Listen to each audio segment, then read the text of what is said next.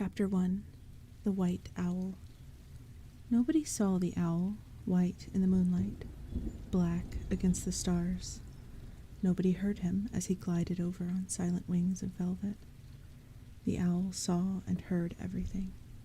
He settled in a tree, his claws hooked on a branch, and he stared at the girl in the glade below. The wind moaned, rocking the branch, scudding low clouds across the evening sky. It lifted the hair of the girl. The owl was watching her with his round, dark eyes. The girl moved slowly from the trees toward the middle of the glade, where a pool glimmered. She was concentrating. Each deliberate step took her nearer to her purpose. Her hands were open and held slightly in front of her. The wind sighed again in the trees. It blew her cloak tightly against her slender figure and rustled her hair around her wide-eyed face. Her lips were parted. "Give me the child," Sarah said in a voice that was low but firm with the courage of her quest. She halted, her hands still held out. "Give me the child," she repeated. "Through dangers untold and hardships unnumbered, I have fought my way to the castle here beyond the Goblin City to take back the child that you have stolen." She bit her lip and continued, "For my will is as strong as yours, and my kingdom as great." She closed her eyes tightly. Thunder rumbled. The owl blinked once. "My will is as strong as yours," Sarah spoke with even more intensity now, "and my kingdom as great." She frowned, and her shoulders dropped. "Oh, damn," she muttered. Reaching under her cloak, she brought out a book. Its title was The Labyrinth. Holding the book up before her, she read aloud from it. In the fading light, it was not easy to make out the words. "You have no power over me." She got no further. Another clap of thunder, nearer this time, made her jump. It also alarmed a big, shaggy sheepdog who had not minded sitting by the pool and being admonished by Sarah, but who now decided that it was time to go home, and said so with several sharp barks. Sarah held her cloak around her. It did not give her much warmth, being no more than an old curtain cut down and fastened at the neck by a glass brooch. She ignored Merlin, the sheepdog, while concentrating on learning the speech in her book. "You have no power over me," she whispered, her eyes closed again, and repeated the phrase several times. A clock above the little pavilion in the park chimed 7 times and penetrated Sarah's concentration. She stared at Merlin. "Oh no," she said. "I don't believe it. That was 7, wasn't it?" Merlin stood up and shook himself, sensing that some more interesting action was due. Sarah turned and ran. Merlin followed. The thunderclouds splattered them both with large drops of rain. The owl had watched it all. When Sarah and Merlin left the park, he sat still on his branch, in no hurry to follow them. This was his time of day. He knew what he wanted. An owl is born with all his questions answered. All the way down the street, which was lined on both sides with privet-hedged Victorian houses similar to her own, Sarah was muttering to herself, "It's not fair. It's not fair." The mutter had turned to a gasp by the time she came within sight of her home. Merlin, having bounded along with her on his shaggy paws, was wheezing too. His mistress, who normally moved at a gentle, dreamy pace, had this odd habit of liking to sprint home from the park in the evening. Perhaps that owl had something to do with it. Merlin was not sure. He didn't like the owl. He knew that. "It's not fair."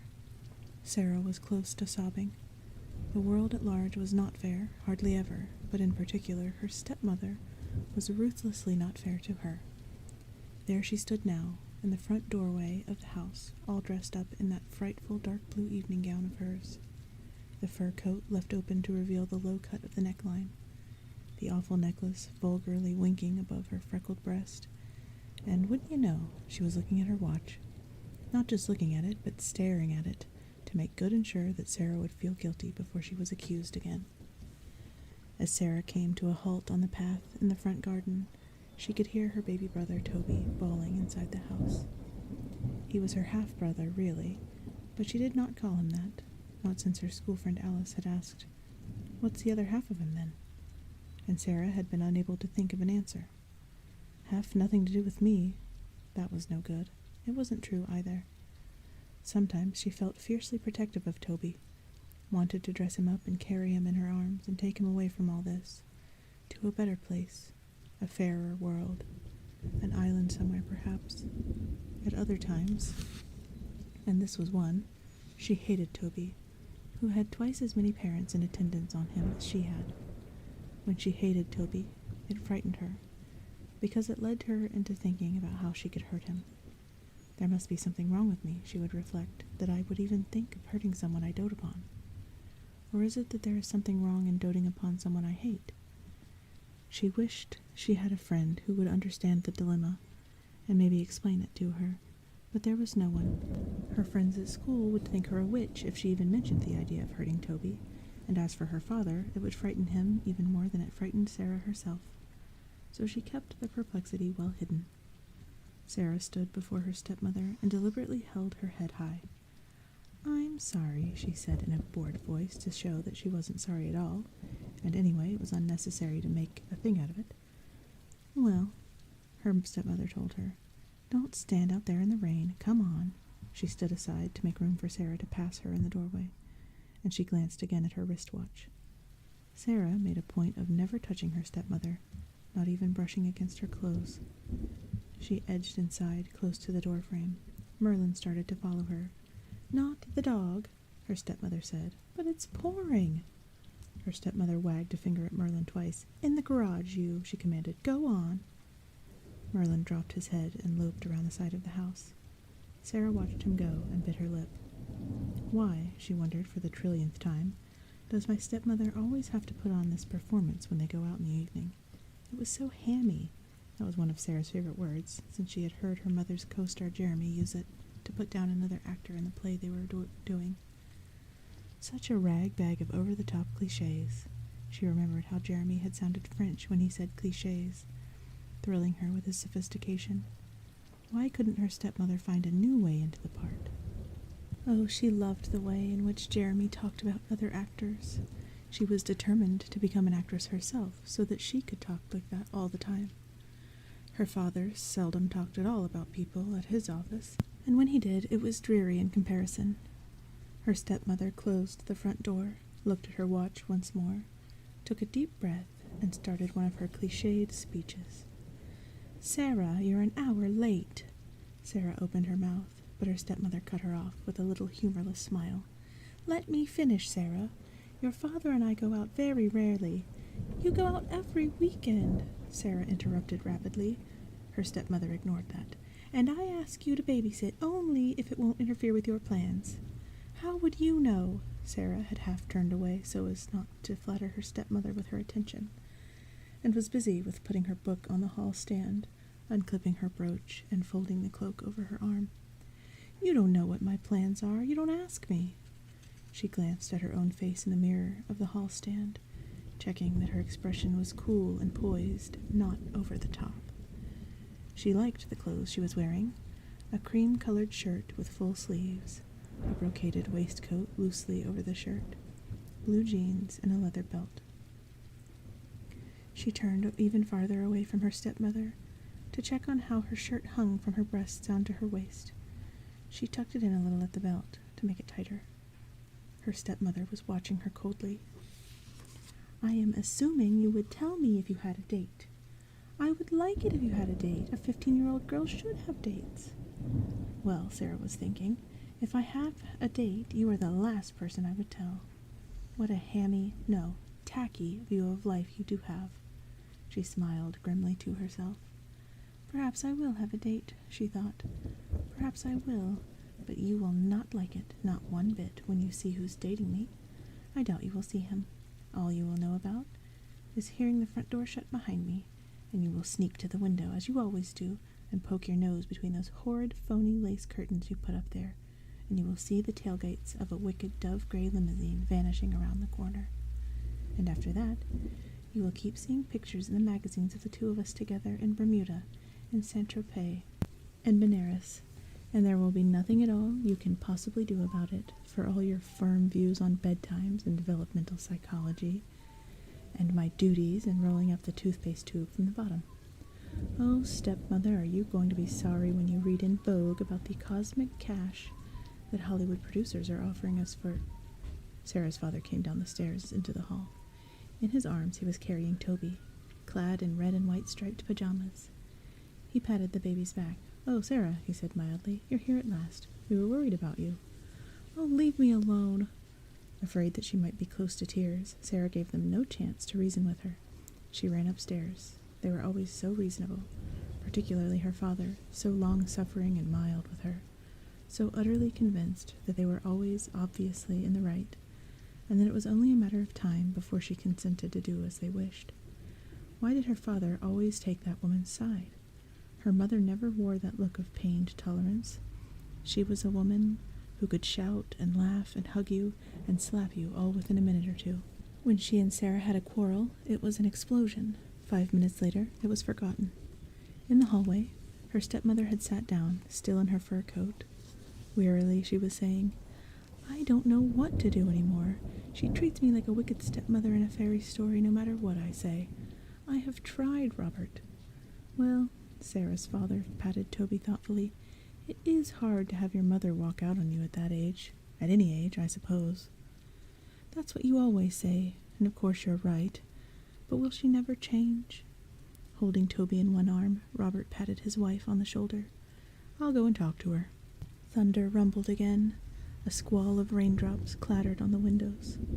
Sarah was in her room. It was the only safe place in the world. She made a point of going all around it each day, checking that everything was just where it had been and should be. Although her stepmother seldom came in there, except to deliver some ironed clothes, or to give Sarah a message, she was not to be trusted.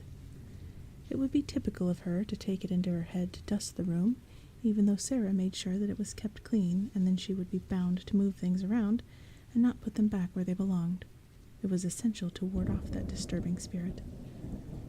All the books had to remain in their proper positions, in alphabetical order by author and, within each author's group, in order of acquisition. Other shelves were filled with toys and dolls, and they were positioned according to affinities known only to Sarah. The curtains had to hang exactly so that, when Sarah was lying in her bed, they symmetrically framed the second poplar tree in a line that she could see from the window. The waste paper basket stood so that its base just touched the edge of one particular block on the parquet floor. It would be unsafe if these things were not so. Let disorder set in, and the room would never be familiar again. People talked about how upsetting it was to be burgled, and Sarah knew just how it must feel, as though some uncaring stranger were fooling around with your most precious soul. The woman who came in to clean 3 times a week knew that she was never to do anything to this room. Sarah looked after everything in there herself. She had learned how to fix electric plugs and tighten screws and hang pictures so that her father should have no need to come in except to speak to her. Sarah was now standing in the middle of her room. Her eyes were red. She sniffled and chewed her lower lip. Then she walked over to her dressing table and gazed at a framed photograph. Her father and mother and herself, age 10, gazed back at her. Her parents' smiles were confident. Her own face in the photograph was, she thought, slightly over the top, grinning too keenly. All around the room, other eyes watched. Photographs and posters displayed her mother in various costumes for various parts. Clippings from Variety were taped to the mirror of the dressing table, praising her mother's performances or announcing others she would give. On the wall beside the bed was pinned a poster advertising her latest play. In the picture, Sarah's mother and her co-star Jeremy were cheek to cheek, their arms around each other, smiling confidently. The photographer had lit the pair beautifully, showing her to be so pretty and he so handsome, with his blonde hair and a golden chain around his neck. Beneath the picture was a quote from one of the theater critics. "I have seldom felt such warmth irradiating an audience." The poster was signed with large, flourishing signatures. "For darling Sarah, with all my love, Mom." And in a different hand, "All good wishes, Sarah, Jeremy." Near the posters were more press clippings from different newspapers, arranged in chronological order. In them, the 2 stars could be seen dining together in restaurants, drinking together at parties and laughing together in a little rowboat. The texts were all on the theme of romancing on and off the stage. Still sniffing from time to time, Sarah went to the small table beside her bed and picked up the music box her mother had given her for her 15th birthday. The memory of that gorgeous day was still vivid. A taxi had been sent for her in the morning, but instead of going to her mother's place, it had taken her along the waterfront to where Jeremy and her mother were waiting in Jeremy's old black Mercedes.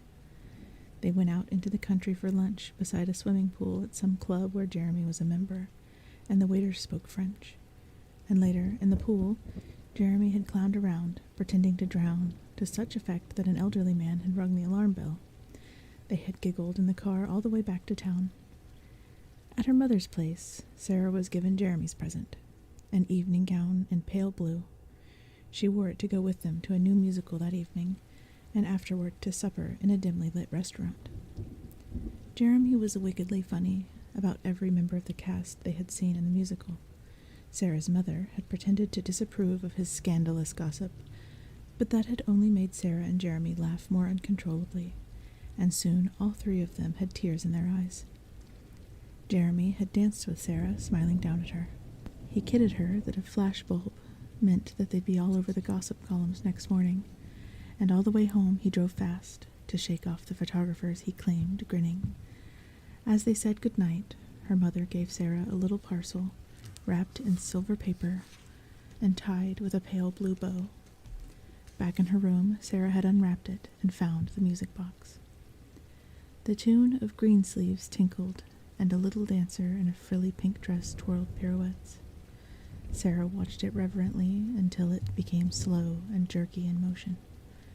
Then she put it down and quietly recited from a poem she had studied in her English class. O body swayed to music, O brightening glance, how can we know the dancer from the dance? It was so easy to learn poetry by heart. She never had any difficulty in remembering those lines whenever she opened her music box. In fact, she reflected, it's easier to remember them than to forget them. So why was she having such trouble in learning the speech from the Labyrinth? It was only a game she was playing. No one was waiting for her to rehearse it. No audience except Merlin would judge her performance of it. It should have been a piece of cake. She frowned. How could she ever hope to get on stage if she could not remember one speech? She tried again. Through dangers untold and hardships unnumbered, I have fought my way here to the castle beyond the Goblin City to take back the child you have stolen. She paused, her eyes on the poster of her mother in Jeremy's arms, and decided it would help her performance if she prepared for it. If you're going to get into a part, her mother had told her, you've got to have the right prop. Costume and makeup and wigs, they were more for the actor's benefit than for the audience's. They helped you escape from your own life and find a way into the part, as Jeremy said. And after each show, you take it all off, and you've wiped the slate clean. Every day is a fresh start. You could invent yourself again and again. Sarah took a lipstick from the drawer in her dressing table, put a little on her lips, and rolled them together as her mother did. Her face close to the mirror, she applied a little more to the corners of her mouth. There was a tapping on her door, and her father's voice came from outside. Sarah, can I talk to you? Still looking in the mirror, she replied, There's nothing to talk about. She waited. He would not come in unless she invited him. She imagined him standing there, frowning, rubbing his forehead, trying to think what he ought to say next. Something firm enough to please that woman, but amicable enough to reassure his daughter. You better hurry, Sarah said, if you want to make the show. Toby's had his supper, her father's voice said, and he's in bed now. If you could just make sure he goes to sleep all right, we'll be back around midnight. Again a pause. Then the sound of footsteps walking away, with a slowness measured to express a blend of concern and resignation. He had done all that could be expected of him. Sarah turned from the mirror and stared accusingly at the closed door. You really wanted to talk to me, didn't you? She murmured. Practically broke down the door. Once upon a time, he would not have gone out without giving her a kiss. She sniffled. Things had certainly changed in this house. She put the lipstick in her pocket and wiped her lips with a tissue. As she went to throw it in the wastepaper basket, something caught her eye. More exactly, something that was not there caught her eye. Lancelot was not there. Rapidly, she rummaged through her shelf of toys and dolls and cuddly things, dogs and monkeys and soldiers and clowns, though she knew it would be fruitless. If the teddy bear were there at all, he would have been in his appointed place. He was gone. The order of the room had been violated. Sarah's cheeks were hot. "Someone's been in my room," she thought. "I hate her." Outside, the taxi was pulling away. Sarah heard it and ran to the window. "I hate you," she screamed. No one heard her save Merlin, and he could do no more than he was doing already, which was to bark loudly in the garage. She knew where she would find Lancelot. Toby already had everything that his baby heart could desire, had so much more than Sarah had ever had, yet more was given to him every day without question. She stormed into the nursery. The teddy bear was spread-eagled on the carpet, just tossed away like that. Sarah picked Lancelot up and clutched him to her. Toby, full of warm milk, had been almost asleep in his crib. Sarah's entrance aroused him. She glared at the baby. "I hate her. I hate you." Toby started to cry. Sarah shuddered and held Lancelot still more tightly. "Oh," she wailed, "someone save me. Take me away from this awful place." Toby was howling now. His face was red. Sarah was wailing. Merlin was barking outside.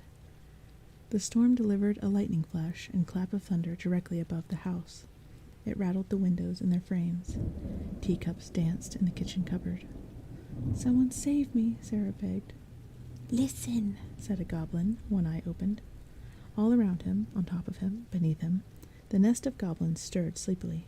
Another eye opened, and another, all crazed eyes, red and staring. Some of the goblins had horns, and some had pointed teeth. Some had fingers like claws. Some were dressed in scraps of armor, a helmet, a gorget, but all of them had scaly feet, and all had baleful eyes. Higgledy-piggledy in a heap they slept in their dirty chamber at the castle of the Goblin King. Their eyes went on opening, and their ears pricked up.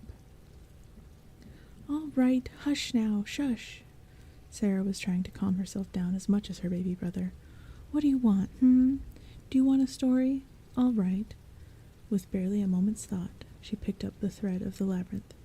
Once upon a time there was a beautiful young woman whose stepmother always made her stay with the baby.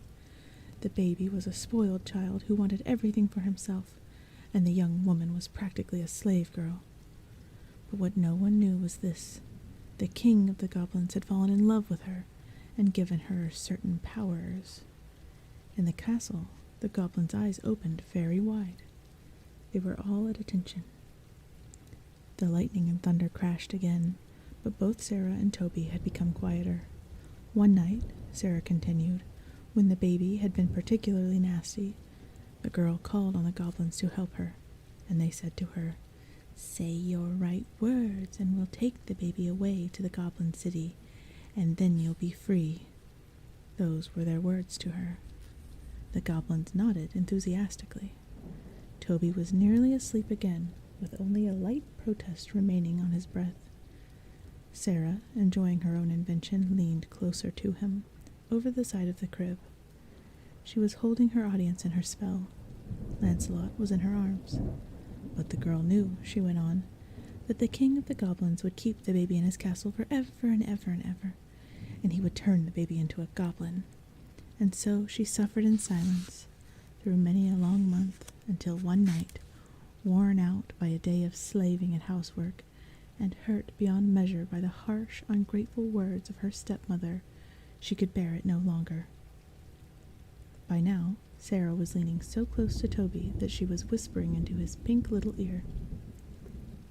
Suddenly, he turned over in his crib and stared into her eyes, only a couple of inches away. There was a moment of silence.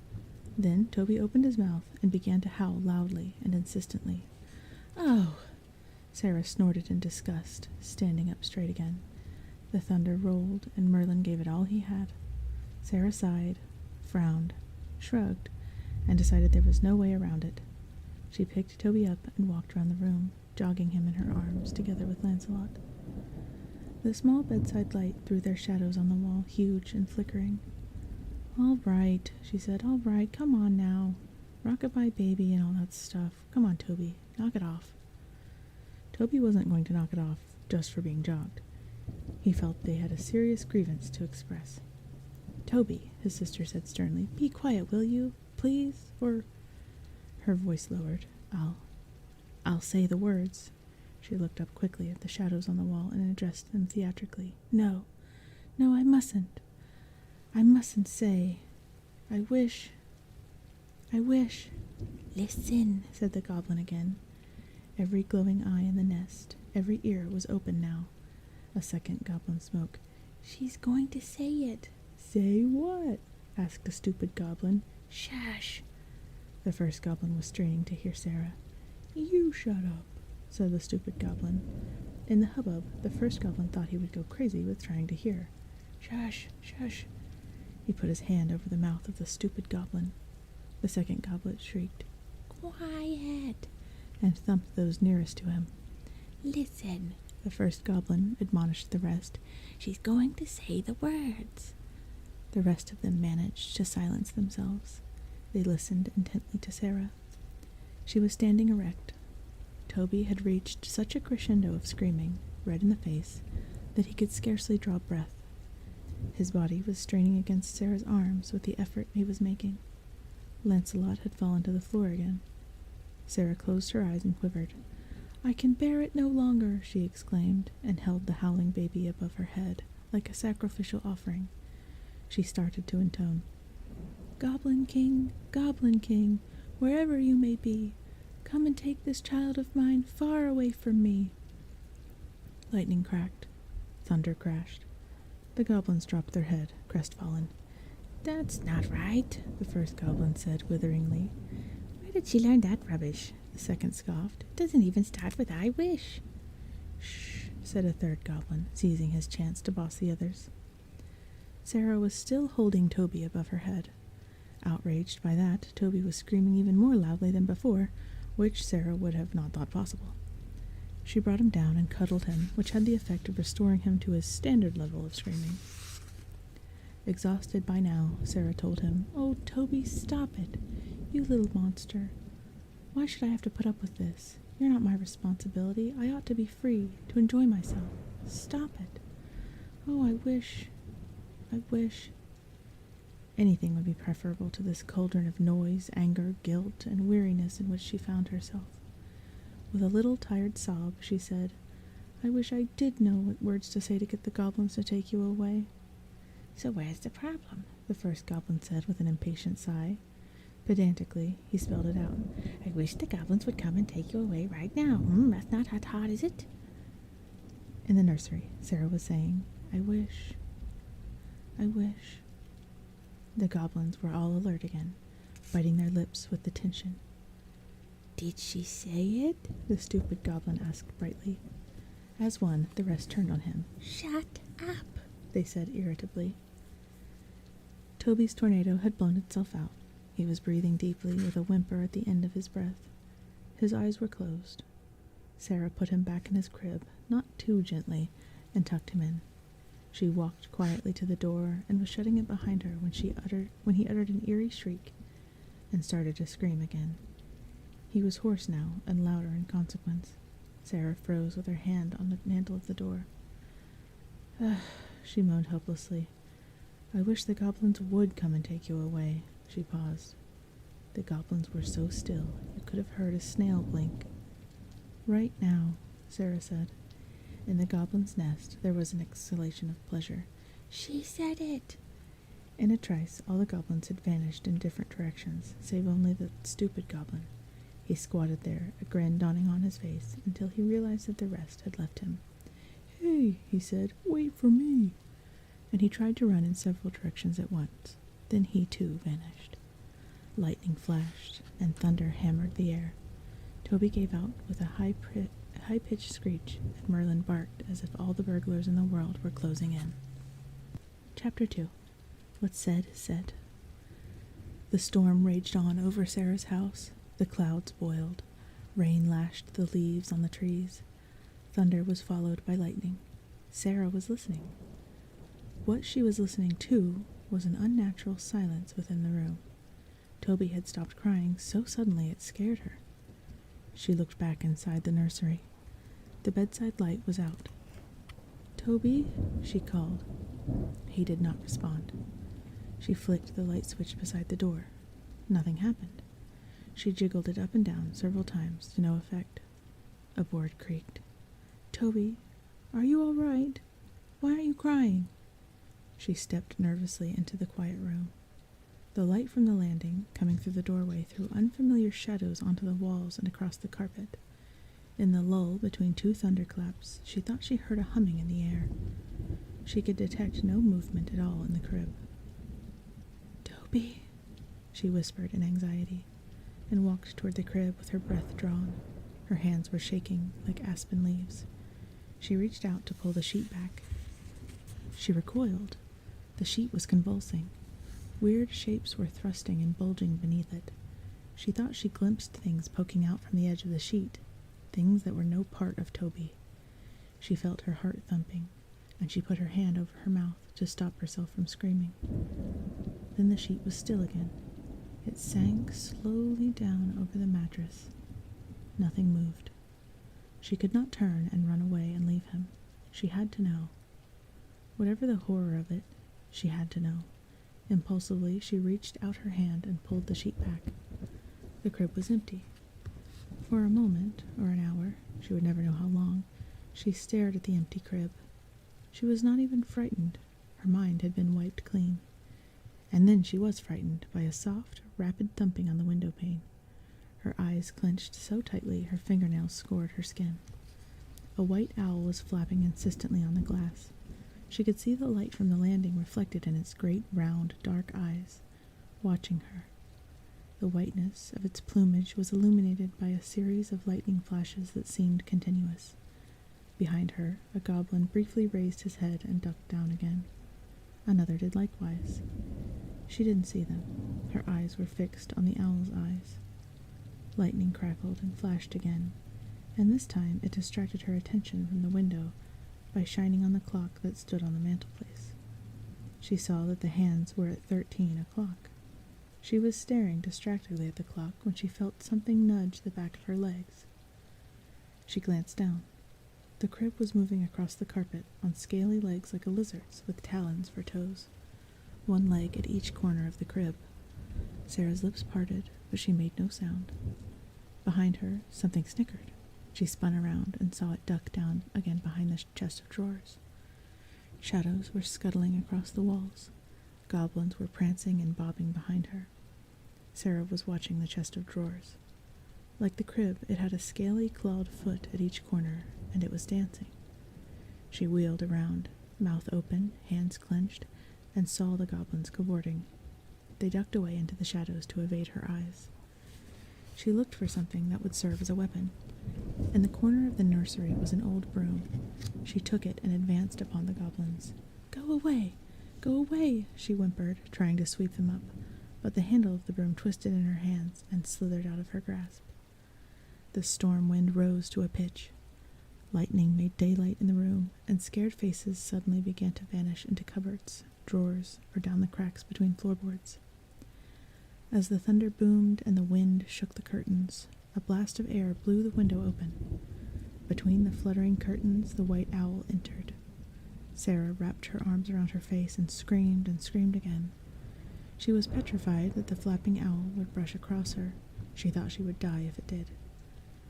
She felt the wind blowing her hair around, but the flapping had ceased. Between her fingers she peeked out to see where the bird was perched. Perhaps it had flown out again. A prolonged crackling of lightning was throwing a giant shadow on the wall facing the window. It was the shadow of a human figure. Sarah spun around. Silhouetted against the stormy sky was a man. He wore a cloak which swirled in the wind. She could see that his hair was shoulder-length and blonde. Something glinted about his neck. More than that, she could not see in the dim light. She said, and cleared her throat. "Who are you?" "Don't you know?" The man's voice was calm, almost kindly. Lightning traced the veins of the sky and lit up his face.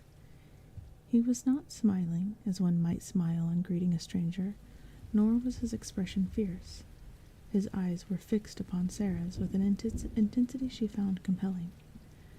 When he took a step toward her, into the light shining from the doorway, she did not retreat. If his eyes had not hypnotized her, the golden chain around his neck might have.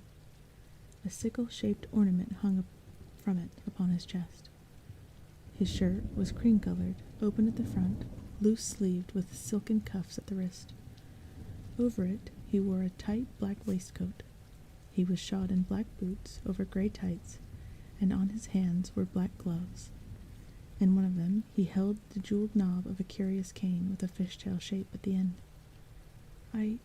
Sarah answered. The humming that she had thought she heard in the air was now quite distinct and musical. The stranger smiled at her hesitancy. He was certainly handsome. She had not expected that. When she spoke, her voice was a whisper.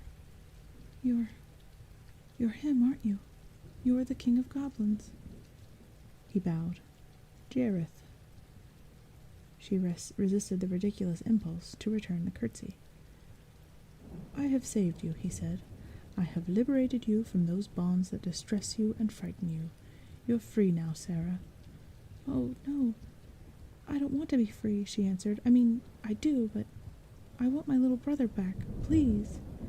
She gave him a tiny smile. If it's all the same to you. Jareth folded his hands on top of his cane. What's said is said. But I didn't mean it, Sarah replied quickly. Didn't you now? Oh, please, where is he? Jareth chuckled.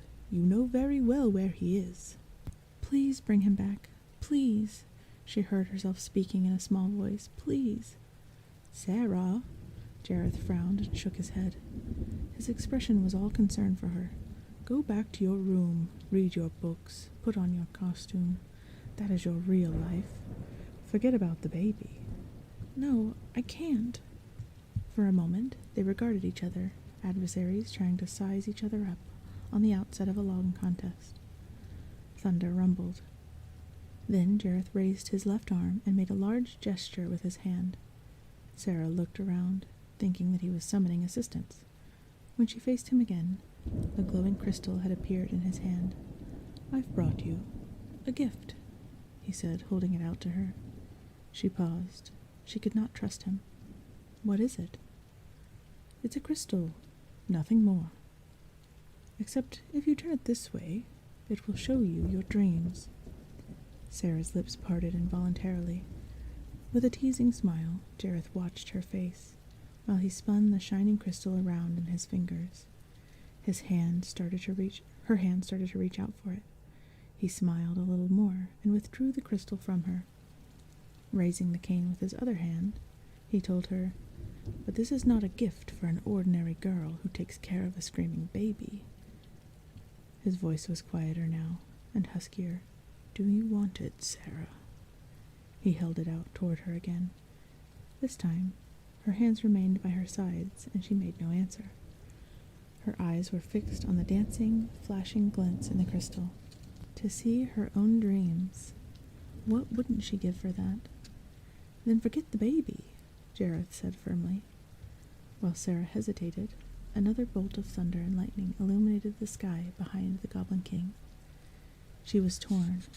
The gift was not only seductive, it was also the choice of someone who understood her, someone who cared about the secret places of her imagination and knew how infinitely much more they meant to her than anything else. In return, she would have to trade her responsibility for an offensively spoiled child who made endless demands upon her and never showed the least sign of gratitude, who was, after all, only her half-brother. The crystal was spinning, glowing. She willed her eyes to close. From behind shut eyelids, she heard a voice answering. It was her own voice, but it seemed to be a memory. I can't.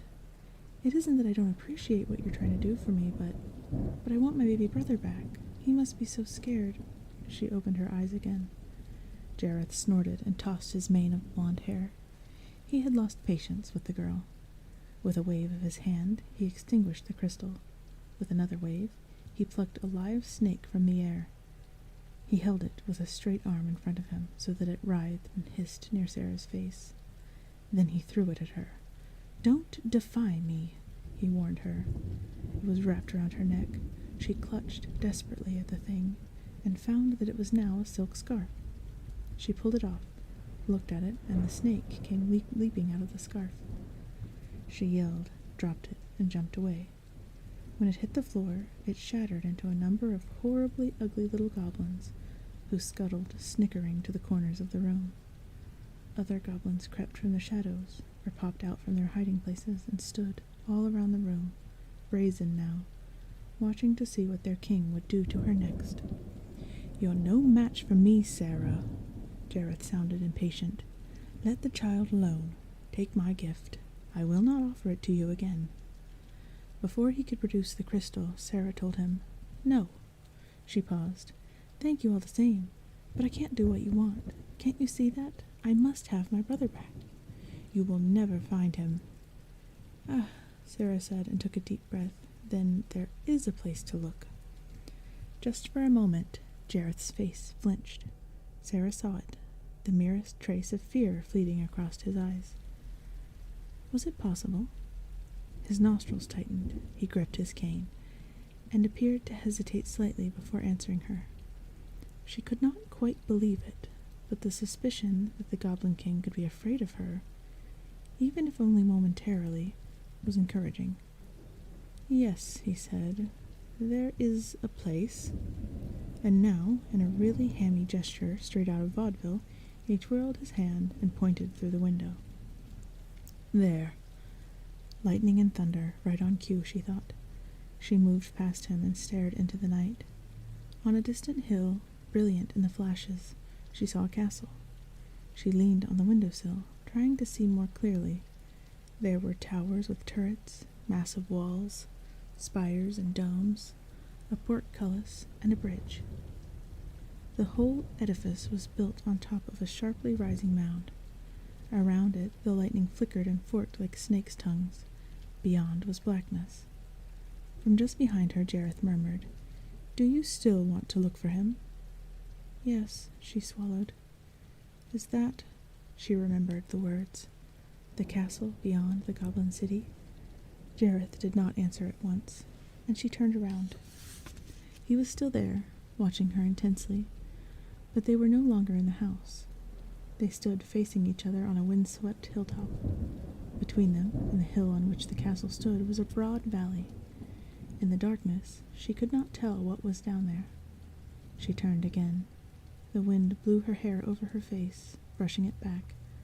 She took one timid step forward. Jareth's voice came from behind her. "Turn back, Sarah.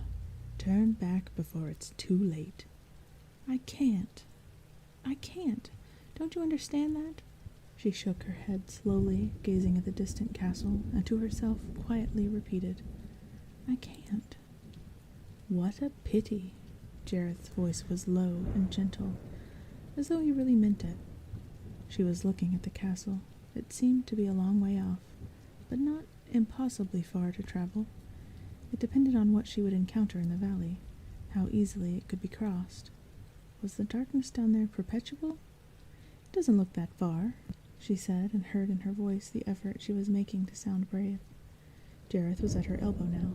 He looked at her with a smile that was icy. "It's farther than you think." Pointing at a tree, he added, "And time is short." Sarah saw an antique wooden clock had appeared on the tree, as though growing from a branch.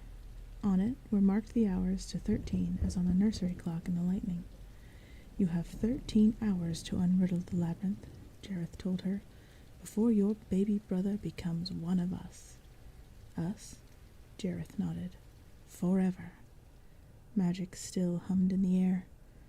Sarah was standing still, hair tossing in the wind, looking out across the valley toward the castle. After a while she said, "Tell me where I start." She waited for an answer, and finally she heard him say, "A pity." "What?" She turned her head to look up at him, but he was not there. She spun all around. He had vanished.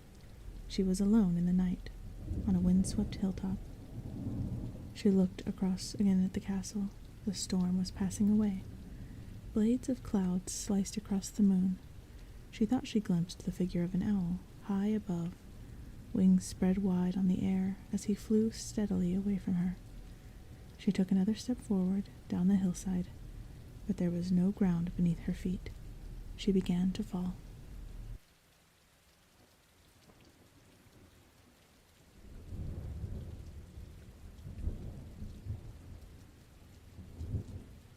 Chapter 3. Pipsqueak. Sarah felt herself toppling forward into the darkness. Only by swinging her arms wildly did she manage to keep her balance. The hillside was very steep. Her mouth had gone dry with fright. Carefully, she sat down. That felt safer, but she could not afford to sit there long, with only 13 hours to get through the labyrinth and find Toby in the castle. She tried slithering down the hillside on her bottom, but that was no good either. Rocks and little shrubs impeded her, and she dared not stand up to get past them. It was so black, she might have been trying to find her way through a sea of ink. She felt tears rising, but blinked them away. She would do it. There were no limits to what she could do, given the determination, which she certainly had, and the ingenuity, which she never lacked yet, admittedly in more humdrum predicaments, and maybe a little luck, which she deserved, didn't she? She would do it, she vowed, as she sat on the black hillside with no idea how to move another foot. High above her, where the owl had flown, she heard a lark sing. She peered up at it, and by taking her eyes off the blackness below, she became aware that a hint of light was staining the rim of the dark sky. She watched the light grow brighter, changing from red to pink, and then pale blue, and when she saw the edge of the sun inch up over the horizon, she shut her eyes and took a deep breath. She felt the sun warming her skin. She would do it. When she opened her eyes again, Jareth's castle was shining before her, its spires and turrets rimmed with the reflected sunlight.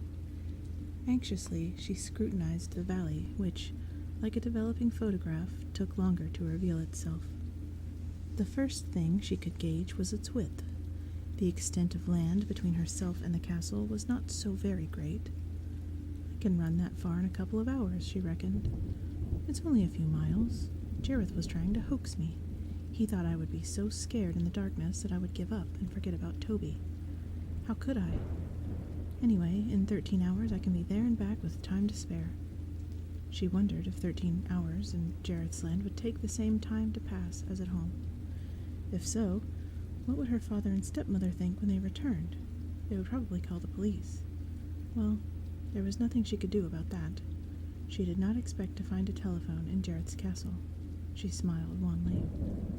The sun was above the horizon, and color and shape were seeping into the valley.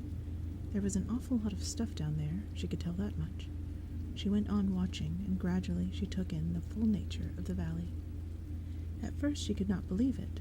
As the sun rose higher and disclosed more to her, her shoulders drooped and her face lost its smile. She shook her head slowly, dumbfounded.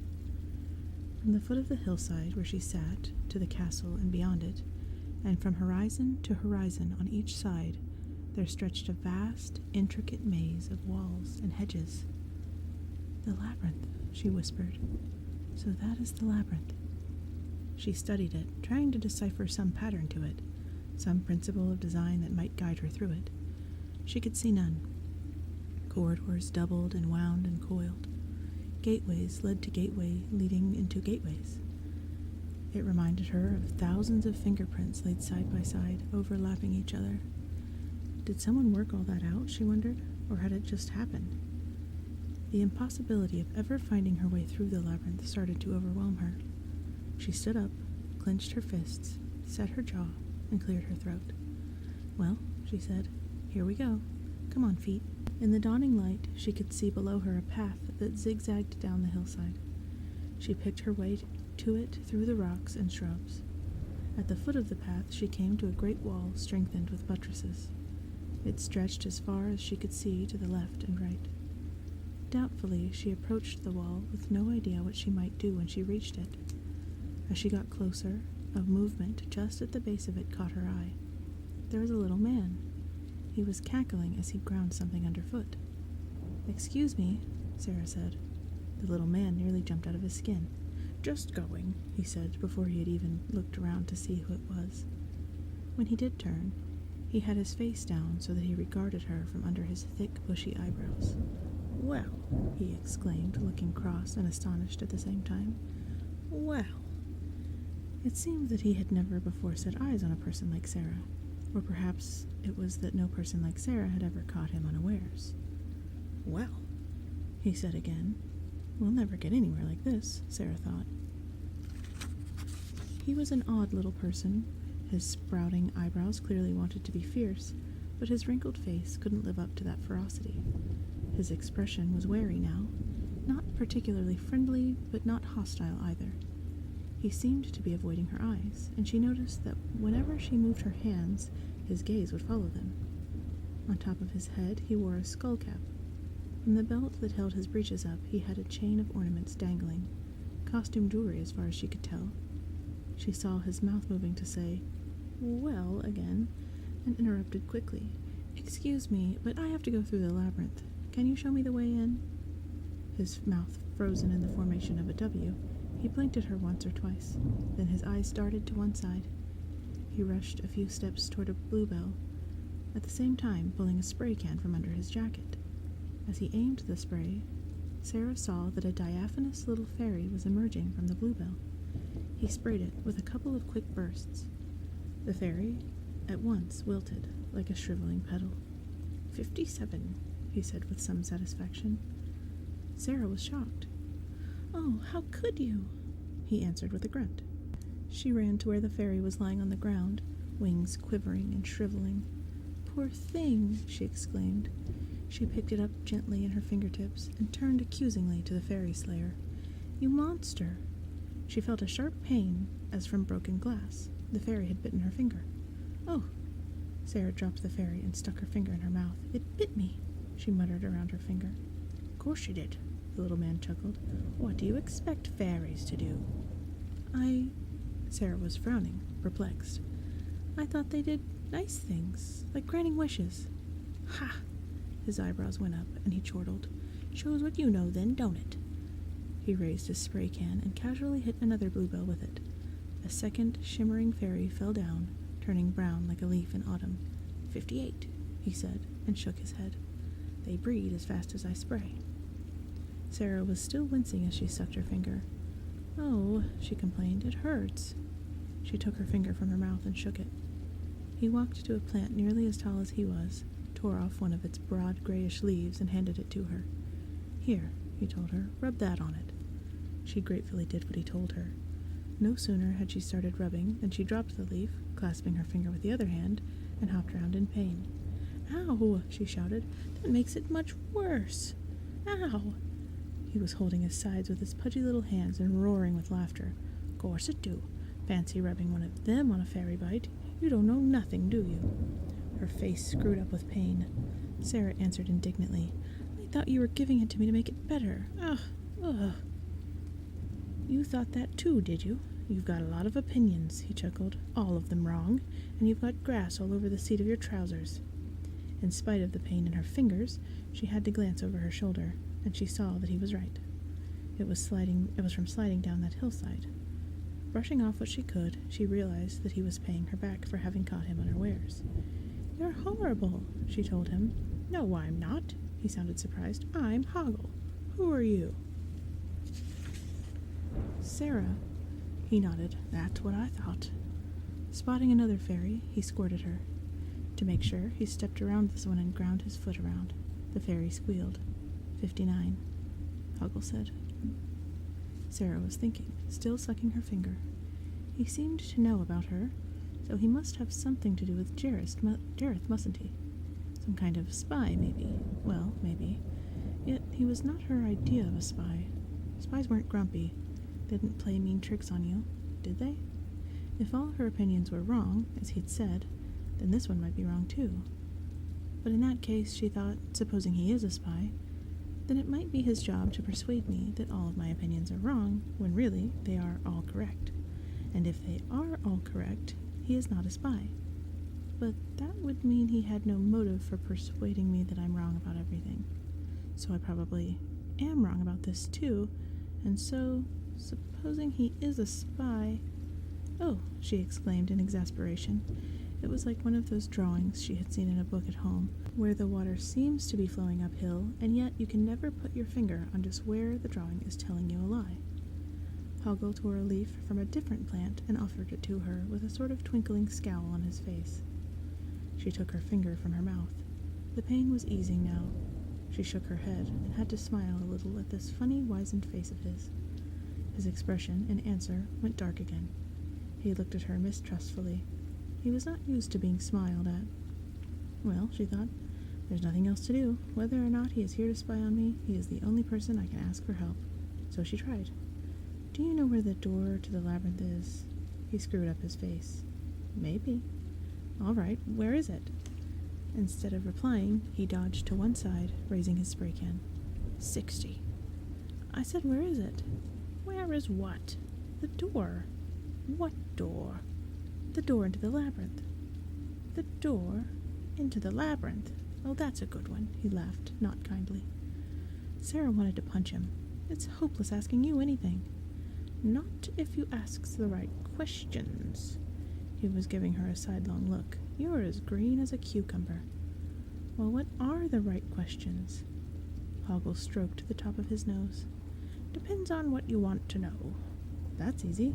How do I get into the labyrinth? Hoggle sniffed, and his eyes twinkled. Ah, now that's more like it. She thought she heard that music in the air again, the magic music that hummed around the Goblin King.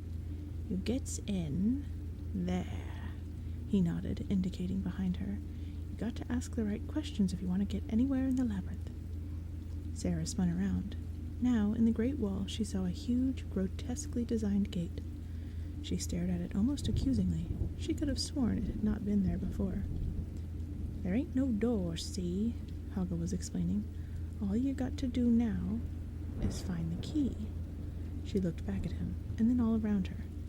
She saw at once that it was going to be no problem to find the key.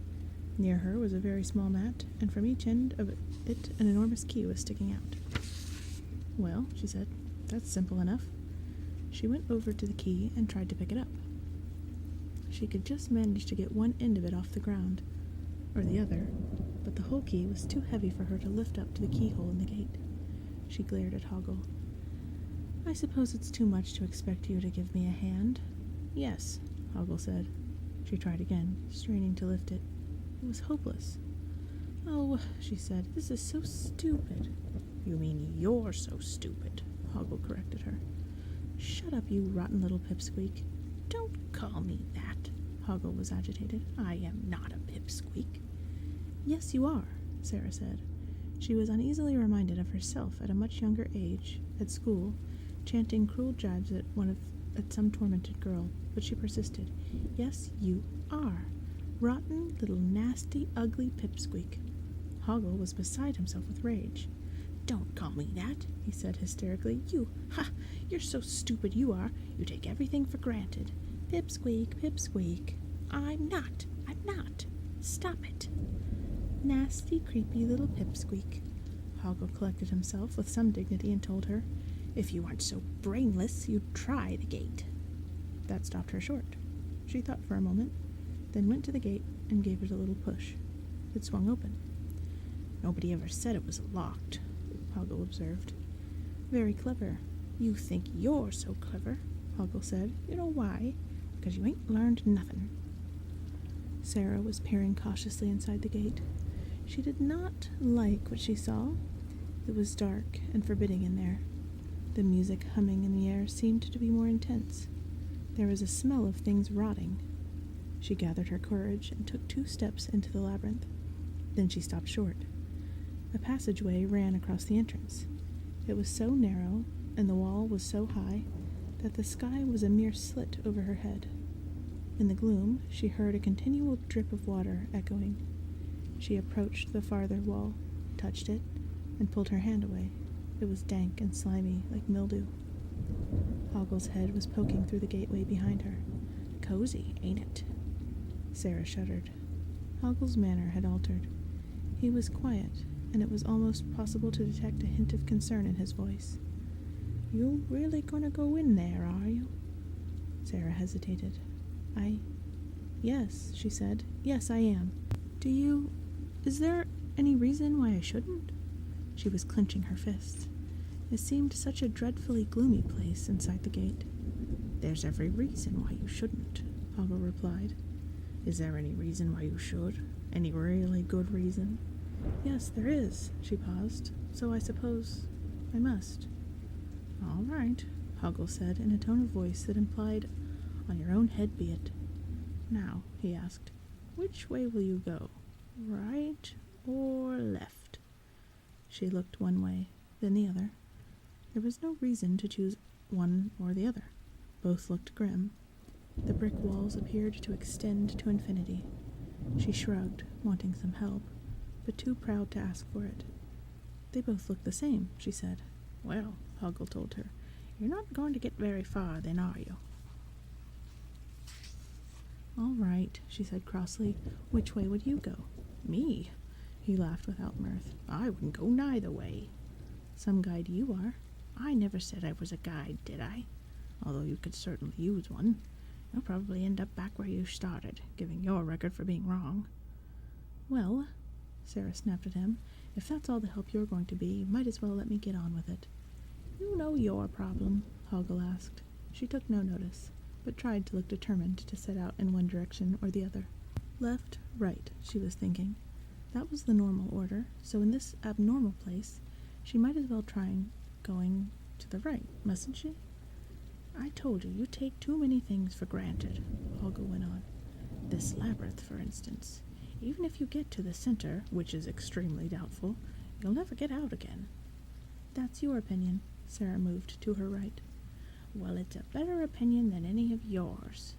"Thanks for nothing, Hogwarts." "Hoggle!" His voice came echoing from the gateway where he remained. "And don't say I didn't warn you." Her jaw set. She strode out between the damp and dire walls. She had gone only a few strides when, with a mighty reverberating clang, the gate closed behind her. She stopped and could not resist returning to see if the gate would open again. It would not. Hoggle was shut outside. The only sounds in the labyrinth now were the drip of the water and Sarah's quick breathing. Chapter 4. Which is which?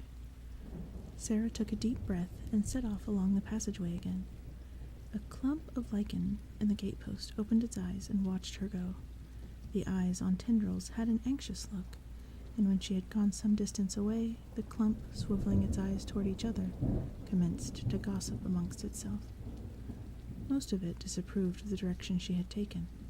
You could tell from the way the eyes looked meaningfully into one another. Lichen knows about directions. When she had been walking for a while between the towering walls of the apparently endless passageway and gotten nowhere that looked different, she went on walking for a while more, and it was all the same. Another 100 steps, she told herself, and if I'm still getting nowhere, I'll think of something else to do. 1, 2, 98, 99. The walls stretched to eternity. "Is this what a labyrinth is?" she said aloud for the company of hearing her own voice. "There's not a single turn or corner or anything. It just goes on and on." She paused, thinking of what Hoggle had said to her. "But maybe it doesn't," she reasoned.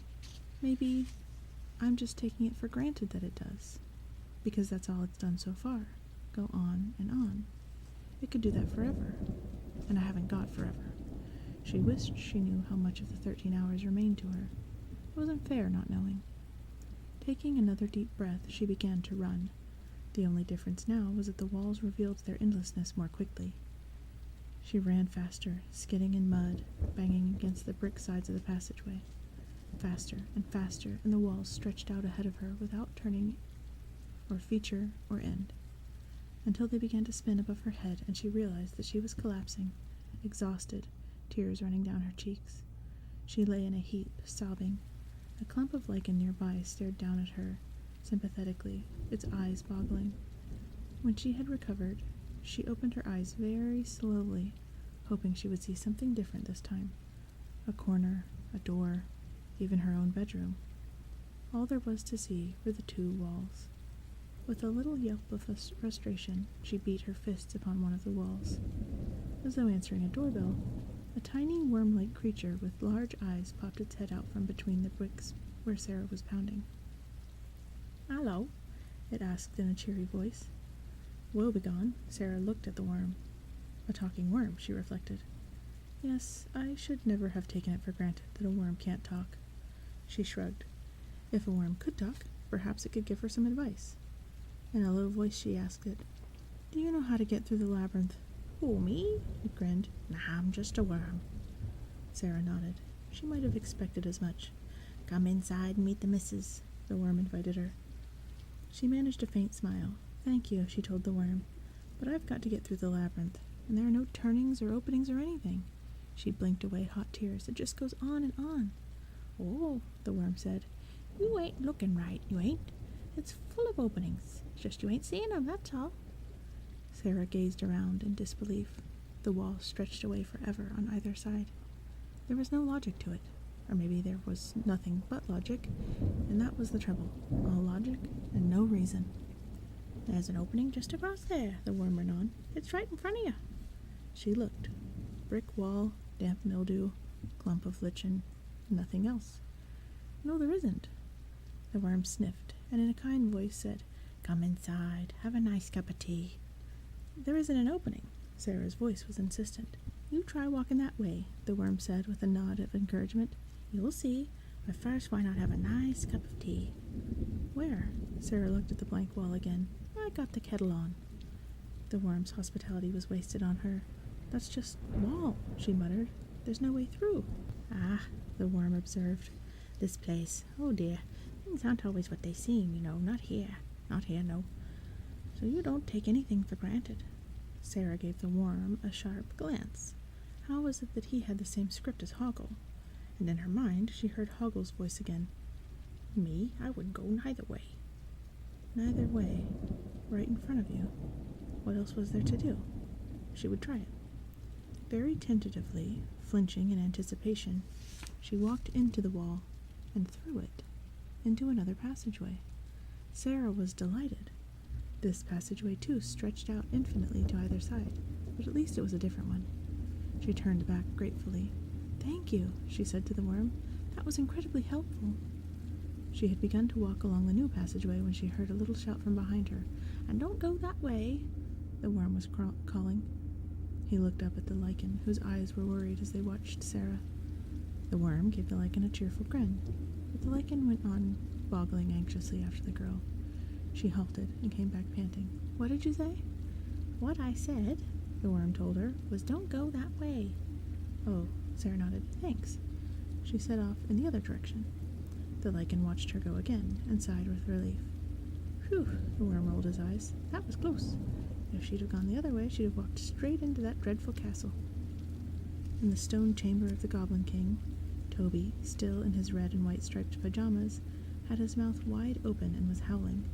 His little fists were clenched tight. His face was scarlet. His eyes were shut, and he was putting out a din that would have made Sarah groan aloud. Jareth watched him with an amused smile. In that place, no one else took much notice of Toby. Horned or hairy or helmeted goblins racketed all around the place. Across the filthy floor, over the steps of the throne, up on the ledges of the room, some chasing chickens or a black pig in a helmet, some squabbling over a tidbit, some peering into any vessel in the hope of finding something to eat, some just sitting and gnawing on bones, others staring balefully at all the rest through crazed eyes. The place was littered with half-finished platefuls of food and rotting bits of meat and vegetable matter, garbage and junk. A small pterodactyl flapped around, taking its chances. The curved crown mounted heraldically above the throne, decorated with ram's horns, had been appropriated by a vulture for its nest. Or perhaps Jareth had installed the vulture there for his own amusement. He needed something to keep him amused here. The goblins were, frankly, a bore. They were so stupid and couldn't find their own way through the labyrinth. They were without wisdom or wit. In the old days, When many babies had been offered to him, Jareth had been more tolerant, reckoning that soon he would certainly find one who could be trained as a worthy companion to the throne, one whose young blood would serve to refresh Jareth's, whose high spirits would dispel the thoughts of aging that oppressed the king of the goblins. As calls upon him to steal a child became rarer, so Jareth sank deeper into dejection. He avoided mirrors and reflecting water. He could feel the corners of his mouth had tightened, and he needed no proof of his wrinkles that creased his brow when he did not deliberately narrow his eyes to tauten his skin. Lounging in his draped throne, which was in the form of an interrupted circle, Jareth looked at the bawling figure of Toby. With any luck, he might grow up to be an intelligent goblin. He might make some jokes, or anyway see the point of Jareth's. He might be of some help in ruling this ramshackle empire. At the very least, he might have some fresh ideas about mischief. Two-headed sheep, curdled milk, banging pans, snatched nightclothes, barren fruit trees, shifted tables, moldy bread. Jareth had seen it all, much too often. But this lot, rooting and pratfalling around all day, still found such tired old cliches a perfect riot every time. Pitiful they were. Jareth yawned and looked wearily around the room. The walls had been decorated with skulls and bats. Dear God, he thought. Skulls and bats yet. How jejune could you get? He looked hopefully at the clock. 3:30, the sword-shaped hands indicated. Another 9.5 hours to wait until the goblin strikers struck the 13. He would have to do something to pass the time. He stood up from the throne, stretched his arms, and paced restlessly. Another goblin came dashing past. Jareth reached down and picked him up by the scruff of his neck. The goblin's eyes boggled at his. "You're a bugging goblin," Jareth said with a forced laugh. The rest of the goblins howled with merriment. Jareth had been their king for as long as they could remember, which was about 4 seconds at best, and they hoped he would be king forevermore. Jareth winced at the pain of it all. Sarah was wandering along brick corridors. They were still high and forbidding, but at least they didn't stretch out to the end of space and time, and sometimes there was a flight of steps, which made a nice change. Whenever she came to a fork or a turning and made a choice, she had found a sensible way of ensuring that she did not wander in circles. With the lipstick she had put in her pocket at home, she made an arrow on a brick at each junction to show where she had come from. And whenever she put the lipstick away and walked off down her new corridor, a little creature would lift the marked brick, turn it upside down, and replace it so that the arrow was not visible. After she had marked 18 arrows, a piece of the lipstick broke off as she was doing the next one. Determined to remain calm, she screwed another length out and went on her chosen way. Up some steps into a chamber. Across the end of the passage behind her, a squad of goblins rustled by, but Sarah's eyes were fixed on what lay ahead, and she did not see them. The chamber was a dead end. She peeked in every alcove and behind the buttresses, but there was definitely no way out. She shrugged and retraced her steps to the 19th arrow. When she reached the corner, she looked for her arrow and could not see it. That's odd, she thought. I'm sure it was right here, at this corner on that brick there. The bricks were blank. She frowned and looked about her. On the floor, she spotted the broken-off piece of lipstick. She looked again, hard, and still could see no arrow. That proved it, then. Something fishy was going on. She threw down the rest of the lipstick. "Someone's been rubbing out my marks," she said loudly, certain that the culprit must be close enough to hear her. "What a horrid place this is! It's not fair!" "That's right," a voice behind her said. "It's not fair." She jumped and whipped around. Behind her, in the chamber that had been a dead end, she now saw 2 carved doors in the wall, and a guard posted in front of each door. At least, she thought they must be guards, since they stood 4 square and were emblazoned with armor. But as she studied them, she was not so sure. They were quite comic, really. Their enormous shields, which were curiously patterned with geometrical figures and scrolls and devices, looked extremely heavy, which would account for the straddle-legged stance each of them had. Poor things, she thought. They have to stand like that all the time just to stay upright. The one to her left had incredibly shifty eyes beneath his helmet, and she said to herself that she would call him Alf, after an uncle of hers with eyes like that. But then she reflected that his not quite identical twin to her right, she couldn't see his eyes at all because his helmet was too big for him, should therefore be called Ralph, R for right, you see. And so mentally she corrected the spelling of the first one's name to Alf, not that it mattered to anyone, because she wouldn't be writing their names down. Having settled in her mind the business of names, she noticed the most remarkable thing of all, which was that from underneath each shield peered another face, upside down, a little like a jack of spades gone wrong. The upside-down characters, whom she named Jim and Tim, the first rhymed pair that came to her mind, seemed to be hanging on their uncomfortable positions by great gnarled and horny hands she could see gripping the bottom of the shields. They must have added yet more to the burdens under which Alf and Ralph staggered. It was Jim upside down who made her jump by addressing her. He added, "And that's only the half of it." "Half of what?" asked Sarah, twisting and ducking her head to get a good look at Jim's face. It would, she felt, have been fairly rude to remain upright. You had to adjust to people you met, even here. "Half of twice as much," Jim replied. "Twice as much as what?" Sarah was exasperated. "Twice as much as half of it. Look," Sarah raised a finger and pointed to the back wall of the chamber. "This was a dead end a minute ago," she said. "No," it was Tim upside down speaking now. "That's the dead end behind you." She stood upright again and turned around. He was right. The way by which she had come in here was indeed now barred by a solid wall. "Oh," she exclaimed indignantly, "it's not fair. This place keeps changing. What am I supposed to do?" "Depends on who's doing the supposing," Jim said. "Not half," Tim agreed. "Try one of the doors," suggested Jim. "One of them leads to the castle," Tim told her in a cheerful voice, "and the other one leads to certain death." Sarah gasped. "Which is which?" Jim shook his upside-down head. "We can't tell you." "Why not?" "We don't know," Jim crowed triumphantly. "But they do." Tim nodded confidently at Alf and Ralph. That took some doing upside down, Sarah thought. "Then I'll ask them," she said. Before she could say anything more, Ralph was speaking in a very slow, pedantic voice. No, you can't ask us. You can only ask one of us." He appeared to have difficulty in getting the words out at all, especially the C's and the K's. "It's in the rules." Alf's voice came fast and sneering, and at the same time his eyes shifted uneasily. He was tapping a finger on some ciphers on his shield, which were presumably the rules. "And I think I should warn you that one of us always tells the truth, and one of us always lies. That's a rule too." His glance flickered at Ralph. "He always lies." "Don't listen to him," Ralph said sententiously. "He's lying. I'm the one who tells the truth." "That's a lie," Alf retorted. Jim and Tim were snickering behind their shields rather insolently. "You see," Tim told Sarah, "even if you ask one of them, you won't know if the answer you've got is true or false." "Now, wait a minute," she said.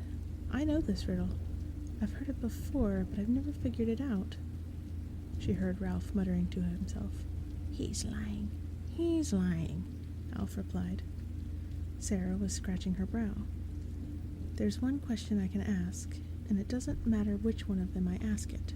She clicked her tongue. "Oh, what could it be?" Come on," Tim said tetchily. "Can't stand around all day."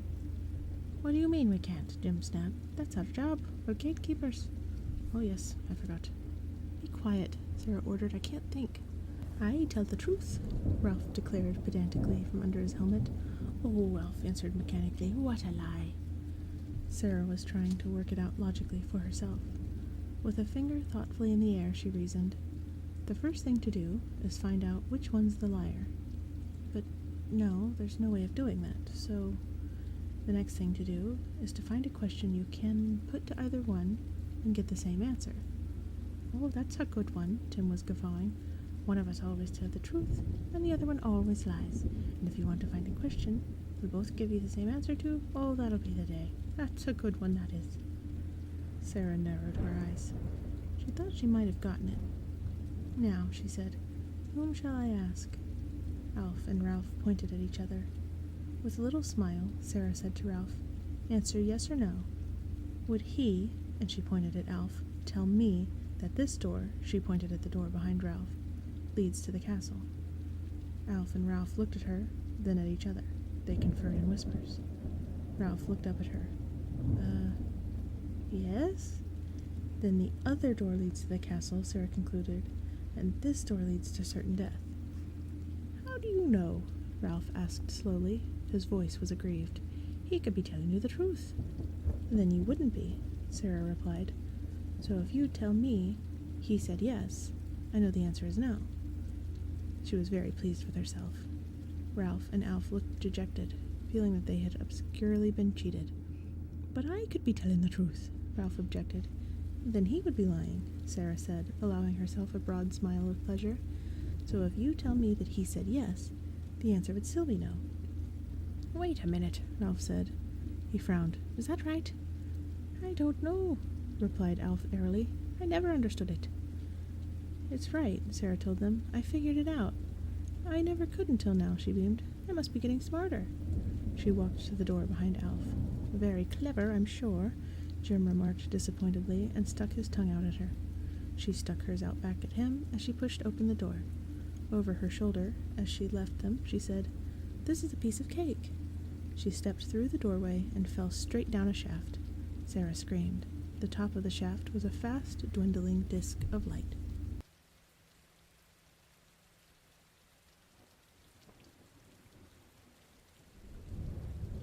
Chapter 5. Bad Memories. As she screamed, dropping backward down the shaft, Sarah realized that her fall was being slightly impeded by things brushing against her. Large, thick leaves they might be, or some sort of rough fungus sprouting from the walls of this pit. Whatever they were, she tried to grab hold of one to save herself from the terrible smash she expected every instant. She was falling too fast. Then, by blind chance, her wrist landed smack in one of the things which at once closed firmly. With a jolt that almost disjointed her, she found herself dangling by one arm. Oh! She gasped in relief and felt herself heaving for breath. She looked down the shaft to see how close she had been to breaking every bone. All she could see was a long tunnel lined with the things that had broken her fall. She looked up. The doorway through which she had entered the shaft was very high above her. As her eyes adjusted to the gloomy light, she saw what it was that had caught hold of her. A hand. All around her, protruding from the sides of the shaft, hands were groping in the air like reeds under water. Her relief gave way to a sick feeling. She was in the grip of a hand with no arm or body attached to it, and she had no apparent means of ever releasing herself. Perhaps they were carnivorous hands, or like those spiders that simply dissolved you away over a long period of time. She looked nervously up and down the shaft again, this time to see if there were any skeletons dangling there as in a jungle trap. She saw none, and now she felt other hands reaching for her and finding her, taking hold of her by the legs and the body. There were hands on her thighs, her ankles, her neck. She shuddered and shouted, "Stop that!" Knowing it was futile, she called, "Help! Help!" She writhed, trying to shake them all off, and with her free hand reached out for a hold in a despairing attempt to climb away. All she could see to grasp hold of was yet another hand. Hesitantly, she put hers in it, and it responded immediately, grasping her hand firmly. With the idea of perhaps climbing up the hands as though on a ladder, she tried to free her wrist from the first hand. It was no good. Now she was more tightly held than ever, stuck in a web of hands. "Help," she whimpered. She felt a tap on her shoulder and turned her head to see what it was. To her bewilderment, she saw that hands on one side of her contrived to form themselves into a face of sorts, with finger and thumb circles for eyes, and two hands working together to fashion a mouth. And the mouth spoke to her. "What do you mean, help?" it said. "We are helping. We're helping hands." "You're hurting," Sarah told them. It was not quite true. Fear rather than pain was what afflicted her. Now there were several more faces of hands around her. "Would you like us to let go?" one of them asked. Sarah glanced down the shaft. No." "Well then," said one of the mouths, "come on. Which way?" "Which way?" she asked, nonplussed. "Up or down?" Oh, she was more confused. She looked back up the shaft toward the light, but that would be kind of a retreat. She looked down into the unknown, unfathomable abyss. Come on," an impatient voice urged her. "We haven't got all day." "Haven't you?" Sarah thought to herself. "It's a big decision for her," said a sympathetic voice. "Which way do you want to go?" asked an insistent one. Everyone in the labyrinth was so peremptory. "I've got good reason to be in a hurry," Sarah felt. "I've only got 13 hours to find my baby brother, and heaven knows how much time has already gone by. But why are all these people, if you can call them people, so bossy? Come on. Well, Sarah still hesitated. Up was chicken, down was dreadful. Many faces were watching her indecisiveness. Several of them were snickering, covering their mouths with another hand. She took a deep breath. "Well, since I'm pointed this way, I guess I'll go down." "She chose down," she heard the snickers behind their hands. "She chose down. Was that wrong?" Sarah inquired timidly. "Too late now," said one of the hand faces, and with that they started to hand her down the shaft. Not roughly. She heard them singing something like a shanty. "Down, down, down, down, down. Hand her down, boys. We'll all go to town, boys. Down, down, down, down. Hand her down, boys. Never a frown, boys. Down, down, down, down." And down she went, far down, until she found herself held momentarily above a manhole while helping hands removed the cover of it. Then the lowest hands let go of her, dropping her neatly down the manhole, and the last she saw of the hands was their waving goodbye helpfully. As she landed on the stone floor of a dark, small cell, the cover was replaced on the manhole with a clunk. In pitch darkness, Sarah sat down. Her face was blank.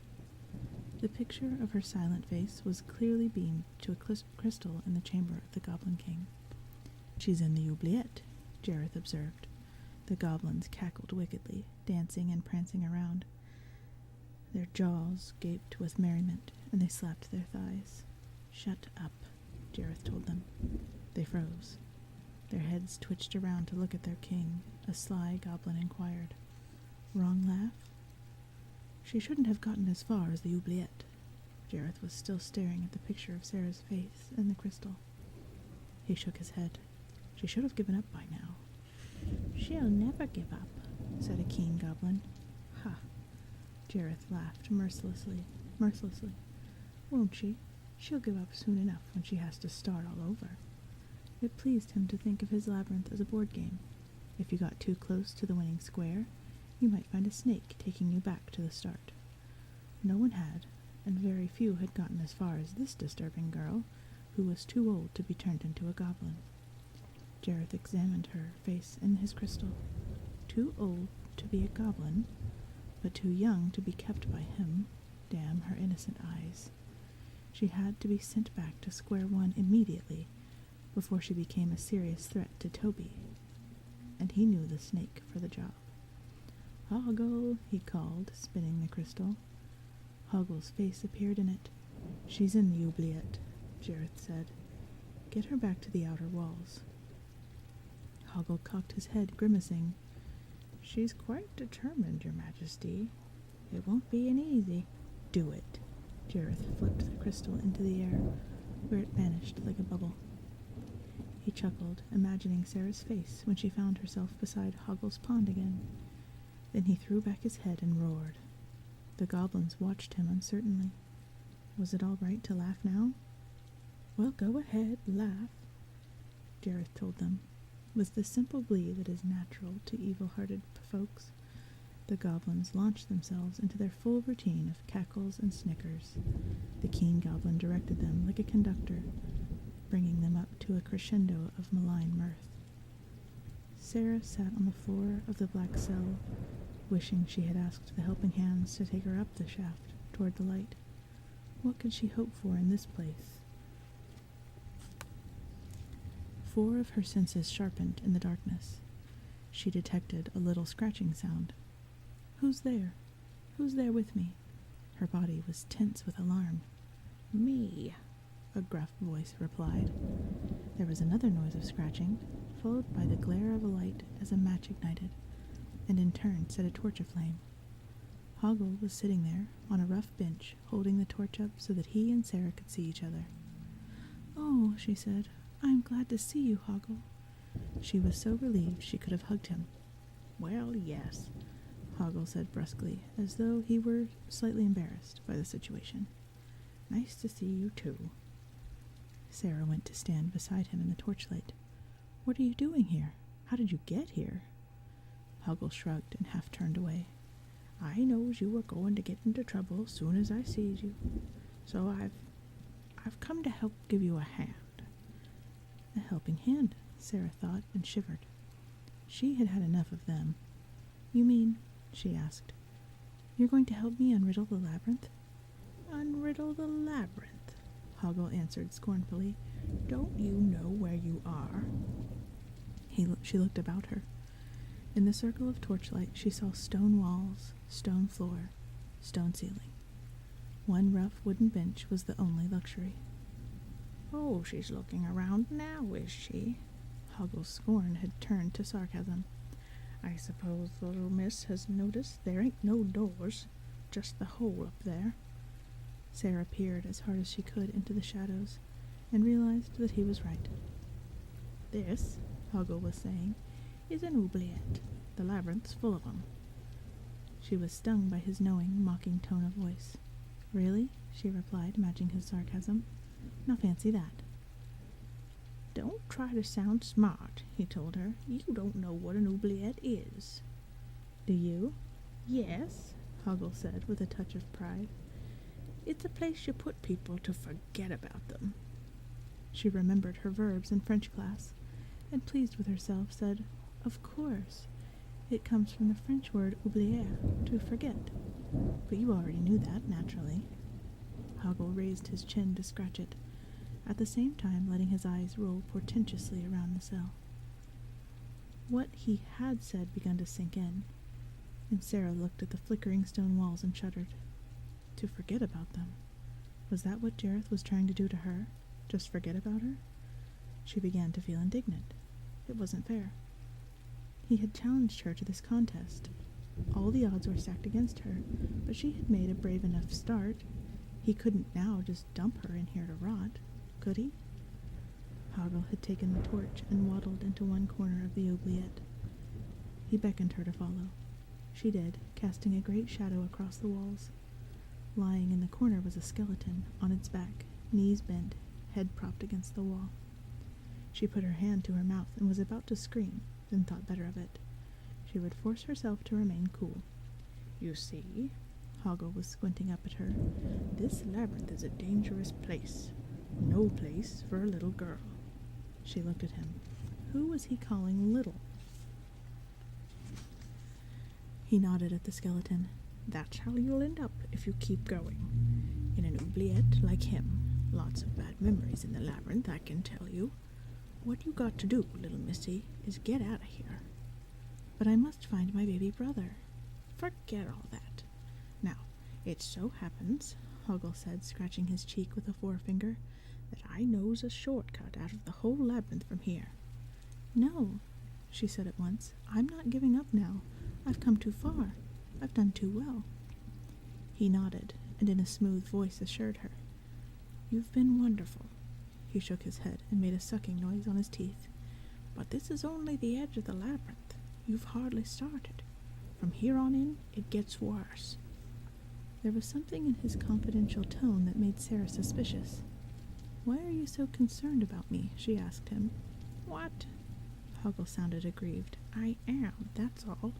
Nice young girl. terrible black oubliette. Listen, Sarah interrupted him. You like jewelry, don't you? He pursed his face. Why? He asked slowly. You've got some very nice pieces. She pointed to the chain of ornaments dangling from his belt. In the torchlight, she could not be sure, but she fancied that a smirking little blush was on his whiskery cheek. Thank you, he said. If you'll help me through the labyrinth, she took a breath. I'll give you. She slipped her bracelet off. It was only a cheap plastic thing, not one of the special ones that her mother had given her, and which she wore when she was going out. This, she concluded, holding it out to him. Hoggle licked his lips and eyed the bracelet appraisingly. You like it, don't you? She could see that he did. He also had an eye for the ring on her finger. That had no intrinsic value either, though Sarah was fond of it because her mother had worn it when playing Hermione in The Winter's Tale. So, Hoggle said. Tell you what, you give me the bracelet, and here's what I'll do. I'll show you the way out of the whole labyrinth. How's that? You were going to do that in any case, she pointed out. Yes, he replied. That's what would make it a particularly nice gesture on your part. He held his hand out. Oh, no, Sarah withdrew her bracelet abruptly. For this you must show me the way in, the whole way. Hoggle snorted. What makes the little miss so certain I knows my way through it? Well, she answered, you got here, didn't you? What? Hoggle clucked, shaking his head. Yes, but I told you, this is just the fringe of it all. You've got nowhere yet. Come on, where's your common sense? You don't want to go farther than this. Really, you've done all you can and more. You have proved you're a smart, brave girl, and you don't deserve what would become of you in here. He glanced pointedly at the skeleton, which seemed to be jiggling in the flicker of the torchlight. No, you deserve to be saved from that. I'll say that much for you. So, how about it? He gazed up at her with the eyes of a piggy shrewdness from beneath his sprouting eyebrows. She looked back at him candidly. Whatever his game was, he played it badly.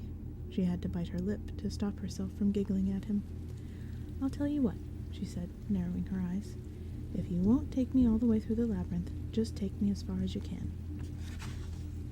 And then I'll try to do the rest by myself. He looked disgusted with her. Tch, of all the headstrong numbskulls I ever came across. Sarah dangled the bracelet before his eyes.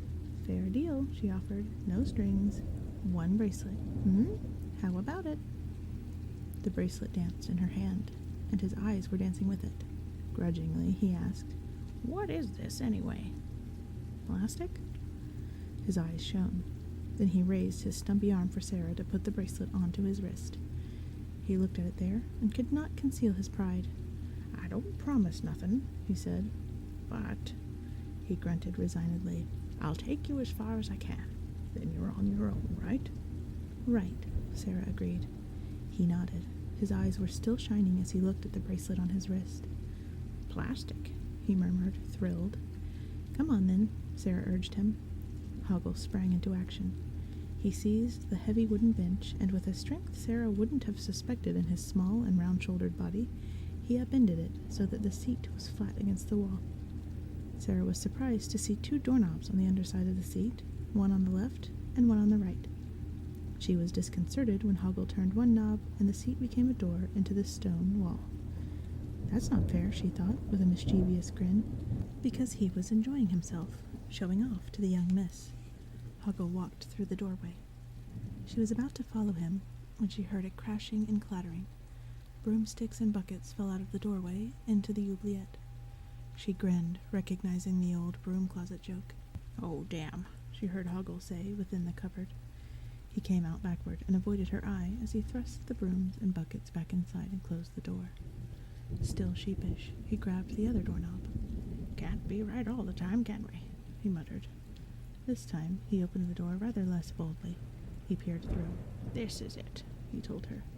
Come on, then. She followed him into a dimly lit corridor with walls of grotesquely carved rock.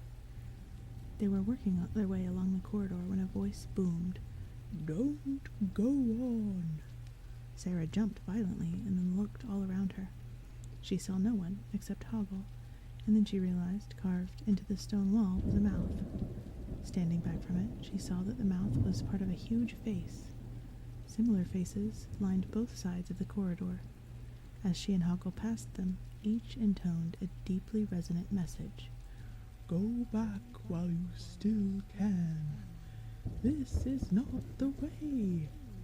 Take heed and go no further. Beware, beware. It will soon be too late. Sarah put her hands over her ears. The warnings seemed to be echoing inside her head. Hoggle, bustling onward, looked around to see where she had gone off to and saw her standing. "Pah," he said, waving his hand. "Don't take no notice of them. They're just false alarms. You get a lot of them like that in the Labyrinth. It means you're on the right track." "Oh, no, you're not," a face boomed.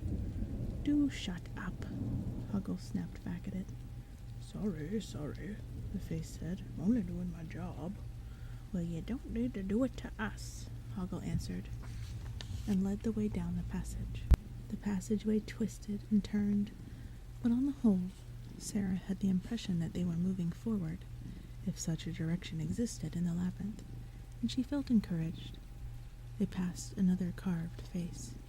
"Oh, beware," the face declaimed. "For don't bother." Hoggle flapped his hand dismissively. "Oh, please," the face begged. "I haven't said it for such a long time. You've no idea what it's like, stuck here in this wall and with—" "All right," Hoggle told it, "but don't expect us to take any notice." The face brightened up. "Oh, no, of course not." It cleared its throat. "For the path you take will lead to sudden destruction." It paused. "Thanks," it added politely. While the face was droning on, a small crystal ball had been rolling and skipping down the passage from behind Sarah and Hoggle. It overtook them as they turned a corner, and they saw it bounce on ahead of them. A blind beggar squatted with his back to the wall, his hat upturned on the ground in front of his feet. The crystal ball hopped smartly into the hat. Sarah heard Hoggle groan. She looked at him. His mouth was open, and his eyes were staring at the hat on the ground. The beggar turned his face toward them. "So what have we here?" he asked. Nothing," Hoggle spluttered. Nothing, tra-la-la." The beggar rose up. Hoggle froze. Sarah gasped. It was Jareth. "Your Majesty."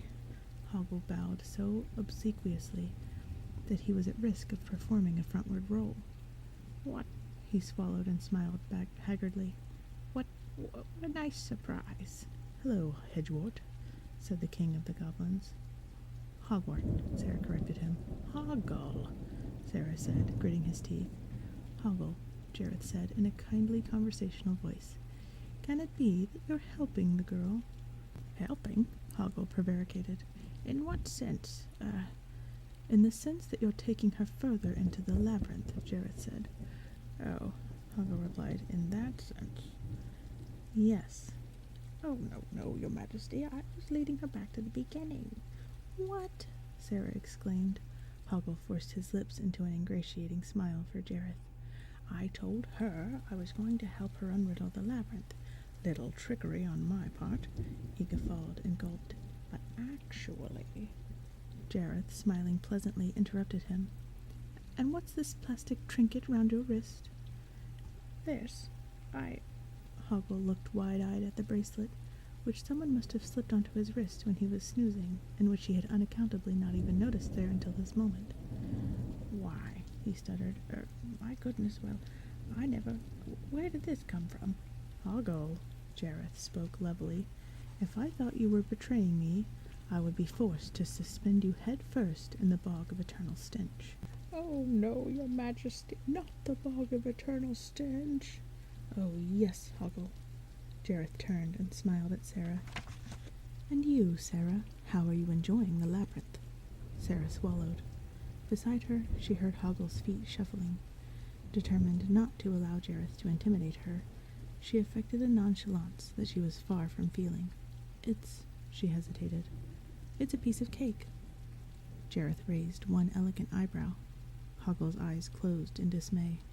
Really? Jareth sounded intrigued. Then how about making it a more entertaining challenge? He looked up, and in the space of air before his eyes, the 13-hour clock appeared. He gestured gracefully, and the hands visibly began to turn faster. That's not fair, Sarah said. You say that so often. I wonder what your basis for comparison is. Jareth took the crystal ball from his hat and tossed it back down the tunnel again. At once, from the darkness came a noise, a crashing, whirring, trundling noise, distant as yet, but getting closer all the time, and louder. Hoggle's face was a mask of panic. Sarah found herself instinctively shrinking away from the approaching din. The labyrinth is a piece of cake, is it? Jareth laughed. Well, now we can see how you deal with this little slice. While his mocking laugh still rang, he vanished. Sarah and Hoggle stared along the passageway.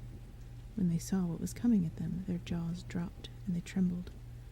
A solid wall of furiously spinning knives and chopping cleavers was bearing inexorably down upon them.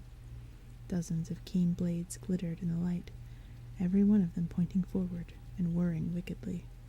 The wall of blades completely filled this tunnel, like a subway train, and it would chop them into little pieces in the blink of an eye. And Sarah noticed with horror, along the bottom of the slashing machine was a busy row of brushes for tidying up after itself. Oh no, it's the cleaners! Hoggle shrieked and took off. What? Sarah was so terrified she was mesmerically rooted where she stood. Run! Hoggle's shout came echoing back from some distance away and brought her to her senses. She dashed after him. The slashing machine came clanking and trundling remorselessly on behind them. All it needed for the story to finish now was that they should come to a dead end. Around a corner, they found one. A heavily barred door closed the tunnel in front of them. Chapter 6. Up and up. Sarah gasped. The whizzing blades were rapidly drawing nearer. Hoggle was pawing pathetically at the great door and mumbling to himself. But Sarah wasn't listening to him. She was looking around for an escape. Above, below. She dashed along the side walls, looking for a handle or button. There had to be some way out. That was how the labyrinth worked. There was always some trick, if only she could find it. The clanking, whirring, seething, brushing noise was louder. She glanced momentarily at what Hoggle was doing. He was still just scrabbling at the door. It was no use trusting to him. What could she do? What? Her eye fell on a part of the wall to one side of the door that looked distinct from the rest, a panel of metal plates. She pushed at it and felt a little give. Hoggle! She shouted over the echoing din. Sarah! He answered, hammering his pudgy fists against the door and kicking at it, as though it could be expected to relent in the face of such frustration. Don't leave me! Get over here and help me! She yelled back at him. Hoggle joined her. Together they shoved with all their weight at the metal plates. Come on, Sarah told him. Push, you little double-crosser. Push. Hoggle was pushing. I can explain, he panted. Push. A panel caved in suddenly. They fell through the space it left and sprawled flat on it. Behind them, the machine slashed through the air just beside their feet. When it reached the great barred door, there was a terrible crunching sound as the knives and cleavers bit through the wood, spitting it out as splinters, which the whirling brushes swept up neatly.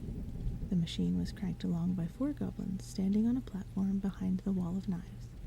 They were grunting and sweating with the effort of turning handles and working levers to keep the contraption whirring. The racket clattered onward, through the demolished doorway and off into the distance. Sarah lay on her back, recovering her breath. Hoggle looked down at her. He's throwing everything at us, he said, and shook his head with a trace of admiration. The cleaners, the eternal stench, the whole works. He must think a lot of you.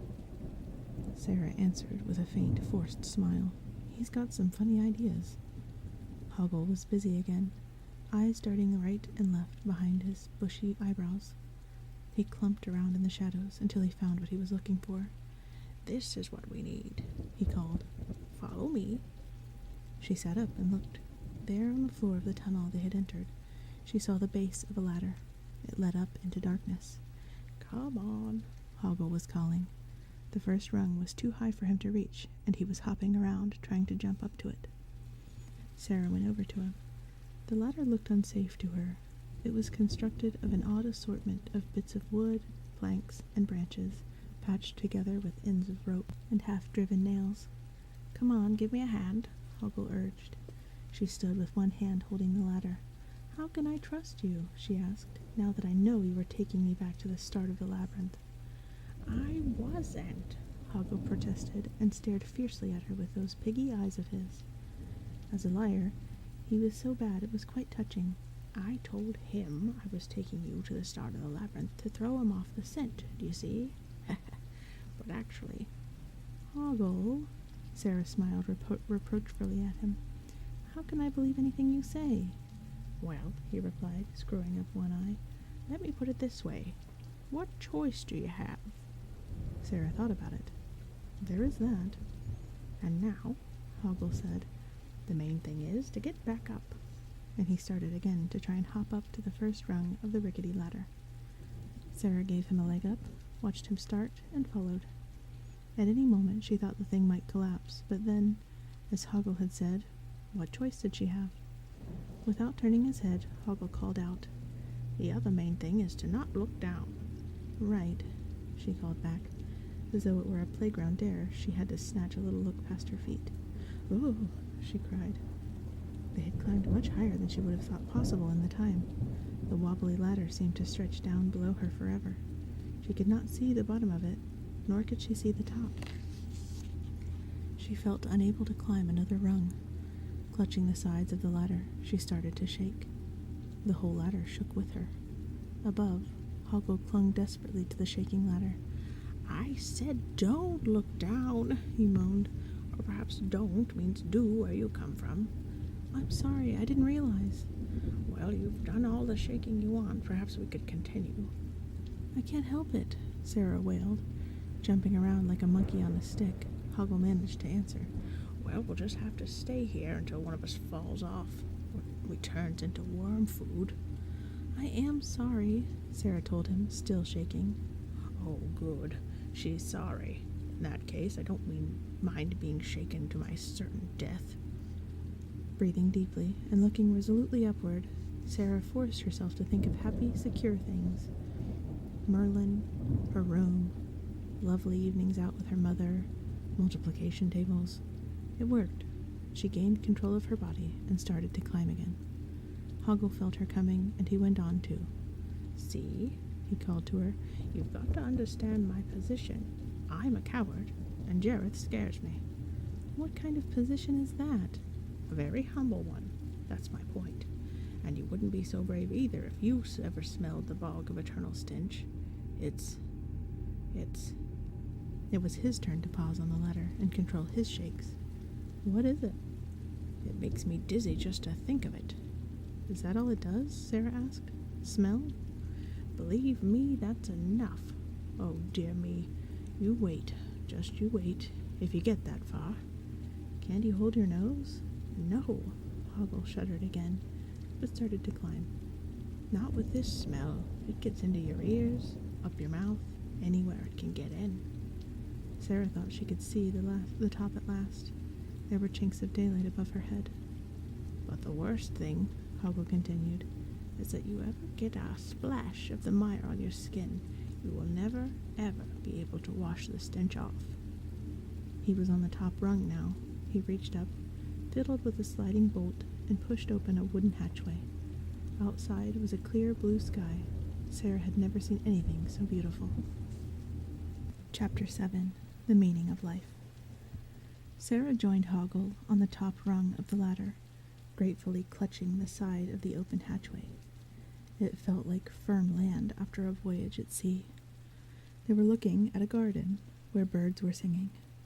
It was surrounded by well-trimmed hedges, box hedges, she thought, and indeed they ran so straight with neatly cut openings in them, and turned with such precise right angles, and the lawn was so flat and tidy that the garden was like a green box with a blue sky for a lid.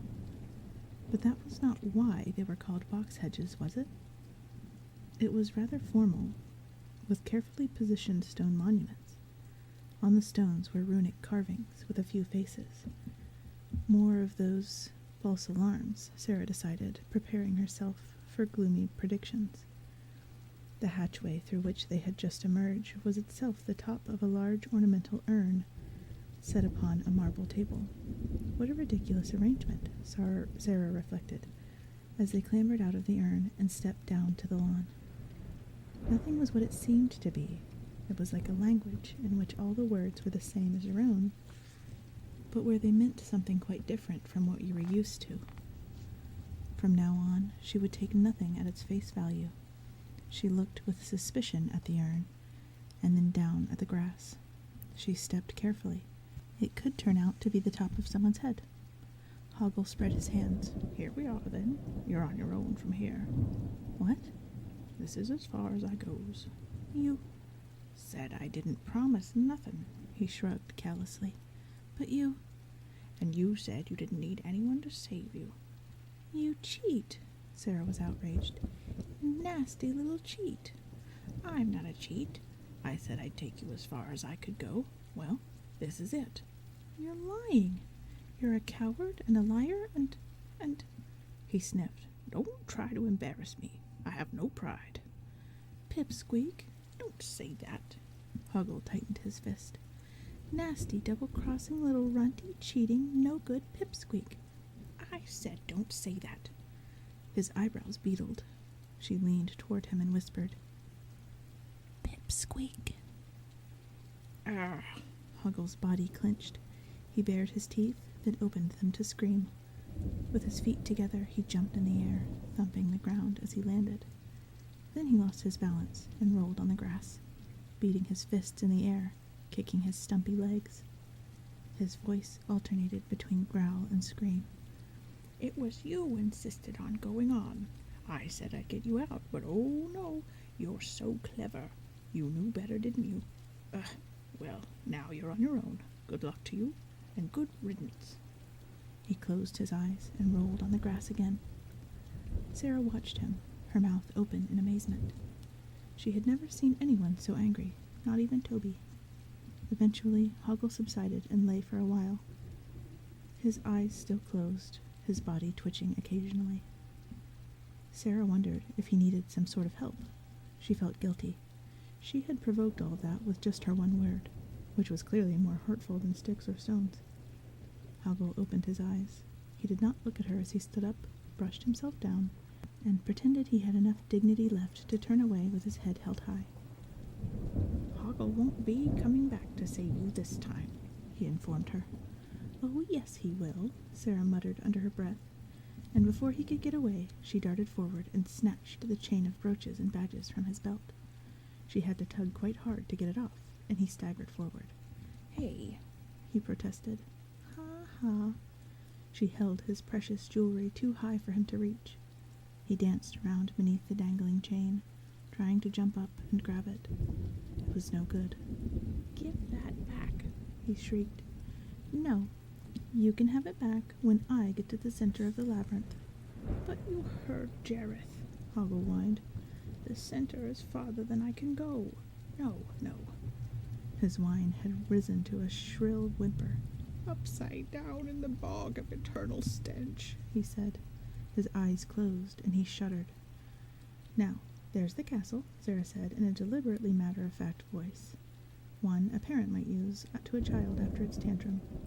Over the hedges she could see the castle's spires and turrets and towers gleaming in the sunlight, and she pointed to them. Which way should we try? I don't know. Hoggle had turned sullen. Liar. Give it back. Hoggle was trying to leap up and grab the chain again. Give it back. She ignored him. Let's try this way, she proposed, and walked smartly through one of the gaps in the hedges to an hedged alley. Hoggle followed her reluctantly, his chin on his chest. She led the way down the straight alley, and soon came out into another garden, very like the one they had just left. Indeed, It was so like the first garden that it was the same one, she realized. She went to the urn and lifted the lid to check. Yes, there was the ladder leading downward. She frowned. Isn't this the place we just came from? Hoggle was paying no attention to anything but his string of baubles. You. He leaped, but could get no more than half an inch off the ground. Give it back, He bellowed. I'm sure it's the same place. Sarah stared at the hedges and decided to try another gap. Come on, she told Hoggle. Let's try down here. He trotted miserably after her. Again, the alleyway ran geometrically straight at a right angle to the hedge bordering the garden, and again, within a few strides, they emerged into a garden so very like... Sarah groaned. Oh no. They had come out through a gap directly facing the one they had entered. Give me my things. Hoggle was trying on a tone of menace. It was easy to ignore. Come on, Sarah said, undaunted, and tried a different gap. The result was the same as before. They were facing the gap they had entered, and Hoggle was watching nothing but his jewelry. Sarah scratched her head. I don't believe it, she muttered, and looked around the garden. Which one haven't we tried? Hoggle pointed at a gap. Well, let's try that one then. She plunged into the gap. This time, Hoggle didn't follow her, but waited, arms folded on the lawn. It was only a moment before she reappeared. Oh, she groaned. It's impossible. She's so clever, is she? Hoggle sneered. Thinks she can do it all, and she's lost before she's even started. Sarah turned on him. There's no point in sounding so smug. If you don't help me, you won't get your stuff back. But Hoggle's face fell. I don't know which way to go, he admitted. Then you'll have to help in some other way, won't you? Them's my rightful property, Hoggle complained. It's not fair. No, it isn't, Sarah conceded. She found herself smiling, and it took her a moment to realize why. Then she saw it, like a conundrum that would never fool her again. Nothing was fair. If you expected fairness, you would be forever disappointed. She turned a broad grin upon Hoggle. That's the way it is. At that moment, she spotted a curious robed figure strolling across the lawn, apparently deep in thought. Where had he come from? He was an old man with a long white mustache and white eyebrows, but the most striking thing about him was his hat, which was topped with the head of a bird with a sharp beak and eyes that were darting glances everywhere. Excuse me, Sarah called out, running across the lawn after the old man. With his slow stride, furrowed brow, bent head, and hands clasped behind his back, he appeared very wise. Surely he could be of more help to her than the runty pipsqueak she had to rely upon until now. He was settling gravely down on a garden bench as she approached. Please, she said, can you help me? The wise man didn't really register Sarah's presence. It was true that he raised his face toward her, but only as one might gaze at a tree, a fly, or a cloud while lost in thought. Rather than her, he seemed to be seeing a far horizon beyond her, so far beyond that few mortals had ever scanned it. The depth and range of his thinking was clearly vast, whatever the subject of his thoughts might be. He was probably pondering deeply upon some problem that Sarah had never even imagined. Was it mathematical, she wondered, like the square root of -2? Or philosophical, the meaning of meaning, perhaps? But no, those were things she'd at least tried to imagine when she read about them. Those great eyes gazing right through her were more likely preoccupied with some question of physics or biochemistry, or linguistics, or all of that at once, and more. Please, she repeated timidly. The bird's head on the wise man's hat suddenly spoke. Go away. Can't you see he's thinking?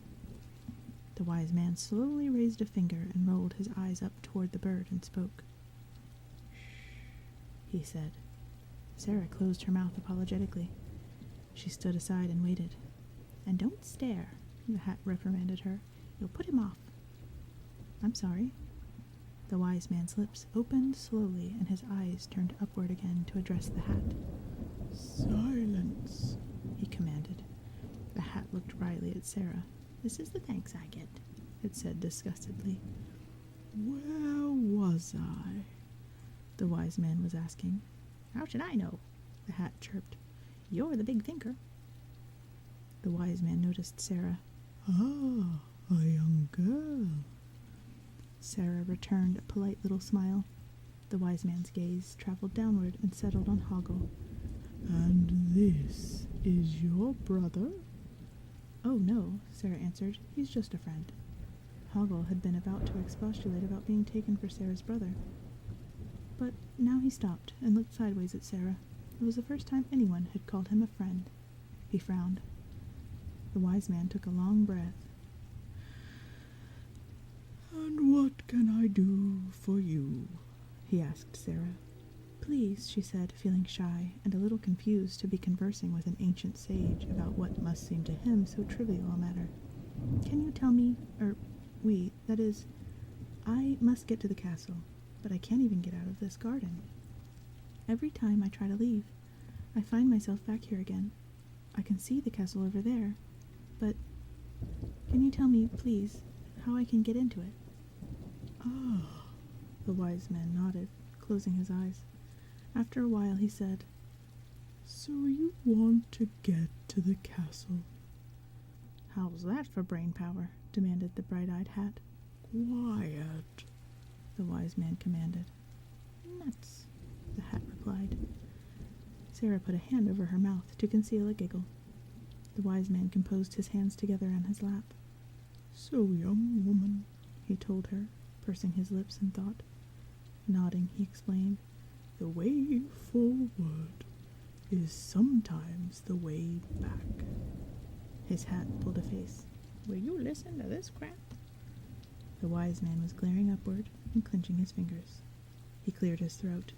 And sometimes, He continued, gazing earnestly at Sarah again, the way backward is the way forward, the hat interrupted.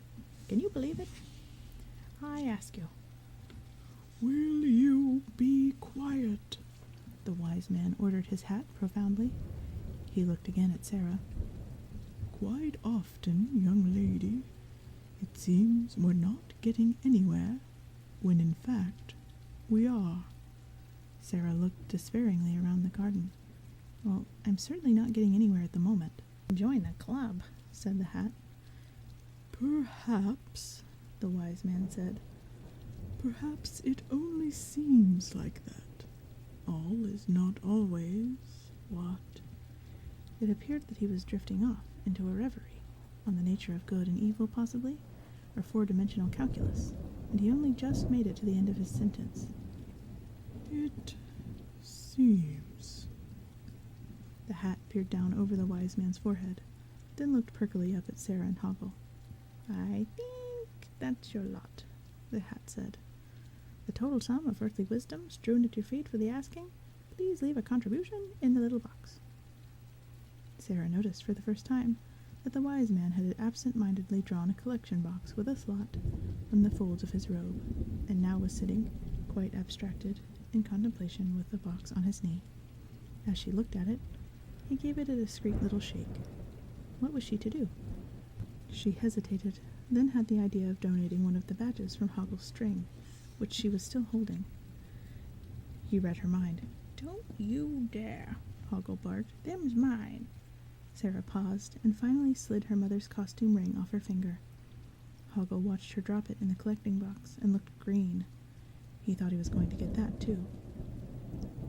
Thank you kindly, the hat said, sounding like a fairground barker. Move along, please.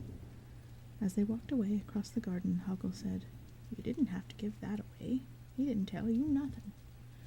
Well, Sarah said reflectively, he said something about the way forward being sometimes the way backward. We haven't gotten anywhere so far trying to go out forward, so why don't we try walking out backward? It might work. Hoggle's expression was skeptical, but he humored her by doing as she suggested. They walked backward through the gap in the hedge from which Sarah had last emerged, and the garden remained in peaceful silence, decorated with birdsong. The hat was watching where they had gone. When they did not return, it chirped, Well, what do you know? They took your advice. The wise man had dozed off after having so much mental travail. His hat cocked an eye down at him. It's so stimulating being your hat.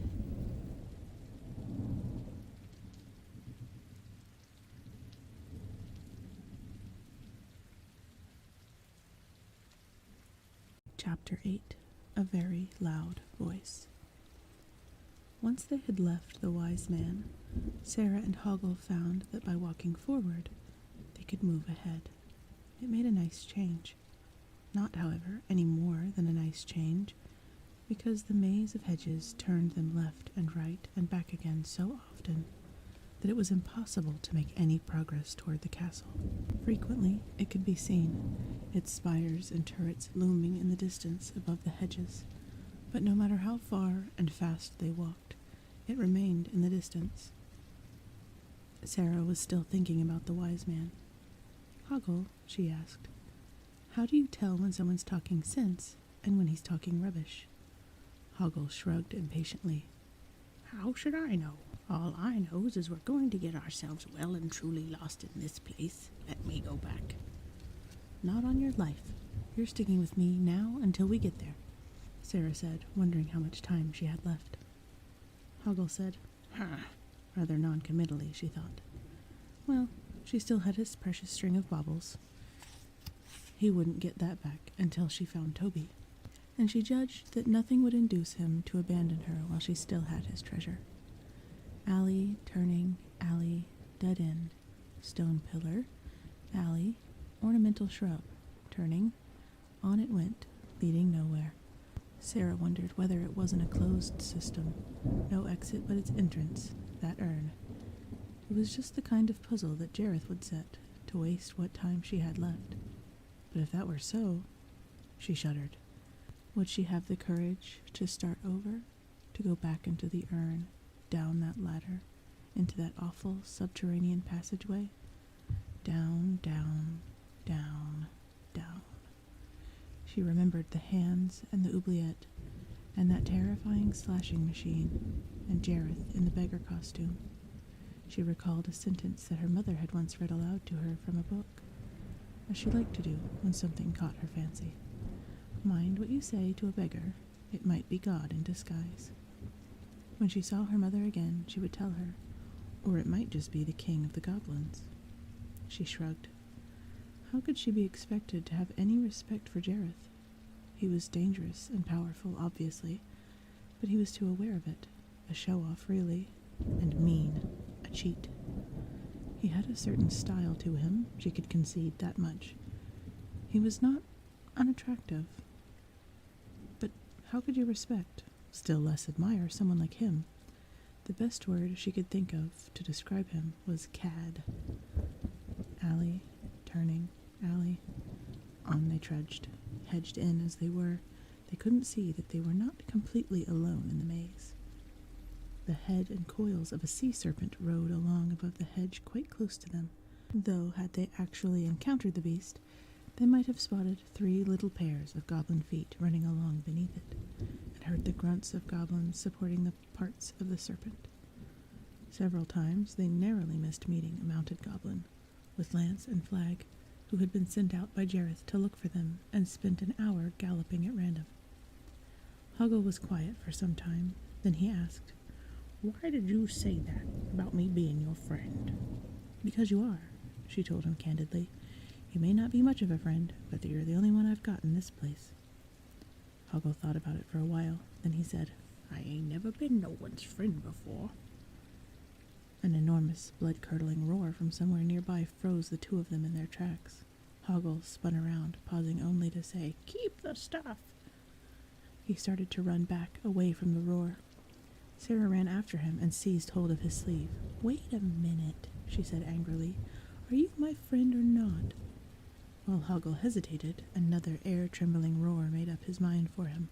No, I'm not. Hoggle ain't no one's friend. He looks after himself, like everyone does. He wriggled his sleeve free. Hoggle is Hoggle's friend. She heard him yell as he dashed in the opposite direction from the roaring and vanished into the maze. "Hoggle," Sarah called. "You coward!" She heard another frightful roar, but stayed where she was. The monster, whatever it was, did not seem to be getting any closer to her. "Well," she said, speaking aloud to reassure herself, "I'm not going to be afraid. Things are not always what they seem in this place. That's what the wise man said." The sound came again, like a pride of starving lions roaring in unison. "It could be some tiny creature, Sarah told herself, perfectly harmless, just that it happens to have a very loud voice. After all, by far the loudest person at home was Toby, and he couldn't do you any harm. Was there some law that she had never grasped, something to do with the smallest creatures making the loudest noise? Did dinosaurs roar? She decided not. They would probably have made a low growling noise. But what about ants, then? Probably they made a terrible noise somewhere beyond the range of human hearing. As she was not going to run away, the only alternative was to proceed in the direction they had been going, with some shred of faith that forward meant onward. And so, crossing her fingers for luck, she moved tentatively along the hedge alley. When she reached a gap in the hedge and peered cautiously through it, she saw that things were, indeed, not always what they seemed. The roar was coming from a terrifyingly huge beast, but the animal was upside down, suspended by one leg lashed to a tree. It was roaring with pain because 4 goblins were tormenting it with nipper sticks, long poles with small, fierce creatures on the end of them that bit like piranhas whenever they were given the chance. The great beast, who was covered in shaggy ginger hair, flailed out haplessly at the goblins, but the only result was that its body swung to and fro. That improved the game for the goblins, giving each of them the opportunity to dart in ahead of the others and get in a cruel thrust with the nipper stick before the bellowing, swatting beast could complete its swing back. They were clearly having the time of their lives. They vied with each other in how soft a part of the beast's body they could reach, and how long they could hold the nipping teeth in there before they had to jump out of the way of its desperate arms. So absorbed were they that Sarah was able to leave the hedge and come closer without any risk of their noticing her. She was appalled by the scene. "The little beasts," she muttered to herself. She looked around for a weapon and found some small rocks. She picked one up, took careful aim, and threw it at the nearest goblin. It hit him on the head, knocking the visor of his helmet down over his eyes. "Hey," the goblin exclaimed. "who turned out the lights?" He lurched around sightlessly, still swinging and thrusting out his nipper stick. The vicious creature on the end of the stick was glad to bite anything within its reach. When it made contact with another goblin, its teeth sank in. "Ouch, ouch," the bitten goblin shrieked. "Hey, stop that, you." "Stop what?" asked the first goblin, still prodding out unseeingly. The second goblin was now under furious assault. "Ah, dogweed, rat's meal." Spitefully, he retaliated by deliberately using his nipper stick.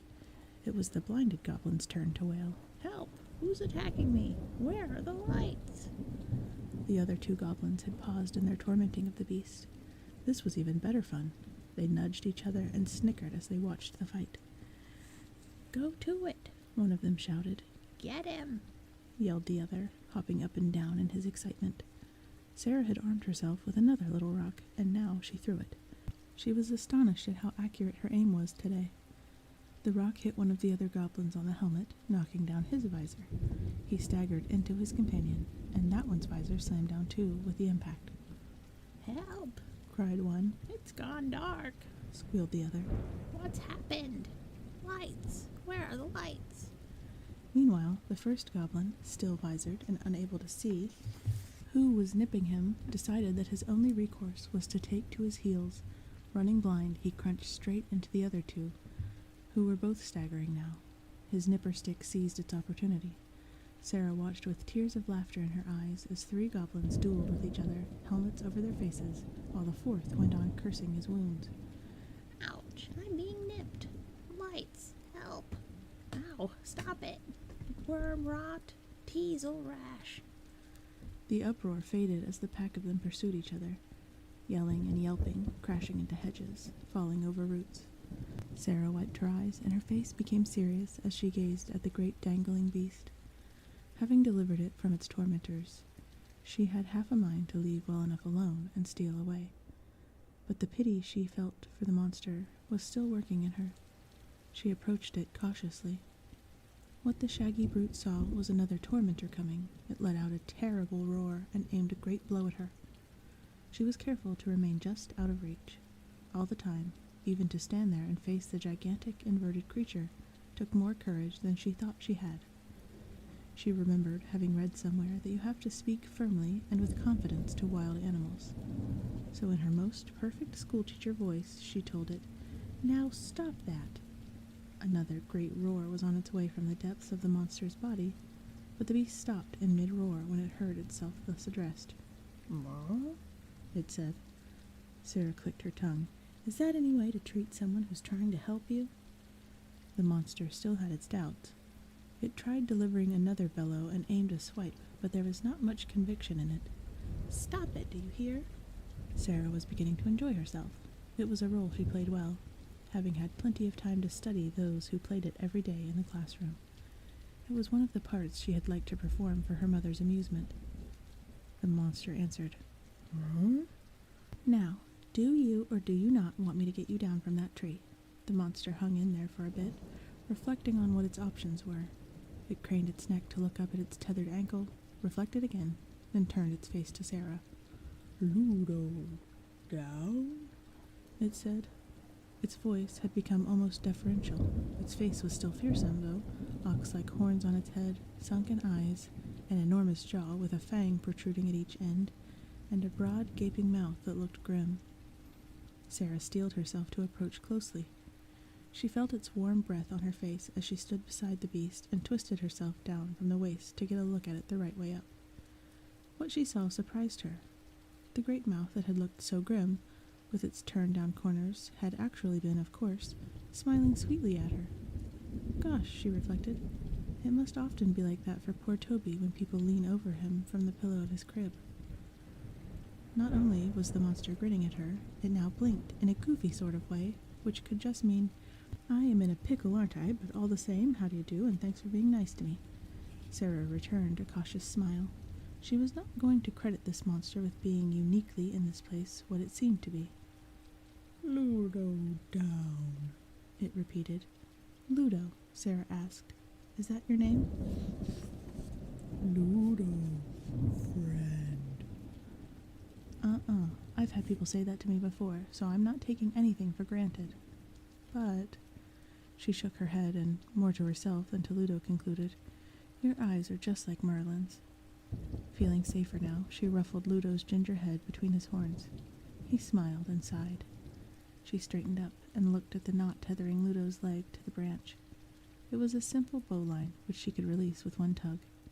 With her hand raised, she paused, looked down at Ludo. "I do hope you're not going to turn into a raging monster the moment I let you down from here." Ludo's response was another roar that made the rocks tremble. Sarah leaped back. "I knew it! I can't trust anyone in this place." But then she saw that Ludo, far from aiming a blow at her, was using his paws to rub one or two of the most tender places where the goblins had bitten him with their nipper sticks. "Ludo, hurt," he moaned. Sarah looked more closely at him. He was covered with little bleeding wounds under his fur. "Oh," she cried, "you poor thing!" Quickly she reached up, tugged at the rope, and released him. He hit the ground with a mighty thump. With deep little groans, he sat himself up and began to rub his wounded head and the sores inflicted upon him. She watched him, even now uncertain whether she should expect him to thank her or eat her. "Goblins mean to Ludo," he grimaced. "Oh, I know that," she nodded, with more assurance than she felt. "They were terribly mean to you," she told Ludo. She moved closer to him and patted his arm. "But it's all right now." He sniffled, still rubbing. Then his face broke into the most endearing, big, dumb smile she had ever seen, bigger and dumber even than any cartoon. "Friend," Ludo declared. "That's right, Ludo. I'm Sarah." "Sarah, friend." "Yes, I am." She couldn't smile big and dumb like that, but she gave him the best she could do. "And," she added, "I want to ask a favor of you, Ludo." "Huh?" "I have to get to the castle at the center of the labyrinth. Do you know the way there?" Ludo shook his great head, still beaming at her. Sarah sighed, and her shoulders sagged. "You don't know the way either?" Again he shook his head with a small frown of apology. "I wonder if anyone knows how to get through the labyrinth." Sarah rested her chin in her hand philosophically. He was a deer monster, and likely to prove much more trustworthy than that runty, cowardly pipsqueak. But she could have done with a guide. Well, if no one was going to help her, she would find out what she could do on her own. She stood up. Ludo stood with her, massively towering over her. He may be no guide, she thought, but it's nice to have him on my side. Chapter 9.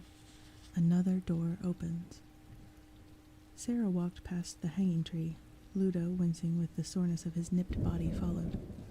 Behind the tree, 2 high doorways had appeared, set into a stone wall that seemed to be part of a rough forest hedge. On each door was an iron knocker. "Well, look at these," she remarked, glad to have a companion again. It was more fun than talking to herself. They approached the doorways and looked more closely at the knockers. Each had the form of a repulsive face with a ring set in it. The knocker to her left had the ring coming out of its ears. The one on the right held the ring in its mouth.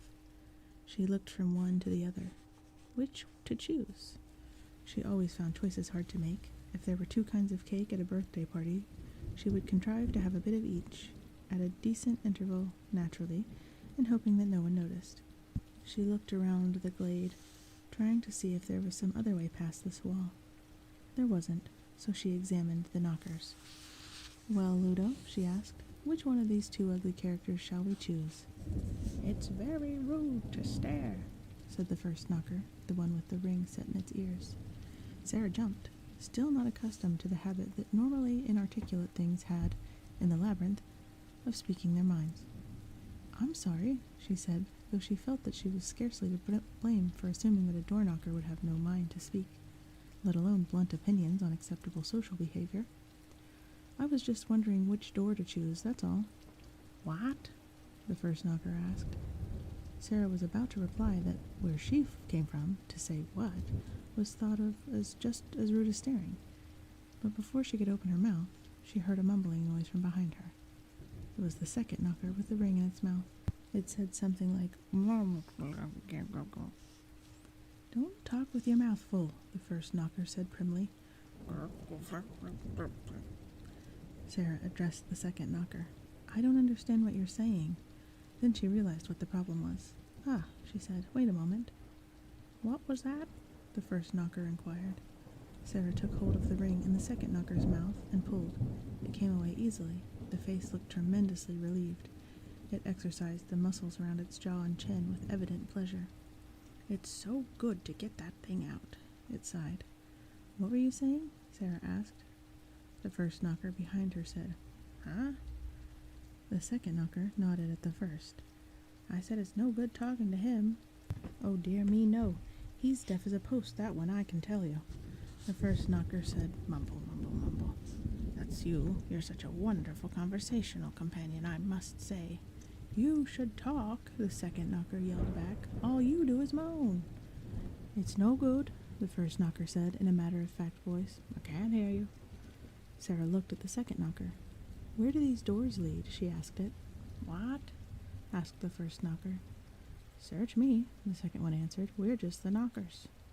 "Oh," Sarah said, reflecting that she ought to have known better than to expect a simple answer. Well, she had to try either one door or the other. She chose the second one. Having engaged in discourse with it, however slightly, she felt it would somehow have been discourteous to turn her back and choose its neighbor. On the other hand, it could be that knockers would prefer their doors not be opened. She couldn't take it for granted that the knockers would like people to make use of them. Every either had its or. If she weighed the implications of every alternative, would she ever get to make a choice at all? When one door opens, so does another one. She had committed herself to the second door by now, with her hands against it, so she went ahead and pushed. It didn't budge. She pushed harder. She leaned her shoulder against the door. It was as solid as the wall it was set in. She thought of asking Ludo to help her. His gigantic bulk would surely open the door. But she wasn't sure it was the right door to choose, and so, instead, she asked another question. "How do we get through?" "Huh?" said the first knocker. The second one, with an arch smile, replied, "Knock, and the door will open." Ah! She looked at the ring she held and went to put it back in the second knocker's mouth. He made a face. I don't want that thing back in my mouth." And he clamped his lips tightly shut and refused to open them even when she put the ring against his mouth. "Oh, come on," Sarah said encouragingly. "I want to knock." he shook his head stubbornly.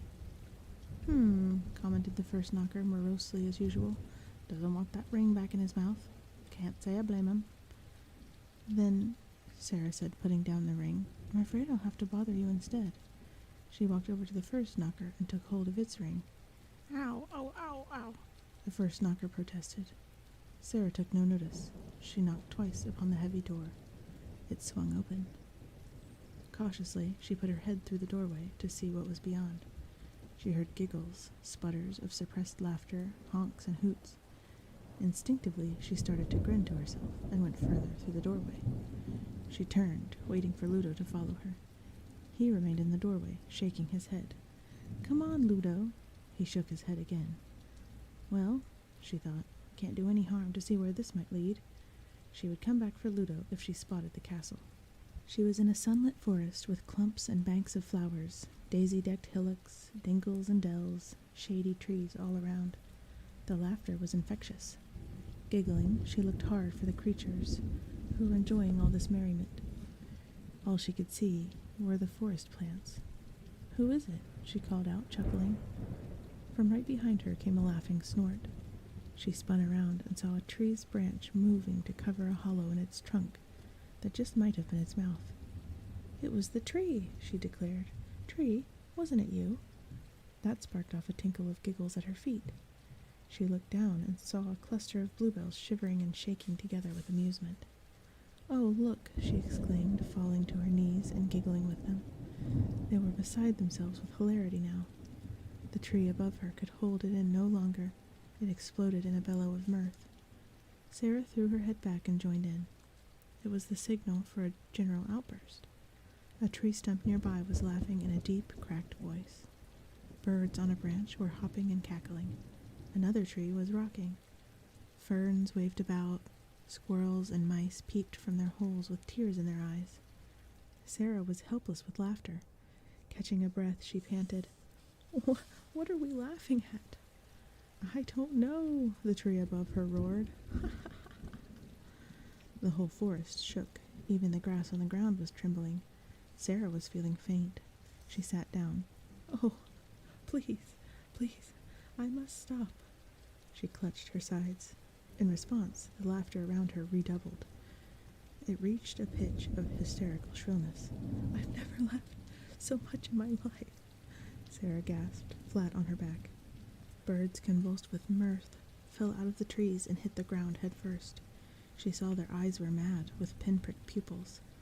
Other creatures came screaming from under the roots of trees, and as they approached her, she managed to sit up, alarmed by their sinister gaping mouths and crazy eyes. Still laughing, she moaned, Oh, please, please, I must stop. She can't stop, the tree howled, and the whole forest screeched in reply. She got to her feet. Her body and mouth were shaking uncontrollably, but her eyes were haggard. Stop, she whispered, stop. She staggered back toward the open doorway and collapsed. Shrieking hysteria applauded that. She raised her head. She could see Ludo just outside the door, and held up her hand for help. He looked very uneasy and wouldn't come inside the door, but he held his arm out toward her and nodded his great head in encouragement. Her eyes fixed on him, she dragged herself across the last few yards until he could bend down, pick her up, take her outside, and shut the door. The laughter stopped dead. The breeze in the leaves of the maze outside was the sweetest sound she'd ever heard. It took her some time to recover. Ludo watched over her anxiously. When she stood up, sniffed, and gave him a small smile, he said, Ludo, glad. Sarah glad, she answered, and ruffled his head. There was nothing for it but to try the other door. She walked across to it, picking up the ring. I'm sorry, she said, pushed the ring against the knocker's lip.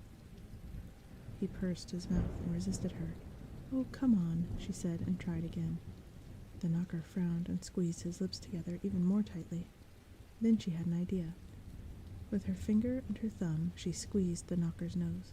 He held out for a while, scowling more and more fiercely, but in the end he had to open his mouth for breath. Damn, he gasped. In a flash, she had the ring back in his mouth and knocked on the door. He was protesting. Sorry, Sarah said. I had to do it. That's all right, the first knocker told her. He's used to it. The door swung open to reveal a forbidding forest. On this side of the wall, they were in sunshine, but through the doorway was a dismal and brooding prospect. Ludo was growling and trying to draw back, but Sarah was not going in without him this time. Come on, she said, and braced herself.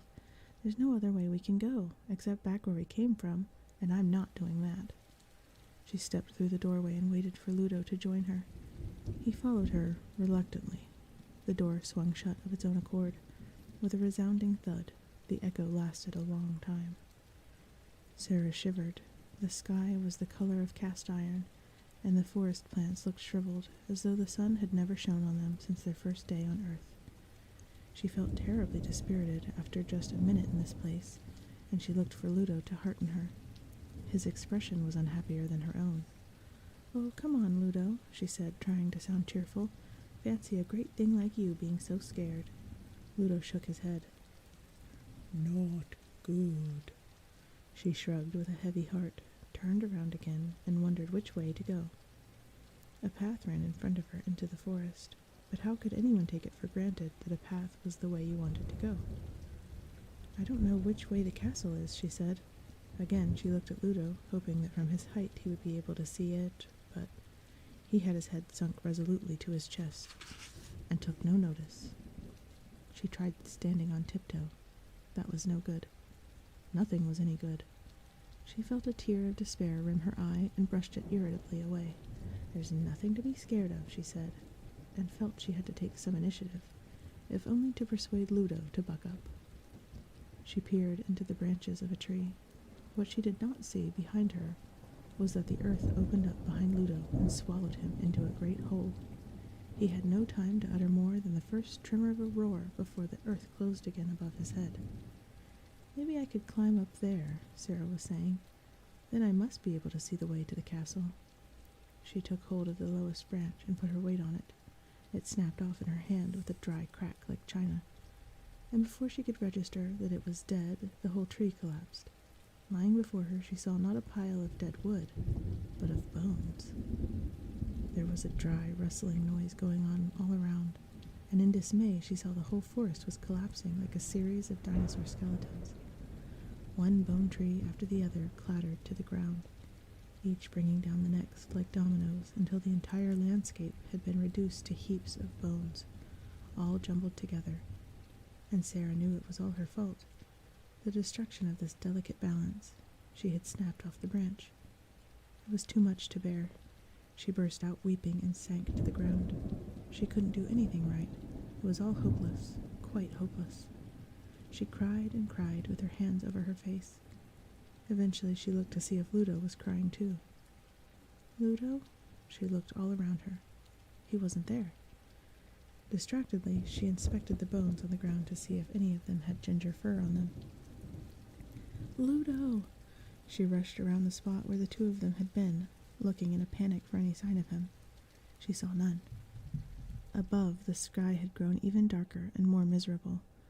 Ludo! She screamed, feeling utterly alone in this desolate bonescape. Where are you? What's going on? She ran to get away, anywhere. If she stayed there, she would be Bones herself. She ran through the heaps of bones and into another part of the forest, also grim. Huge gnarled roots stretched across the path. The trees had trunks like tight fists. Fallen branches and dead leaves covered the earth. Here and there, a brief vista between the trees offered a way on, but along each one that she took, cobwebs clothed her face. From clumps of ferns, clouds of dark moths flitted up at her. What's going on? She whimpered as she ran. The forest got darker as she ran deeper into it. She stumbled into a glade above which the trees were so close that she could not see her feet in the darkness. Still she ran, until a terrifying, bright, savage figure leaped out in front of her. Yeah, it screeched. What's going on? Sarah's mouth and eyes formed circles. She screamed. Chapter 10. No Problem. Hoggle was hoggling around the hedge maze still, minding his own business, and most of all, minding that the girl had gotten his jewels. He tried to please both her and Jareth, and that was what you got for trying to please everyone. No baubles. When Sarah screamed, he heard her. It stopped him in his tracks, which were heading for the start of the labyrinth. He listened, heard a second scream, wrestled with his rudimentary conscience, came to a decision, and began to run in her direction. He knew his way around this place better than the stupid goblins in the castle. I'm coming, Sarah, he shouted. He galloped around this corner straight into a pair of knees. Jareth was wearing his cloak and looking quite handsomely fiendish. Well, he said pleasantly, if it isn't you. It isn't me, Hoggle told him, trembling.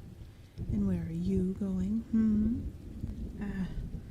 Hoggle was staring at Jareth's boots. He said in a different tone of voice to hold his audience attention. Then he spent a little while scratching his backside, suggesting that a person can't be expected to answer a question while he's plagued with an itch. Jareth was content to wait, with a smile on his lips. At last, Hoggle came up with it. The little missy. She gave me the slip, but I hears her now. Jareth's eyes narrowed. So I'm just gonna fetch her and then lead her straight back to the beginning, just like you told me. He wished the king of the goblins would kick him, or pelt him with slugs, or do anything but smile that nerve-wracking, pleasant smile. I see, Jareth nodded. I thought for a moment you were running to help her. But no, you wouldn't. Not after my warnings. That would be stupid. Hoggle agreed with a trembling heart. Oh, stupid. You bet it would be stupid. Me? Help her after your warning? Jareth elegantly inclined his head to examine Hoggle's belt. Oh dear, he said, seeming concerned. Poor Hoghead. Hoggle, Hoggle growled. I just noticed that your lovely jewels are missing. Hoggle looked down at his sadly unadorned belt. Oh, yes, so they are. My lovely jewels. Missing. There now. Better find 'em, eh? But first, he promised in a profoundly reliable voice, I'm off to fetch the little missy back to the beginning of the labyrinth. He thought of trying to wink, but decided not to. Just like we planned, he said, and started to march obediently away. Wait, Jareth told him. Hoggle froze. His eyes closed. I have a better plan, Hoggle. Give her this. With a wave of his left hand, Jareth produced a bubble from the air. In his hand it became a crystal ball. He waited for Hoggle to turn around and tossed it to him. Hoggle caught it. It had become a peach. Hoggle looked at it dumbfounded. What is it? A present. Hoggle's eyebrows beetled. It ain't going to harm the little missy, is it? He asked slowly. Oh, Jareth placed his hand over his heart. Now why the concern? Hoggle pursed his lips. Just curious. Give it to her, Hoggle. That's all you have to do, and all you have to know. Hoggle was torn between fearful obedience, which was familiar to him, and affection, to which he could not have put a name. He stood more erect. I won't do nothing to harm her. He reckoned that such a moment of defiance might have earned him a pint of earwigs down his breeches at least. Instead, Jareth replied with a pleasant smile that by now was like broken glass on Hoggle's nerves. Come, Hogbrain.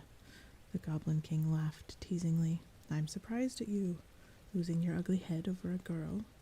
I ain't lost my head, Hoggle scowled. You don't imagine that a young girl could ever like a repulsive little scab like you, do you? Hoggle was stung. She said we was... He stopped himself in mid-blurt, but it was too late. Jareth gave him a coy, sideways grin. What? Bosom companions? Was that it, Piggle? Piggly Wiggly? Friends, are you? Hoggle, red-faced, was blinking at his boots again. Don't matter, he muttered. Jareth's voice came back crisply. You give her that, Hoggle, or I'll have you tipped straight into the bog of eternal stench before you can blink. In miserable obedience, Hoggle nodded. Yes. He had started to hurry on his way, assuming the interview was over, when he heard Jareth's voice again. He stopped, rigid, not daring to turn around. I'll tell you what. Jareth had his head back and was looking down his nose at Hoggle. If she ever kisses you, I'll turn you into a prince. Hoggle knew there was going to be a catch.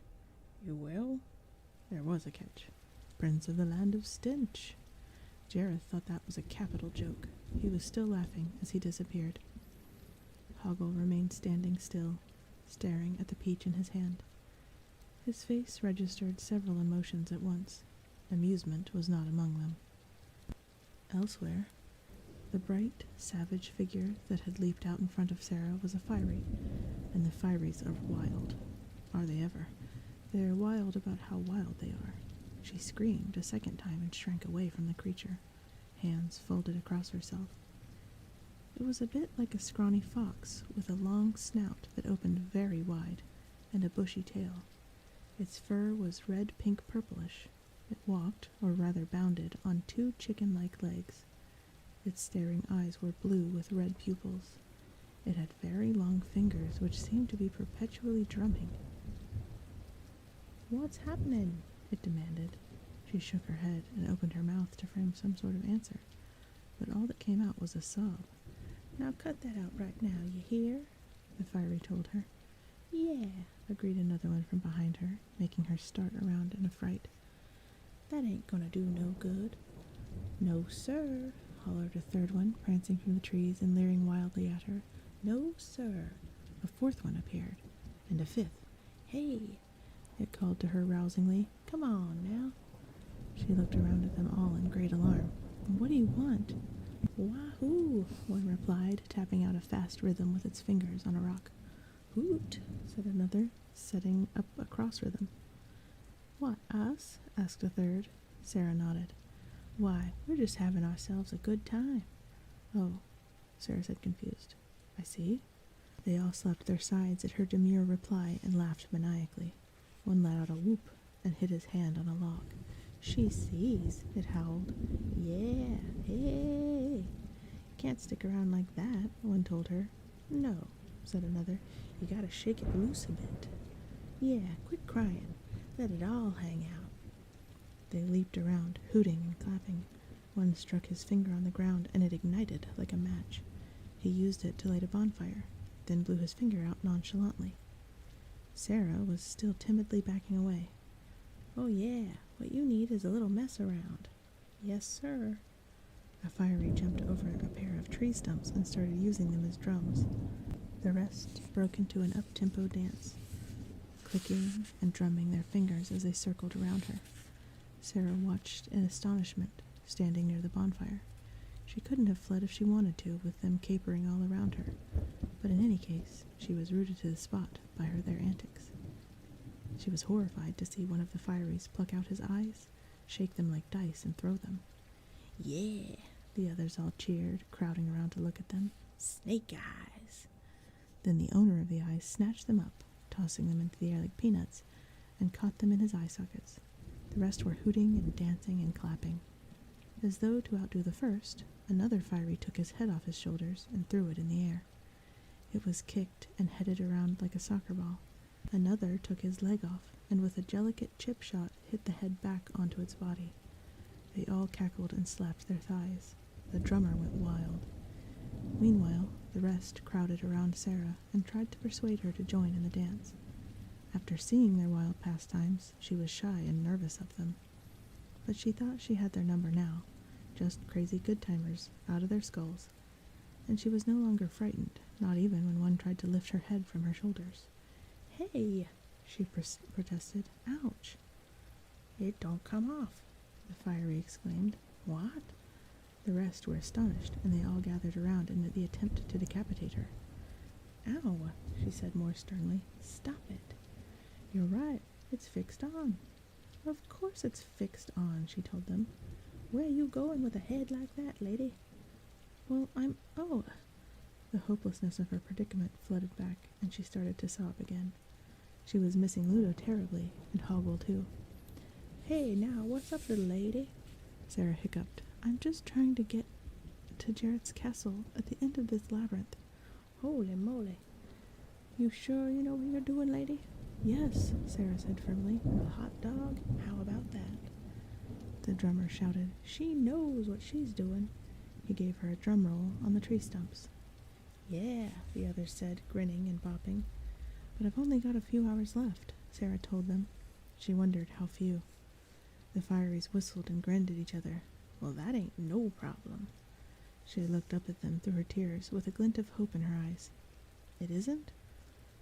Why, shoot no. We'll take you there. Yeah, another squawked wildly, waving his fingers above his head. How about us coming along a little, hey? The rest cavorted in a frenzy of excitement, hooting and screeching. A castle? Oh, wow. Well, Sarah said doubtfully, it's kind of you, but... You think we're too wild? The Fireys' head shot up from his shoulders, and he had to grab it with his hands to press it back into place. The drummer did a big roll. Why, shoot, we ain't that wild. Oh, yes we are, called another. Hey! He formed himself into the shape of an ostrich, ran 2 steps, and exploded. As he put his pieces together again, the rest howled and clapped. Cool, man. Now look, little lady, you can't just go walking through this place on your own-some. Sarah sniffed sadly. Well, I did have a friend, just... Hey, fellow with clothes on, right? Hoggle? That Hoggle, yeah. Oh wow, everyone around these parts knows Hoggle. Really? Sarah asked. Sure, Hog and me, we're like that. The Fiery crossed his fingers. Oh, well... Before she could say any more, Sarah felt herself being propelled along by the Fireys. All she could see ahead of them was a rocky wilderness. Now the castle's just down along this way, one assured her. Are you sure you know how to get to the center of the labyrinth? She asked nervously. She had precious little time to waste, and she thought she would have preferred to be left to find her own way. But there was no escaping the Fireys, who had hold of her clothes in their long fingers and were hopping enthusiastically along with her in tow. Do we know how to get to the center of the labyrinth? They all burst out laughing. Their heads flew up into the air, and their arms had to detach themselves to catch the heads. Why, lady, one screeched, we may be wild, but we sure know where we're going. Yeah, the rest concurred. You want to go to the castle? We're taking you to the castle. Ain't we doing just that thing? Yeah, so you come along with us, little lady. You ain't gotta have no problem. Jareth was watching Sarah from the castle. In his crystal, he saw her distraught face looking around for a way to escape. He held Toby up in front of his sister's picture. Look, Sarah, he murmured. Is this what you're trying to find? Toby gaped at Sarah's face in the crystal. He held a hand out to touch it. Jareth chuckled to himself and put his arms around Toby. So much trouble for such a little thing, Jareth said, shaking his head. He looked at Toby's puzzled face. But not for long. Soon she'll forget all about you, my fine fellow. Just as soon as Hoggle gives her my present. She'll forget everything.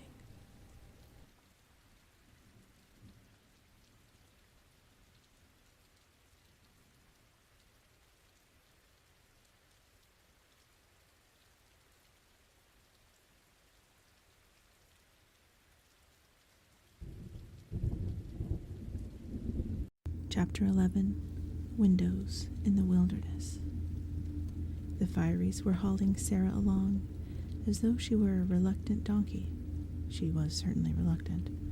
She could not see the castle anywhere, and when she asked them how far away it was, they answered with whoops and cackles.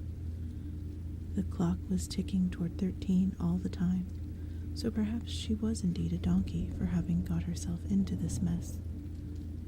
She tried to figure out where she should have made a different choice. It was impossible.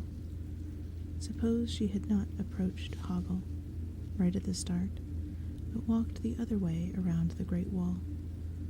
Might she not by now be back home with Toby safe in his crib? Perhaps. How would she know? What evidence had she been given that any of her choices were the right ones? If they were right ones, if it wasn't all a cruel hoax by which Jareth tormented her with the illusion that Toby could be rescued.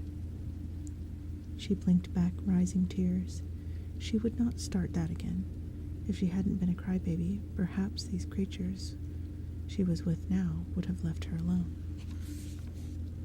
She concentrated on what could be evidence, however flimsy, that she had gotten some things right.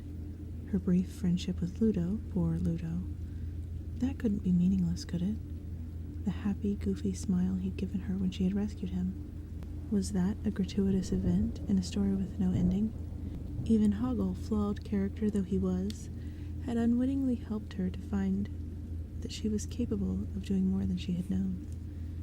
To have gotten this far at all, in spite of the hideous traps Jareth had set for her, surely that was some kind of evidence in her favor. Perhaps. But it would mean nothing at all unless she could get to Toby in time, to save him from being turned into a goblin.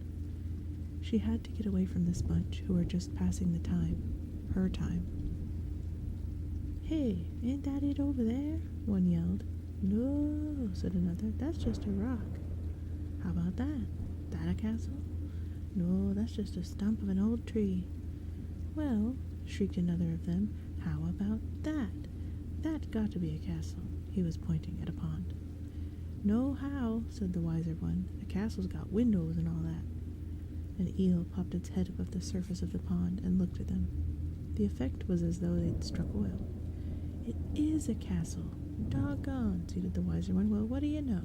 We must be there." "Yeah, hey, wowee." Sarah looked coolly at their whoopings and leapings. "That's not the castle," she told them. "It's got windows. That old eel must have looked out of something." "Well," Sarah answered, "it's not the castle I have to find. Please let me go now." "Now you," the eel piped, "what are you doing?" "We're just having ourselves a good old time." They were capering about, slapping their thighs. "Hey, eel, you a castle?" "No, I ain't," the eel trilled tartly. "Now get along." "Hey, eel, so why you got windows?" "So's I can tell you to scat," the eel replied, and vanished with a plum and a plop.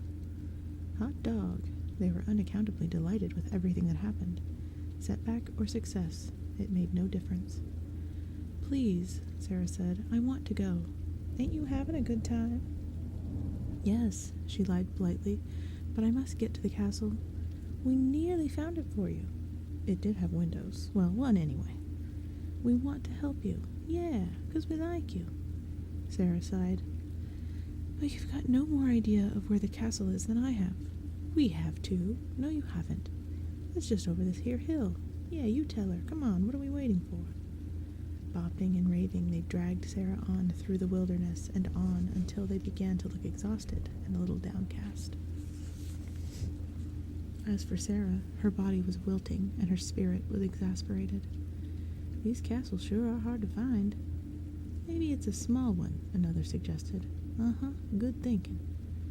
Whereupon they all started to pick up little stones and peer beneath them. "No," Sarah told them wearily, "castles are big things." "Maybe it's over the hill," one said to another. "Just have a look-see if you can spot the castle from up there." He pointed to a fir tree. "Sure thing," said the other. He took his head off and ran, bouncing it. When he arrived at the tree, he tossed his head nearly to the topmost branches. "Can you see the castle?" "Yeah," the elevated head answered. "I can see the castle." "What does it look like?" asked Sarah suspiciously. "Well, it looks kind of like a hippopotamus." "Wow, that's some castle." "We're as good as there. Come on." "Wait for me," called out the head while his body scrambled to reach him. "I'm going back," Sarah announced. "Lady, you heard him say he sees the castle. A big one, like a hippopotamus." They were whooping and jigging around so frenetically that she thought she might be able to slip away from them without being noticed. She walked slowly, letting them all get on ahead of her. Then she turned and quietly walked back in the direction from which they had come. Of course, they were at her side again in an instant, and they all toiled on through the wilderness together. Sarah was aiming to get back to where they had started, but then she realized the futility of that, since she would have had no idea where to go next. She wondered what was the point of doing anything. She might as well go this way, or that, or stand still, or cry. Maybe having yourself a good time was the best anyone could hope for. She shook her head and halted. Whatever the point was, all this was beside it. She could do nothing until she had rid herself of the Fyries. As they danced happily about her, she looked around the wilderness for any idea. She noticed in the distance, and to one side of them, a wooded bluff. She knew what she had to do. She turned and addressed the Fyries. Wait a minute. None of you knows where the castle is. You don't even know what a castle looks like. Just 'cause we're wild doesn't mean we don't know what a castle is. We ain't stupid. We're just wild. Yeah, wild. They all agreed enthusiastically. She waited. As she anticipated, one of them showed how wild he was by picking up his head and tossing it in the air. As it came down, Sarah grabbed it and threw it as far away as she could. Hey, that's his head, lady. 2 more heads had leaped up to see where the first one had gone. Sarah grabbed them too and hurled them in different directions. That's my head. One of the heads protested as it flew through the air. Pandemonium broke out. Hey, wait a minute. Lady, what are you doing? You threw their heads. Yeah, you're only allowed to throw your own head. While trunks were pursuing heads, getting the wrong ones and chucking them around, Sarah bolted. She made for the bluff. Stop for someone. We gotta take off your head now. Yeah, we get to throw your head around. Can't quit now. I'll take her head off. Hey, little lady. Hey, come back. We gotta help you. Come on, everybody. They gave chase and gained on her, but her initial advantage got her to the bluff before they had caught up. Slipping between trees ahead of her, she saw a crevice in a high rock face and sprinted into it. She found herself in an alleyway running mazily through the rock. As she ran on, she heard the Fiery's voices behind her echoing. She had hoped she'd shaken them off. Hey, lady, do you want to take your head off, don't you? Sure she does. It's lots of fun. She ran on, oblivious, until the alleyway reached a dead end. Her eye ran up the rock face, patterned with mosses and lichens, and saw no holds for climbing. At the top, the wall had been crenellated, like the battlements of an old fortress. She heard them come around the last bend behind her. There was no escaping them. There she is. Hey, lady, we found another castle. Like a lunchbox. No, like a wheelbarrow. Wait, lady. Sarah closed her eyes. Something tickled her nose. She opened her eyes and saw a rope. She threw her head back. Leaning over the parapet, high above, was a face. Hoggle's face. Grab it! He called down to her. She grabbed it. Hoggle hauled. The Fieries dove at her. They were too late by inches. They leaped up, snatching at her feet. She felt fingers brush her toes. Hey, don't you want to look like us? Come on, take off your head. Get a saw. It won't hurt. Hoggle hauled on. Heads began to fly up beside her. Now come on down, lady. We'll let you play if you take off your arm. How about a leg? What about an ear? You don't need 2 ears. One after another, the heads rose beside her, yammered, and fell. We want to help you. Ain't we showing you a good time? Yeah, come down and strut your stuff. Let it all hang out, little lady.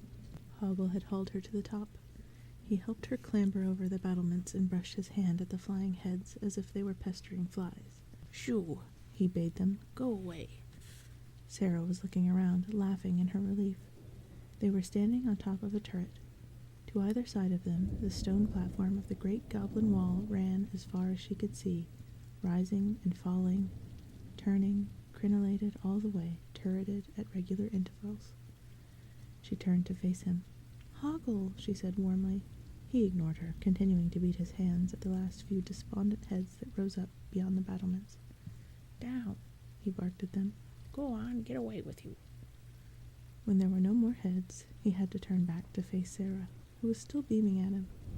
The look he returned was as grumpy as ever, but it could not puncture the deep, affectionate gratitude she felt.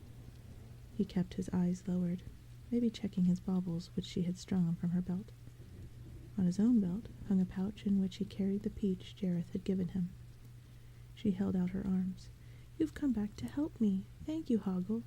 She caught hold of him and leaned over toward his face. No, he wailed, trying to catch hold of her and brush her off like one of the flying heads. No, don't kiss me. But she had done it, and the earth moved beneath them. Chapter 12. And no birds sing.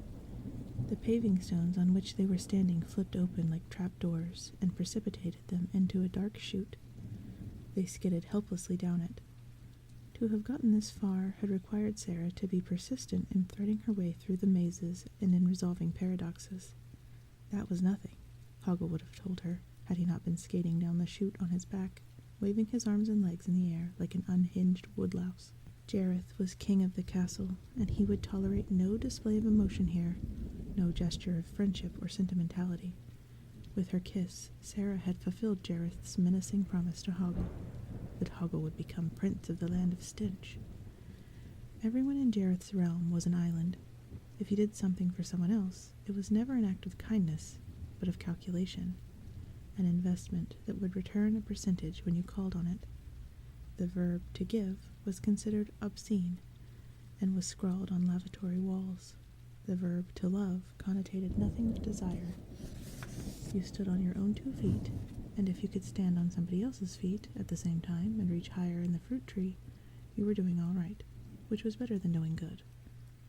How much envy you could command from others was the measure of your success. Everyone in the castle envied Jareth.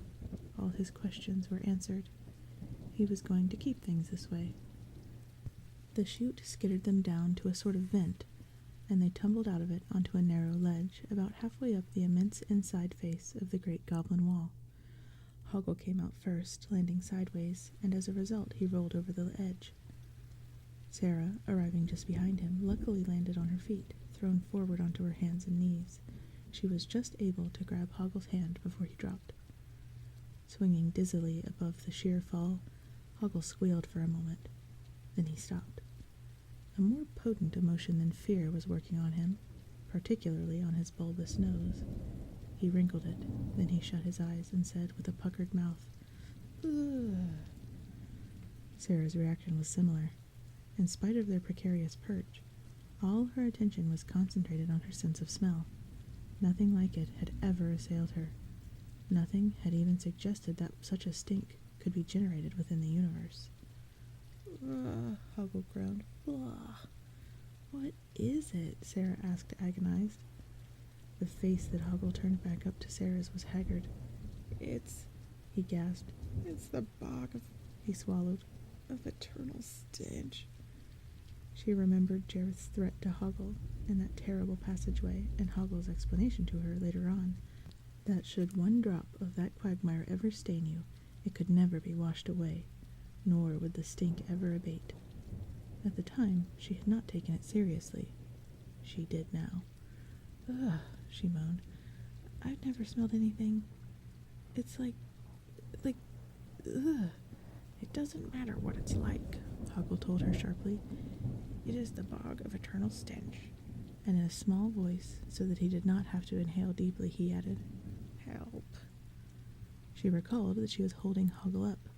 Straightening her knees, she managed to haul him alongside her, as he had recently hauled her on the rope. Far below them, at the foot of the wall, was a vast mire. It was darkish khaki in color. All across its surface, bubbles of fetid air, having forced their way up through the viscous sludge, were gently popping. As they popped, they cast a little spray of filth in a ring around them, and it took several minutes for the droplets to settle back again. The noise was indescribably disgusting. The seldom used adjective purportedness is inadequate.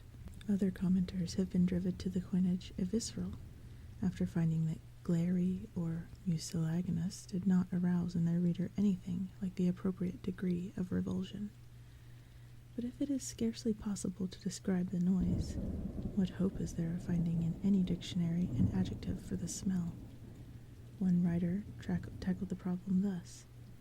If you call to mind the 3 worst stinks that have ever molested you, sensitive nostriled reader, imagine them raised to the power of 7, then intensively distilled into a small but curiously powerful pump held an inch away from your face and driven by a fan.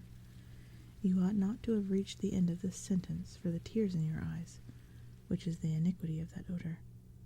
The ledge on which Sarah and Hoggle were standing was narrow, but the pathway it offered in either direction along the wall was narrower yet.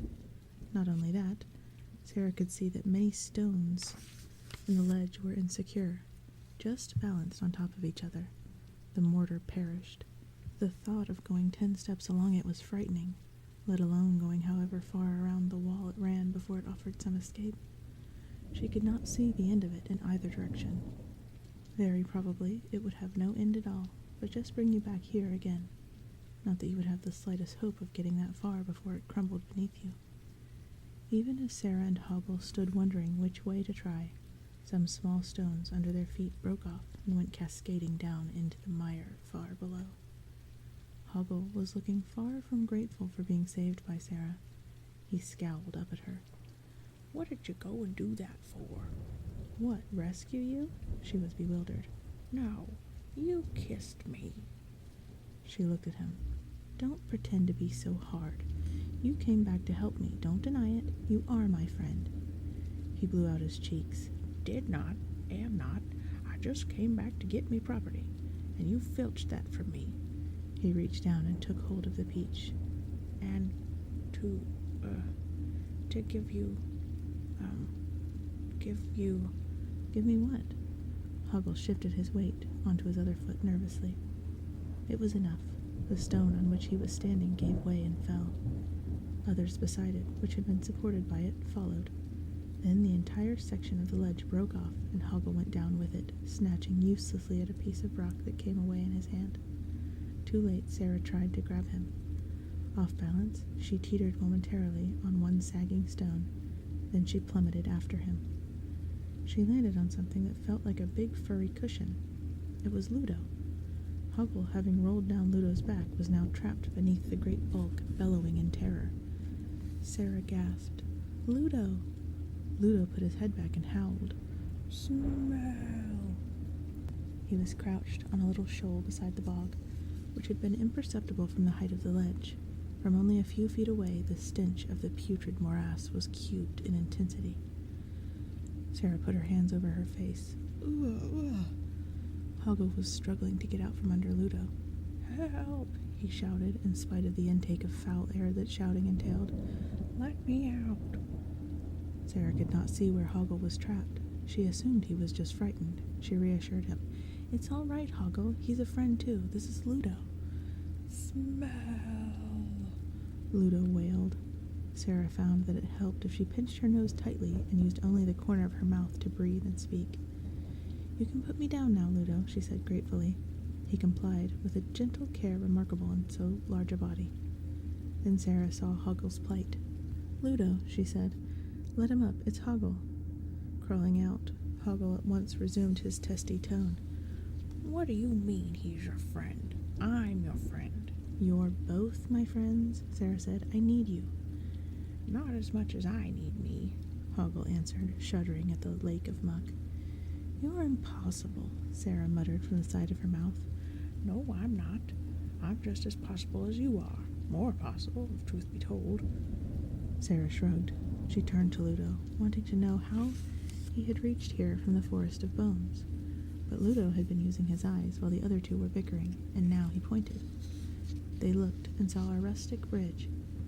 It ran from a point farther along the shoal they were standing on, across a narrow neck of the bog, where a few sick-looking trees poked out of the mire and finished on the opposite shore. Beyond, it stretched a forest.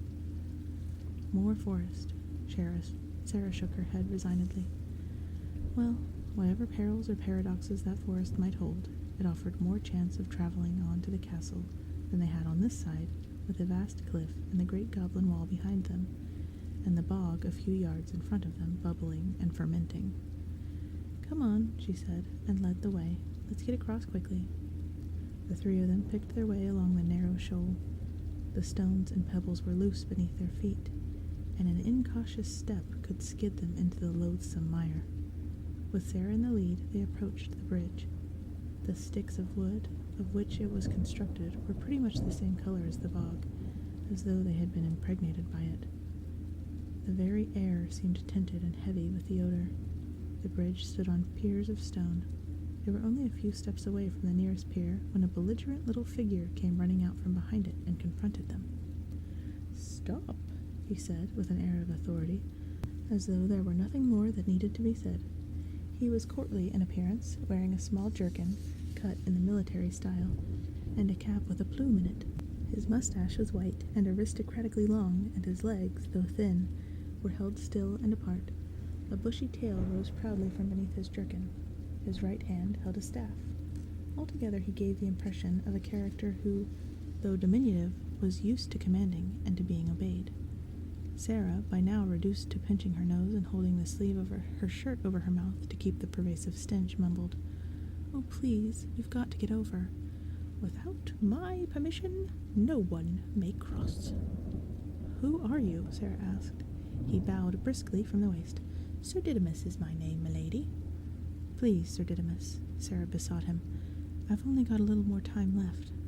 Hoggle nodded in eager agreement. "We've got to get out of the stench." "Smell!" Ludo moaned, frowning so expressively that his eyes disappeared beneath his brow, and the corners of his mouth reached the edges of his jawbone. "Stench?" Sir Didymus inquired. "Of what speakest thou?" "The smell." Sarah removed a hand from her mouth to point at the air. Sir Didymus took several keen sniffs, sampled them in his nostrils, and shook his head, puzzled. "I smell nothing." "You're joking," Hoggle told him. Politely, Sir Didymus applied himself to understanding their problem. Holding himself erect, he ventilated his nostrils with several cubic feet of air. He shook his head again. "I live by my sense of smell, yet I detect nothing." The others, nauseated and dumbfounded, stared at him while he continued to inhale deeply. "The air," he pronounced, "is sweet and fragrant." Gripping his staff, he added, "And none may pass without my permission." Ludo threw back his head and howled. "Smell bad." Hoggle barked, "Get out of the way," and attempted to rush past and over the bridge. Sir Didymus raised his staff and stood in the way. "I warn thee, I am sworn to do my duty." Hoggle was desperate. He put his head down and charged. But Sir Didymus, moving agilely on his feet, arrested him with the point of his staff held intimidatingly at Hoggle's breast. Ludo, bemused by the whole affair, was galvanized into activity when he saw one whom Sarah called friend being threatened. He advanced his great body toward Sir Didymus, pointed at Hoggle, and in a voice of reproach declared, "Friend." "Then have at thee too." With reckless gallantry, Sir Didymus launched himself at Ludo, flashing his staff in a dazzling series of thrusts. Ludo was forced to retreat. Hoggle took the opportunity to dive around behind Sir Didymus and to make a run for the bridge. But the dauntless defender of the true faith was ready for him. In a bound he was back in position, his staff leveled at Hoggle. While Hoggle screeched to a halt, then took several careful steps away again, Sir Didymus was flaring his proud nostrils and taking deep breaths. He appreciated the fresh air, but most of all he was enjoying the exercise. Not many travelers passed that way, and fewer still were prepared to test his knightly skills by trying to force their way over the bridge. In fact, no one had ever tried it before. Sir Didymus had practiced his staff play ready for this moment. Now that it had arrived, it was a delicious treat. His blood thrilled and his sinews stiffened as he enacted the chivalric code of courage against all odds. This was the life. This was what he had been born for, and sworn most solemnly to uphold. He would gladly have fought off 100 Hoggles and 1,000 Ludos had such an army come tramping along and ventured the crossing of this bridge. He wished devoutly that such a horde would come, properly armed for the combat. How might a knight prove his valor, except it be tested? Sarah walked forward. In a reasonable tone of voice, she pleaded, "Oh, look, let us cross the bridge, won't you?" Sir Didymus answered her with his staff, lunging forward with one knee bent and brandishing the stick several times in front of her, using his wrist dexterously. Sarah recoiled. That was more than Ludo could stand to see. With a great roar of anger, he set about Sir Didymus. The tiny knight responded vigorously with lunge and thrust. Deft footwork danced him out of reach of Ludo's massive swipes. Sir Didymus made adroit use of the terrain, skipping on and off the parapet of the pier, tripping nimbly along the very brink of the bog. As for Ludo, he had no finesse, but his ire and the strength of his bulk kept him shuffling after his adversary, ignoring the bruises that were inflicted upon him. Had just one of Ludo's blows landed, it would have been enough to knock Sir Didymus clean over the bog. While the fight went on and on, Hoggle craftily seized his opportunity to scuttle across the bridge. Sarah watched him with dismay. He was just looking after himself again. There was little that he or she could do to assist, but she felt strongly that they owed Ludo their moral support. Bits of the bridge fell off as Hoggle pounded over it. The whole structure shook and rattled. At least Hoggle had the decency to stop when he reached the far bank and watch the rest of the epic battle. Sarah had expected him to vanish into the forest. Perhaps she was winning the battle with Hoggle's thick skin. Gradually, she was getting through to him. The present battle was still locked. Holding her nose, Sarah cheered Ludo on, but there was no sign of victory for either side. Sir Didymus swung his staff. Ludo grabbed it and wrenched. Instead of being disarmed, Sir Didymus clung on and was carried up in the air, legs kicking. Ludo lost hold of the twisting stick, and Sir Didymus thudded to the ground. He was up and at it again like a rubber ball, thwacking away at Ludo's shaggy legs. Surprised by the minuscule marionette's ferocity, Ludo stood off for a moment, whereupon Sir Didymus took the opportunity to dive between his opponent's legs, crawl up his tail, as though storming a battlement, and belabor the back of Ludo's head. With a jerk of his neck, Ludo threw Sir Didymus clean over his head, then peered left and right for his plucky opponent, who was holding on to Ludo's whiskers and dangling beneath his chin. Ludo felt an itch and raised his hand to scratch it. He got Sir Didymus's teeth in his finger. With a howl, Ludo flicked his hand. Sir Didymus was shaken off and flew through the air until he hit the cliff. He was bouncing back in a trice, buzzing with the chance all this was giving him to prove his mettle. Now Ludo had found a log and was crashing it down at Sir Didymus, but it was like trying to swat a fly with a club. All it did was make pits in the shoal. Sir Didymus took cover under the exposed roots of a mangy tree. Ludo advanced and brought the log down with such force that he smashed the roots and the tree keeled over. For a moment, there was stillness. Ludo gaped. He had killed the little knight. He sighed, feeling wretched, till Sir Didymus darted out of a hole in the trunk of the tree. Both of them were exhausted by now. Sir Didymus's legs were too tired to risk getting close enough to wound Ludo.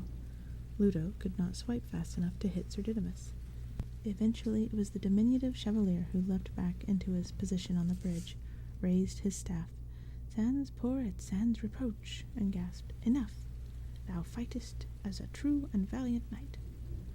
Ludo accepted the truce. He sat down on his haunches, panting, and when he had recovered his breath, he used it to bellow, "Smell!"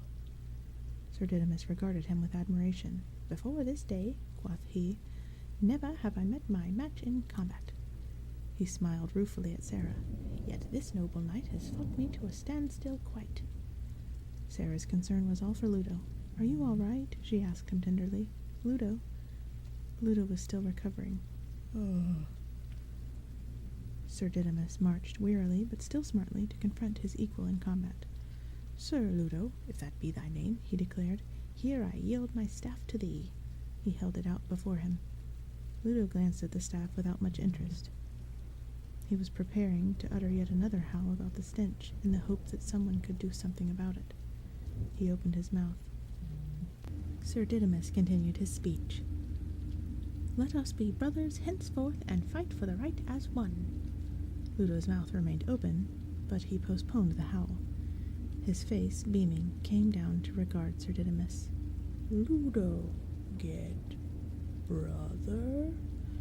The pocket-sized pursuivant, bushy tail erect, went to clap his brother-in-arms on the shoulder, which he could just reach since Ludo was almost prone. "Well met, Sir Ludo." "Ludo, sir?" Sarah thought she would die soon if she had to go on breathing this fetid air. She was trying not to breathe at all. Seeing that the two noble knights had apparently reached a satisfactory agreement, she said, "Good, come on then." She made for the bridge, but Sir Didymus was there before her, blocking the way. "Hold!" he cried. "You forget my secret vow, milady. I cannot let you pass." It wasn't possible. Sarah thought she might pick the little figure up and hurl him far into the bog, but he had raised his staff again and was holding it toward her. "Oh," she made a noise of frustration through her pinched nose. "You said Ludo was your brother. Surely in that case—" Sir Didymus replied with a firm shake of his head. "I have taken an oath. I must defend it to the death." "Smell," Ludo bade. Sarah closed her eyes and gave it some thought. "Okay," she said. "Let's handle this thing logically. What exactly have you sworn?" Sir Didymus raised his staff high above his head and gazed up at it devoutly. "With my life-blood I have sworn that none shall pass this way without my permission." Sarah nodded. "Ah," she said, and considered the point. "Then May we have your permission? Complete silence followed her question. Sir Didymus was thunderstruck. He tried looking at the proposition from one side, then from the other. He turned it upside down and inside out. He went away from it, came back to it with a fresh look. No matter how he tried, he could see no flaw in what Sarah had suggested. Finally, he shrugged, drew himself up straight, looked from Sarah's face to Ludo's and back again, and delivered his considered conclusion. Yes? Good, Sarah said, trying not to breathe deeply with the relief. Shall we go? She gestured past Sir Didymus to the bridge. At the far side of it she could see Hoggle still waiting. Sir Didymus executed a gallant bow and offered her the bridge with a flourish of his hand. "Milady?" "Well, thank you, noble sir," Sarah said, and stepped on to the rickety bridge. Chapter 13. Once Bitten. The moment Sarah's foot landed on the bridge, the whole structure creaked and settled down a couple of inches. She jumped off quickly again. "Have no fear, sweet madam," Sir Didymus reassured her. "This bridge has stood 1,000 years. Sarah looked warily at the bridge. "I just hope it stands another 5 minutes." She put her foot on it again and felt it sway beneath her. Gingerly, she held a hand out for Ludo to grab if need be. She put her whole weight on the bridge. It settled again with a noise like a very dry hinge. A couple of fragments fell off with a puff of dust and plopped into the bubbling bog. One hand on the rickety hand trail, the other arm outstretched like a tightrope walker, Sarah advanced a step, then another. There were noises of squeaking and cracking at every movement she made. Behind her she heard a dull splash. A stone in the pier, loosened by her weight, had fallen. She felt the plank beneath her feet give another inch. The only thing that made her go on was the certainty that she had no alternative. Sir Didymus, in contrast, had no qualms. He was giving no more thought to the bridge, in fact.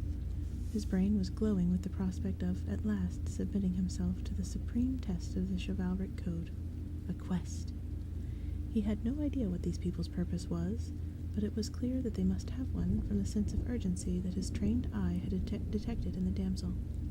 It was, moreover, a purpose of such high import that her courtiers were willing to engage in unarmed combat with a warrior such as himself in order to achieve it. His skin tingled, and his eyes flashed as he turned to Ludo and said, "Since thou art my brother, I will come with thee whatever thy quest. Lead on." With a little bow and a flourish of his hand, he invited Ludo to follow Sarah across the bridge. Ludo shook his head. "Ludo, wait." And even as Ludo eyed the bridge suspiciously, another large chunk of masonry crumbled out of the pier and rolled into the bog. The bridge suddenly sagged and swayed. Sarah grabbed hold of the handrail with both hands. Other stones and loose cement were falling from the pier. In the middle of the shaking, sinking bridge, Sarah was stranded. She looked around in horror, saw that the whole thing was collapsing, and made a run for it to the other side. Too late. With a screeching, rending noise, the rotten timbers gave way beneath her. The vile muck bubbled over the edges of the planks in front of her. Sarah leaped for the overhanging branch of an ailing, lifeless tree beside the bridge and managed to get both hands onto it. Swinging there, looking down at the crust of scum bubbling beneath her feet and the remains of the bridge floating on the bog, she moaned at the thought of being stained and stinking forever. With each swing she heard the branch tearing away from the trunk. "Help!" she cried pitifully. "Ludo, Hoggle, Sir Didymus, help! Do something!" Sir Didymus was transfixed. His bridge had been erased from the landscape. It took him a little time to accustom himself to the view, and a little more to accept that the role he had always played so devoutly had now been abolished. Then he remembered that he had just dedicated himself to these people's quest. "Fear not, fair maiden," he called out to Sarah. "I will rescue thee." He looked around giddily for the means. "Somehow," he called encouragingly. Sarah, feet swinging, hearing the branch splitting, gurgled, "Help!" Sir Didymus held his staff out toward Sarah. It bridged about 1/30 of the gap between them. "Here!" he shouted. Hoggle, on the far bank, just closed his eyes. Ludo sat back on his haunches, threw back his head, opened his huge mouth, and howled 10 times more loudly than he had when the goblins had been tormenting him. Sir Didymus gaped round at the amazing noise. "By the saints in their stockings," he exclaimed. "Can I believe my ears?" Sarah felt the branch starting to lower her and screamed, but none of the others could hear her above Ludo's earth-shaking roar. Sir Didymus was shocked. "Sir Ludo, my brother," he said reproachfully, "art thou the manly knight I fought in now? Canst thou sit by and do no more than howl when yon damsel stands in need of our most gallant assistance?" Ludo continued howling. Sarah's feet were by now wriggling only inches above the khaki-colored slime. She bent her knees up to postpone the dreadful moment of contact, but she could feel that the branch was tearing its last fibers. From the far side of the bog, a rumbling noise could be heard, growing louder as it approached. A huge rock was rolling itself across the ground. Hoggle, hearing the noise behind him, had to jump out of the way. The boulder went past him, slipped itself gently into the bog, and came to rest, breaking the surface immediately underneath Sarah's feet. As it arrived there, the branch cracked off the tree. Sarah landed on the dry rock, curled up, and crumpled. She lay there sobbing with relief, but nearly asphyxiated by the stench a few inches from her nose. Ludo's howling had not been a cry of useless dismay. The stones of the earth had saved him not long since, when Sarah's aim at the tormenting goblin's helms had proved so accurate. Now he was summoning them again. Sir Didymus was open-mouthed. He kept turning his head, looking from the boulder to Ludo and back again, unable to decide which element of the miracle more deserved his attention, cause or effect, brother or rock. Ludo was not done. His head was still back, and he sustained his howling. This time he was answered by rocks dwelling beneath the mire. One by one they came to the surface, shedding the slime as though it were egg white. They stood themselves side by side until they created a perfectly flat causeway stretching from Sarah's rock to each side of the bog. Sarah stood up. She gazed at Ludo and shook her head in wonder. Then she smiled, gratefully blew a kiss to him, and ran across the causeway to the far shore, where Hoggle held out his hand to help her onto the dry ground. "Oh," Sir Didymus sighed in a low, respectful tone, and looked ardently at his most potent knight, the flower of chivalry, his brother. In almost a whisper he asked, "Canst thou then summon up the very rocks, Sir Ludo?" "Rocks. Friends." Ludo stood up and charged joyfully across his causeway to rejoin Sarah. "Sir Ludo," Sir Didymus called after him, "wait for me." He did not want to lose this noble company. He looked around and barked out, "Ambrosius, my noble steed."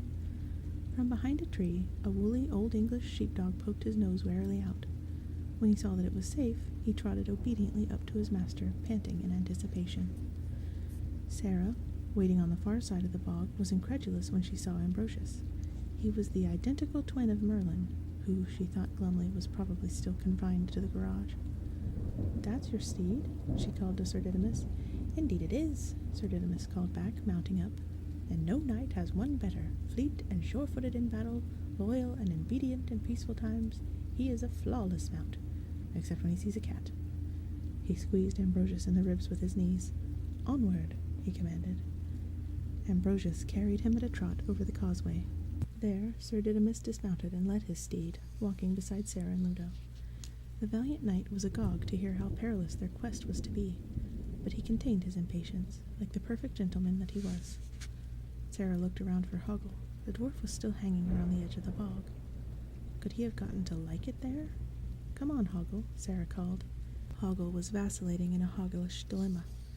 His hand was in the pouch that hung from his belt, fingering the peach. If he gave it to Sarah, he would be betraying his heart. If he did not give it to her, he would be dumped head first in the bog of stench. He brought the peach out and held it over the bog.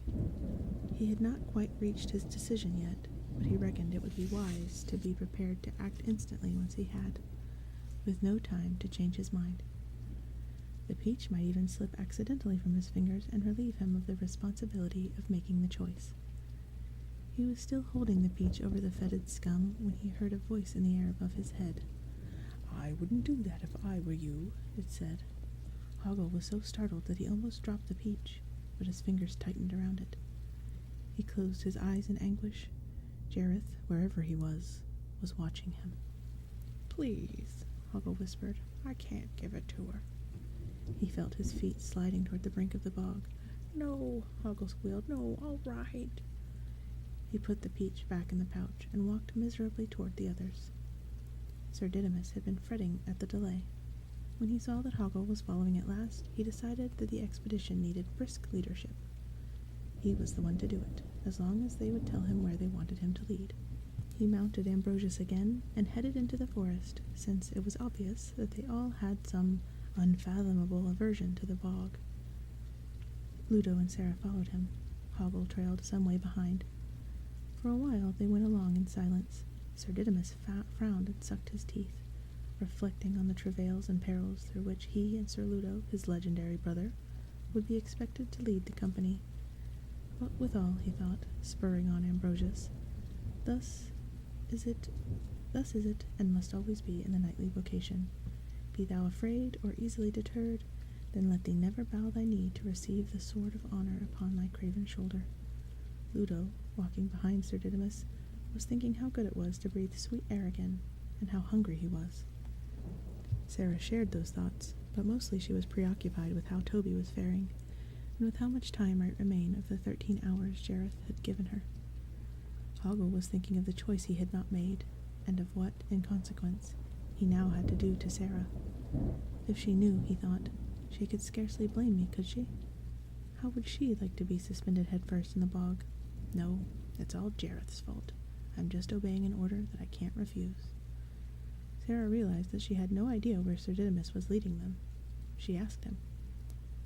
Whithersoever thy quest demandeth, he answered. He had never felt so happy. Do you know the way to the castle? To anysoever castle thou namest, fair and gentle damsel. The castle of Perseverance, the castle of Tintagel, the castle, Jareth's castle. Ah, in Goblin City, Sir Didymus nodded. He had been hoping for a quest that would take 7 years to perform, but he did not show his disappointment. Perhaps this was a trial, and something more enduring would come of it. Ambrosius knows these woods well, he said. We shall reach the town well before day doth break tomorrow. He gave Ambrosius's reins a brisk shake and trotted purposefully ahead. Tomorrow, Sarah was thinking anxiously. Tomorrow will be too late to save Toby, assuming that the sun takes 24 hours, or maybe 26, to cycle around here. She looked at the sky through the forest branches and saw that it was evening. Pink and amber ribbons of cloud were lit by the declining sun. How many hours will that be? She asked. Sir Didymus shrugged. I know not hours, sweet maiden. A knight must perforce reckon his life by intervals of 7 years. Oh. Sarah looked at Ludo, but knew that he would know nothing about clocks. Ludo caught her glance. Hungry, he said sadly. We can't stop, Sarah told him, but maybe there are some berries or something. She looked for Hoggle. Perhaps he might have some idea of time. Hoggle saw her looking back for him and waiting for him to catch up, and he knew that the time had come. He forced himself to alter his demeanor, switched on a glassy smile, drove his feet into a perky stride, and came swaggering up. Good old Hoggle, trusty friend. Missy, he said, beaming, and held out his hand. In it, Sarah saw the most luscious peach, so rich and ripe and tantalizingly juicy that it appeared to be glowing. She realized that Ludo was not the only one who was hungry. Oh, kind Hoggle, he must have heard them talking about food. She held out her hand toward the peach. It looked so large and delicious they could each have a mouthful of it. Hoggle, she said gratefully, you're a lifesaver. She wondered if she should politely offer the others first bite, but by now it was in her hand, and Hoggle was looking so pleased to have given it to her that she felt it was expected of her to take a bite. She raised it to her lips, then held it away again to look at it. The scent was beautiful. Hoggle, fists clenching, glanced up at Ludo and Sir Didymus and saw that they had not stopped, but were a distance away. That was something. Sarah looked at the peach almost with regret. It was a pity to spoil such a lovely thing, although that was the point, wasn't it? A peach made itself lovely, just so that someone would spoil it. But if that were the case, it was clever to be repulsive, and rattlesnakes might rule the earth one day. Was that what they had in mind? She bit into the peach. The sound of her biting made Hoggle tremble. He wanted to put his hands over his ears. Sarah's face was rapt. This tastes strange. She looked at the peach and found that her eyes would not focus on it. She began to sway. Feeling that she might be going to faint, she took a step toward Hoggle for support. She stumbled. With one hand she wiped her brow, while the other she held the peach out at arm's length, trying to look at it properly. Then she understood. Slowly she looked at Hoggle. He was blurred, shimmering. "Hoggle," she said quietly, "what have you done?" In a strangled voice, Hoggle cried out, "Damn you, Jareth, and damn me, too." Turning his face away from Sarah, he ran headlong into the forest. Now Sarah was tottering. She managed to stagger to a tree and leaned against it. She had already forgotten Hoggle and Ludo and Sir Didymus and Toby, and where she was and why. All her thoughts were for Jareth, and her eyes were looking up at the sky. "Everything's dancing," she whispered.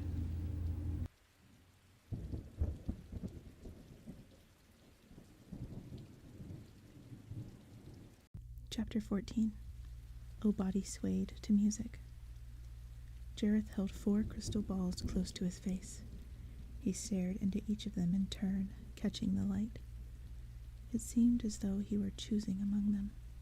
He took one of them and swirled it into the air with a flick of his wrist. It floated away from him, became a bubble. Then it drifted through the open window beside which he was standing, and away through the darkening sky.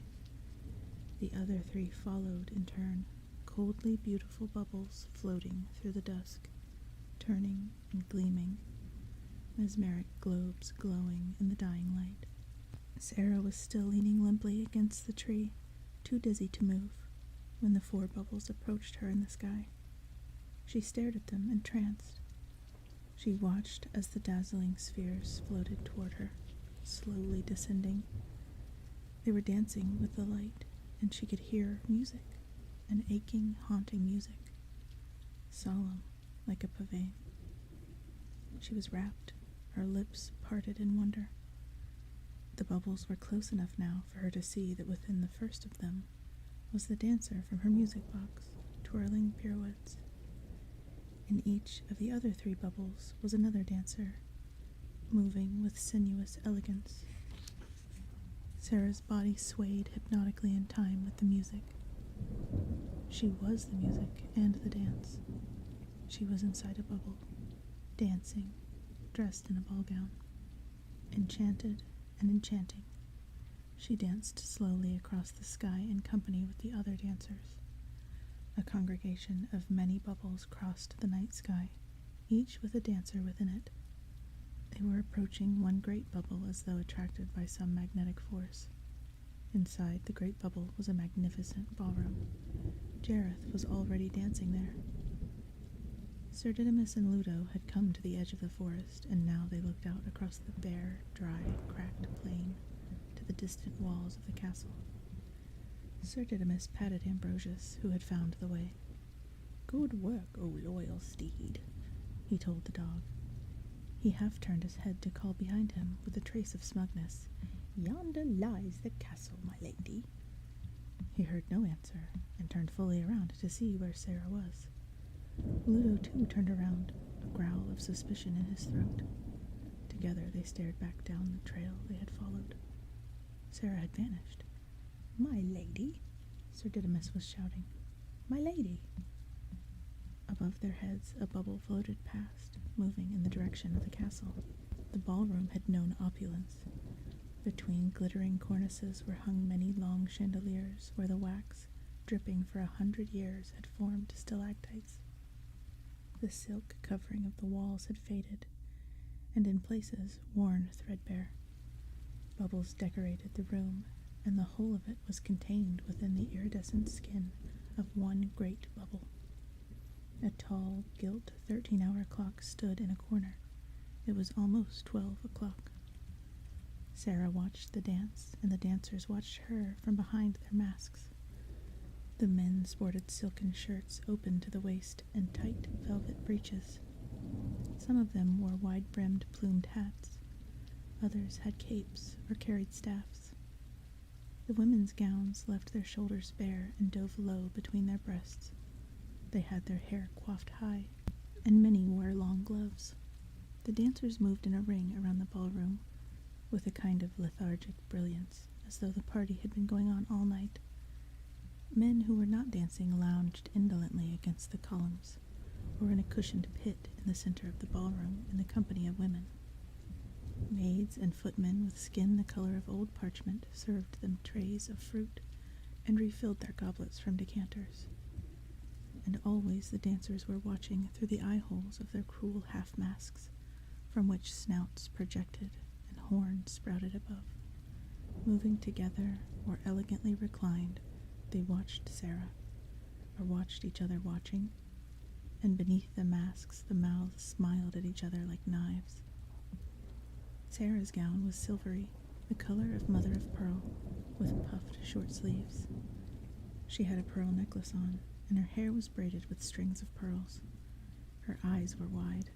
She was the picture of innocence in that setting, a picture that excited the dancers who never took their masked eyes off of her, while they moved with weary grace to the cadence of a sinisterly beautiful tune.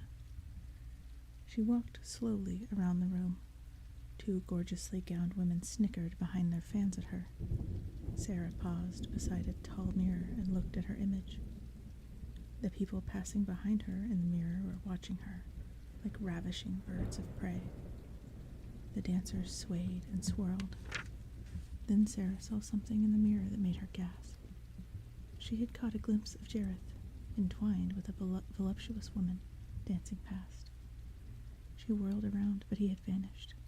She stood there, peering through the throng for him so intently that she did not notice the young man leaning against the column beside her. He had his head held back and was staring brazenly at her. He relished her face and her white shoulders, her breasts, hips, and legs, and moved closer to her. He murmured into her ear, "You are remarkably beautiful, my dear girl." Sarah spun around to face him, her mouth open. At the mixture of surprise and pleasure on her face, the young man threw back his head and laughed. She smiled back at him nervously. Hidden behind another man's cape, Jareth had watched it all, but Sarah had not seen him watching. His eyes were following Sarah wherever she went in the corrupt ballroom. She was tense now, self-conscious, among people she could not understand, but who behaved as though they knew something that she didn't know. She moved hurriedly around the ballroom, looking for Jareth. She did not know why she wanted to find him, or what she would say to him. She just knew that it was vitally important that she should find him. When she saw him, he was whispering something to his beautiful partner, who responded by smiling knowingly from beneath her mask and licking her lips slowly with the tip of her tongue. Sarah blushed and turned away in embarrassment. She found herself looking into another of the tall mirrors around the room. Behind her, she saw Jareth standing alone. He was a resplendent figure, upright and blonde, in a midnight blue frock coat, diamante at the neck, shoulders, and cuffs. Ruffs of pale gray silk at his throat and wrists set off the pallor of his skin. On his legs, he was wearing black tights and shiny black boots. He was holding a horned mask on a stick, but he had lowered it now to look straight at Sarah in the mirror. Behind him, dancers were whirling. He held his hand out. She turned around, not expecting that he would really be there. He was, and he was still holding out his hand to her. She took it, feeling dizzy. Her dizziness ceased when she went spinning around the ballroom in Jareth's arms. She was the loveliest woman at the ball. She knew it from the way in which Jareth was smiling down at her. All his attention was on her.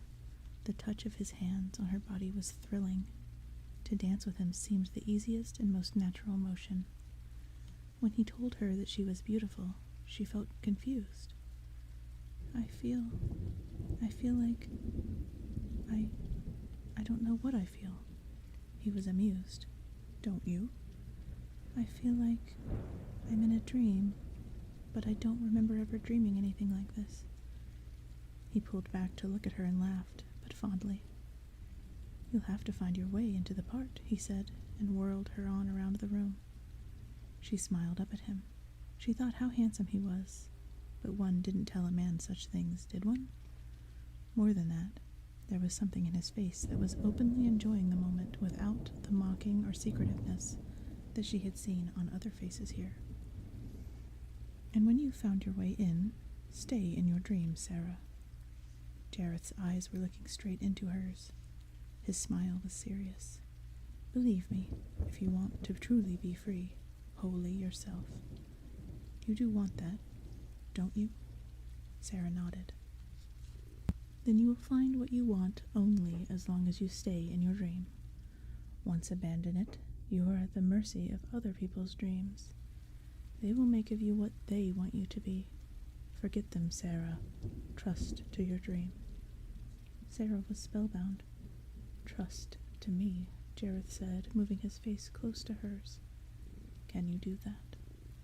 She nodded and looked up at him with anticipation. He was going to kiss her. She shut her eyes. That was the way to do it. Something made her open her eyes again. It was the silence. The music had stopped. She saw that they had been surrounded by all the other dancers. They were leering and nudging each other. She saw them biting their lips to hold back their laughter. Jareth seemed to be unperturbed, but she turned her face sharply away from his, horrified.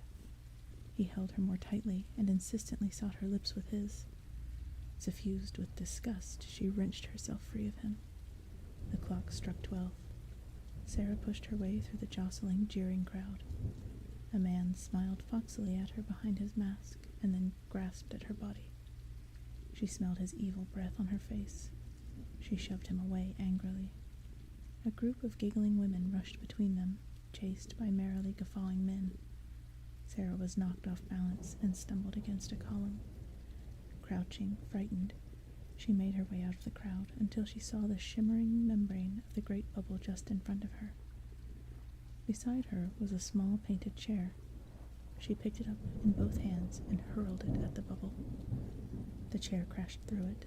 As the bubble burst, Sarah was sucked through it. She was flying through space. Below, on the ground, she saw the faces of Ludo and Sir Didymus looking up at her. Their mouths were moving as if they were calling out for her, but all she could hear was the thrum of rushing air. Behind her, the ballroom had collapsed and was crumbling to junk. Strange things and pieces of things and things of pieces were whizzing through space with her, some overtaking her, some receding. She started to recognize objects.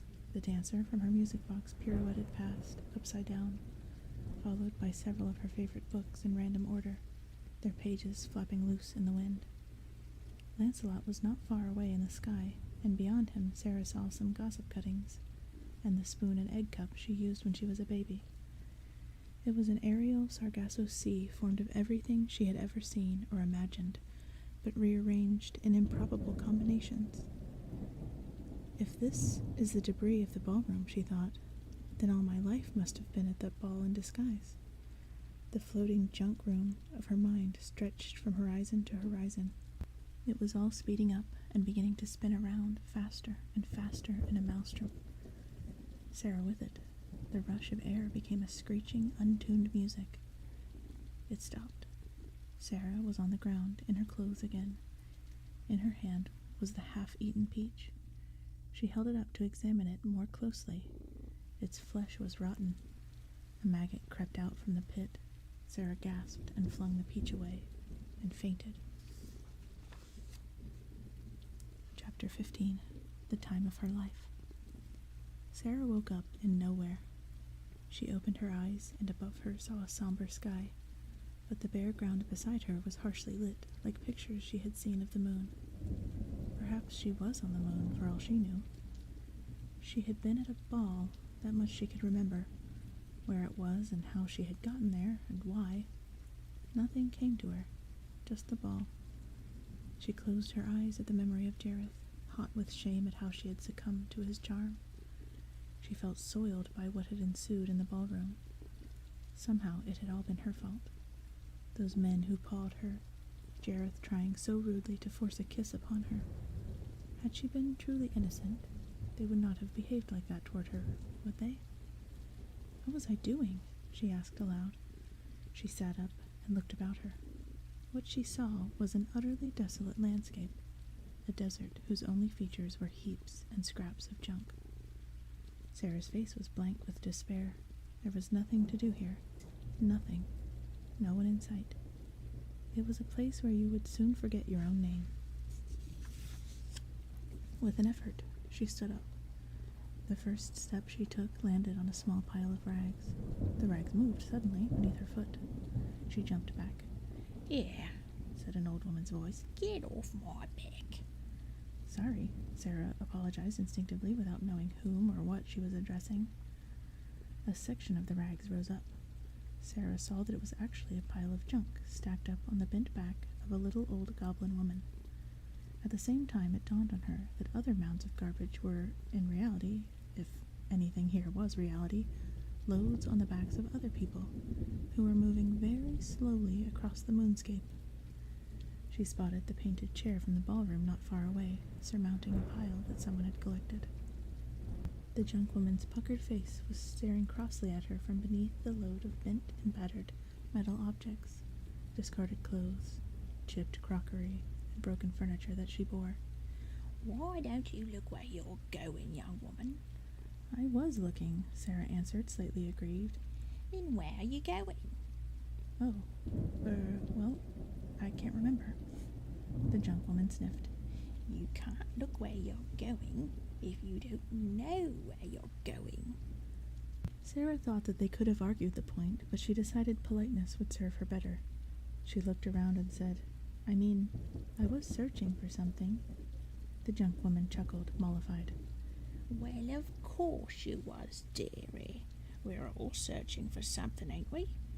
But you got to have sharp eyes if you're going to find anything. Now me, I found lots of things." She glanced upward, indicating the burden of junk piled up on her back. Sarah looked harder at the woman's rubbish trove and found it curiously interested her. "Why," she exclaimed, "so you have." The junk woman grunted with satisfaction. "There's a cookie tin," Sarah observed, "and a colander, and some pieces of candle." "Oh, yes," the junk woman was nodding. "It's hard to find classy stuff like this nowadays." I suppose so. Sarah was looking past the old woman. Occasionally, a pile of junk would arise on the back of someone who wandered across to try the pickings in another mound. All of them were heading desultorily in the same direction, as though making for home at the end of the day. "But don't you worry, dearie." The junk woman had become like a grandmother to her now.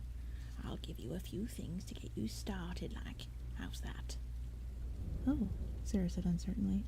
"Thank you." The junk woman had started to trudge along in the same direction as the others. Sarah walked along beside her. As she went, the old woman rummaged with one hand among the pile of junk on her back, feeling for something. Sarah watched her anxiously, fearing that the whole load could come crashing down at her feet if she pulled out one item. Eventually, the junk woman said, "Ha!" and extracted what she wanted. She handed it to Sarah. It was Lancelot. Sarah swallowed and smiled with childish joy. "Lancelot!" she cried, hugging him. "Thank you," she told the junk woman. "Thank you." It was as though she were again the little girl being given the teddy bear by her father. "That's what you was looking for, ain't it?" the old woman asked kindly. Sarah nodded eagerly, clasping Lancelot. "Yes, I'd forgotten," she sighed, and gave the teddy bear a kiss. "Now," the junk woman said, "why don't you go in there and see if there's anything else you like?" She was pointing to a sort of tent they had come to, as colorless as the rest of nowhere.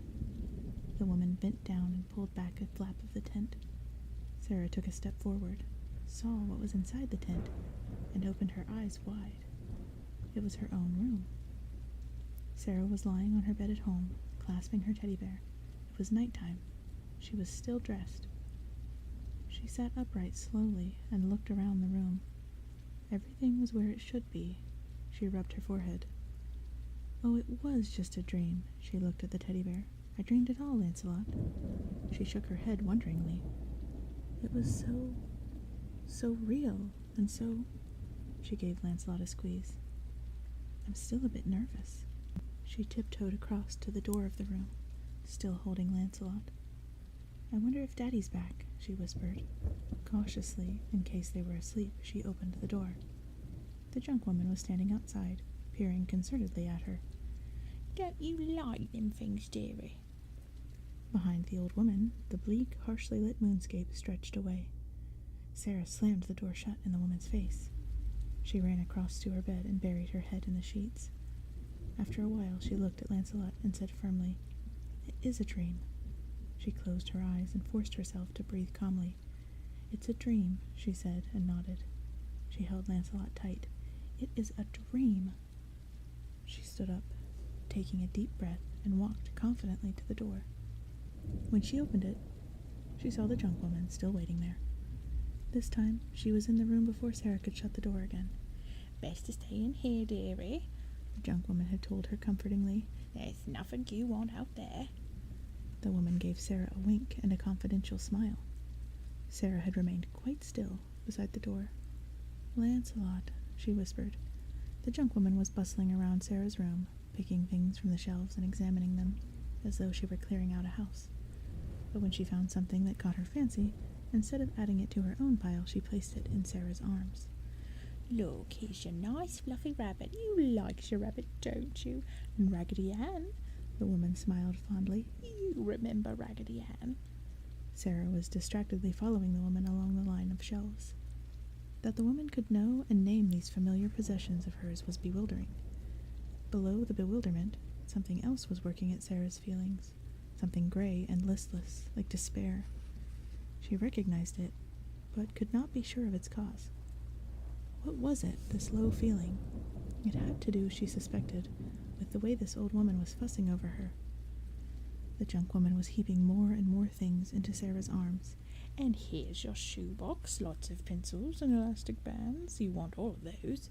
Oh, and look, here's your panda slippers. You know how you loved your panda slippers. Never wanted them to get thrown away. Sarah sank down into the chair in front of her dressing table mirror. She spread all the objects in her arms upon the table and stared at herself. Oh, and here's a treasure. You want that, don't you, dearie? The woman handed Sarah her broken lipstick. Go on, put it on. Sarah took the lipstick from her and obediently started to apply it. Meanwhile, the junk woman began to load ever more objects upon Sarah's back. Peculiarly, they stuck there, one on top of the other. Perhaps it was some trick of the trade. And here's your old horsey. You likes your horsey. Horsey, horsey, don't you stop. Just let your feet go clippity-clop. And all the badger books. Oh, and here's dear Flopsy. And the printing game. And your toy shop. It's still got the little candies in jars. And the Wizard of Oz. And there's the first knitting you ever done. Just look. You want that, don't you, dearie? In the mirror, Sarah saw that the pile of stuff on her back was getting to be almost as tall a burden as the old junk woman herself bore. Moreover, her shoulders had started to look bowed. As if mesmerized, she stared into the mirror, into her own eyes, and in a distant voice she said, "There was something I was looking for." Don't talk rot, answered the old woman. It's all here, everything you've ever cared about. Sarah looked around at the junk woman, who was still happily poking among the shelves. She turned back to the mirror and went on applying the broken lipstick. And here's your ducky book, the woman was chanting. You haven't forgotten how it goes up and down and quacks. Sarah stopped listening. She had to, or she would have wept with humiliation. She looked around for something to take her mind off the junk woman's condescending litany. On the far side of the dressing table was the labyrinth, where she had left it. She put down the lipstick, opened the book, and began to read aloud. "Through dangers untold and hardships unnumbered," she recited, "I have fought my way here to the castle beyond the Goblin City, to take back the child you have stolen." She laid the book in her lap and looked around the room. The old junk woman was still prattling on, but suddenly Sarah had risen above it. "The child you have stolen." She remembered what it was she had been looking for. Toby. Everything altered. The room was the same as it had always been, night and morning, day after day, for as long as Sarah could remember, but she was seeing it with new eyes. It was all fabricated from pieces of scrap. Everything was rubbish, relics. All her things, the furniture, even the walls, the whole room was a garbage heap, a dead shrine to a spirit that had fled. The junk woman had noticed the new expression on Sarah's face and was asking her in a concerned voice, "What's the matter, dearie? Don't you like your toys?" "It's all junk." The woman was taken aback. She stuck out her lower lip and made a grumbling noise to herself as she shuffled around the room looking for something, poking in drawers and along shelves. Eventually she found it and held it up decisively. "What about this?" she demanded. "This isn't junk." It was her trump card, the music box. She gave Sarah a knowing look and turned the key. Green sleeves tinkled through the room, sounding strangely like the haunting music of the ballroom. Yes, it is. It was junk like everything else there, the litter of a time of her life that she was now passionately wanting to leave behind. She knew what the gray despair had been. This room was a prison, and she was her own jailer, and so she had the key to release herself, to go and do the thing that mattered. "I've got to save Toby," she cried. Faintly from somewhere beyond the room, she could hear the voices of her friends calling her name. "Sarah! Sarah!" She recognized the voices. It was Ludo and Sir Didymus calling to her. She stood up, hurling from her shoulders all the stuff the old junk woman had been sticking on her. At the same time, the walls of the room started to vibrate. Things tumbled down from shelves, handles rattled, and the very walls began to fall apart, as though it were all jerry-built junk. Sarah looked around to see what was happening. Through the crumbling ceiling, 2 pairs of hands appeared, reaching down. She seized hold of them, and the hands at once hauled her up out of the room. She rose from a pile of junk and was set down on the firm ground. Ludo was smiling. Sir Didymus looked brisk and courteous. "Fair maid," he said, "at last thou art with us again." Behind them she could see a great pair of grotesque gates. Beyond the gates was Jareth's castle. Chapter 16. The Gates of Goblin City. Sarah looked at the grotesque gates and did not dare to believe what she saw. "Where are we?" she asked. All Ludo could do was beam with joy. "Sarah, back," he started to say. Sir Didymus interrupted him. "We are at the gates of the Goblin City, fair damsel. Beyond thou canst descry the castle, and object of thy quest, didst thou not say?" "That's right." Sir Didymus looked wistful. "Thou art sure, art thou not, that thou dost not seek a castle that requireth 14 years of knight-errantry through travails and perils and—" "Oh, Sir Didymus, Ludo, I have to go quickly into Jareth's castle, or I will lose Toby." "Toby?" Sir Didymus queried. "My little brother." "Toby, Ludo, brother." Ludo beamed. "Ah, Sir Tobias, our brother-in-arms," Sir Didymus exclaimed. "Then forward!" He raised his staff, spurred Ambrosius, and charged toward the gates of Goblin City. Sarah and Ludo hurried after him. They did not see a shadowy figure lurking behind a junk pile. It was Hoggle, and he was watching every move they made. Outside the gates, the goblin guard was leaning on his spear, sound asleep. Sir Didymus took no notice of him, but rushed straight at the great gates and began to hammer on them with his staff. "Open up," he bellowed. "Open up the gates, in the name of all that is—" Sarah, catching up with him, put her finger anxiously to her lips and whispered, "Shh! Quiet, Sir Didymus." She pointed to the sleeping guard.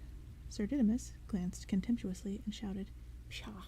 I give not a fig for such goblins." He repeated his clattering on the gates. "Open up, I say." "Please," Sarah entreated him in an urgent whisper.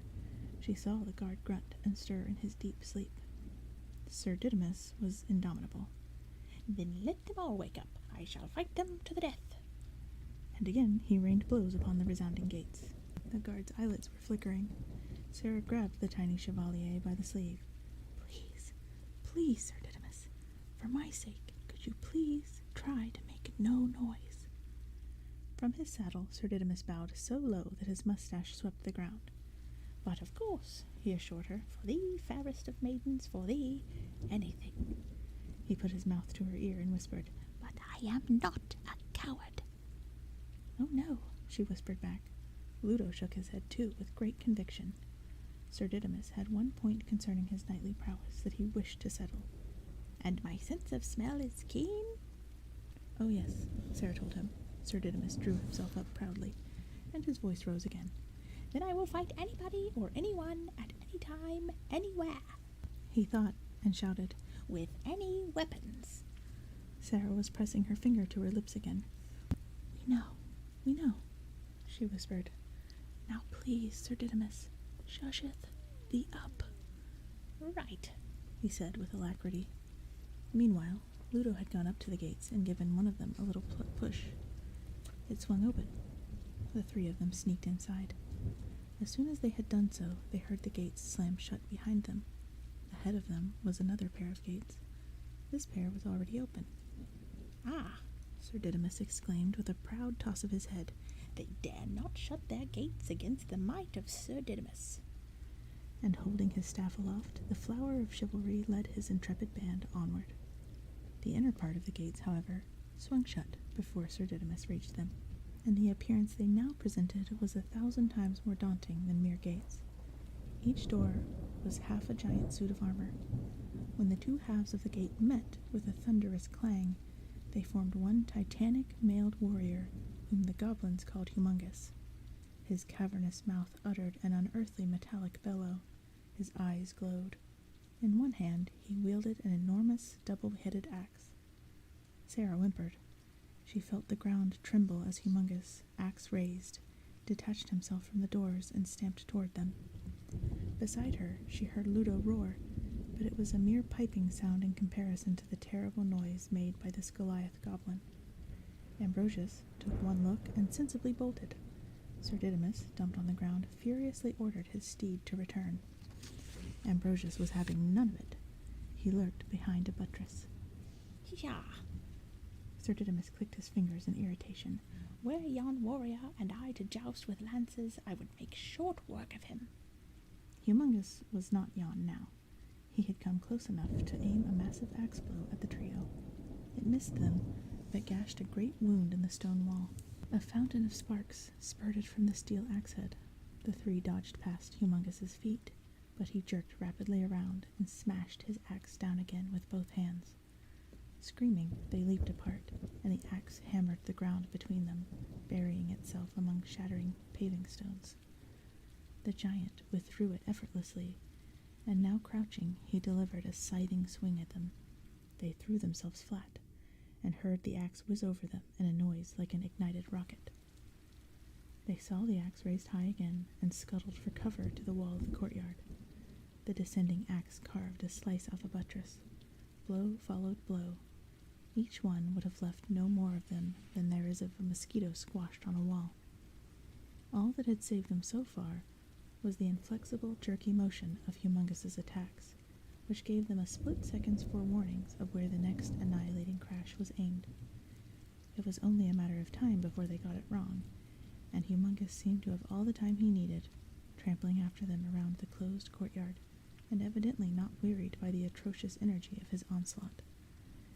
In a brief moment between one blow and the next, Sir Didymus spotted a movement along the parapet of one wall. "Look!" he panted and pointed. It was nearly fatal. "Watch out!" Sarah screamed, and the three of them dived simultaneously sideways as the axe whistled and crashed down again, raising a spray of fragmented paving stones. While Humongous was lining up his next swipe, Sarah saw what the movement on the parapet was. Hoggle was running nimbly along the battlements toward the arch over the inner gates. "Hoggle!" Sarah yelled in encouragement, before sprinting between Humongous's feet and out of the way. It was obscure what assistance Hoggle could bring them, but he was scrambling so urgently up the arch that he clearly had some purpose in mind. Humongous shifted his feet like armored tanks to get his next blow. In doing so, he positioned himself with his back to the inner gates. Sarah saw Hoggle, now on top of the arch, crouching, prepared to jump down on the horned helmet of the giant.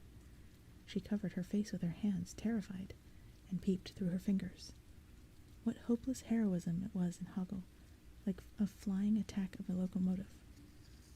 With a triumphant shriek, Hoggle landed on Humongous's shoulders. "Hoggle," Sarah whispered as she took off to avoid another thunderous stroke. Hoggle balanced on one leg and kicked the giant's helmet. The top half of it flew open on a hinge. Inside Humongus's head, a tiny goblin in a white lab coat with eyes staring madly through thick lenses was feverishly working a bank of levers. Hoggle reached down, grabbed the goblin under the armpits, and hurled him away. He landed haplessly on the flagstones of the courtyard and groped for his smashed spectacles. Already Hoggle had jumped down inside the giant's head and was operating the levers as though he had always been the engineer.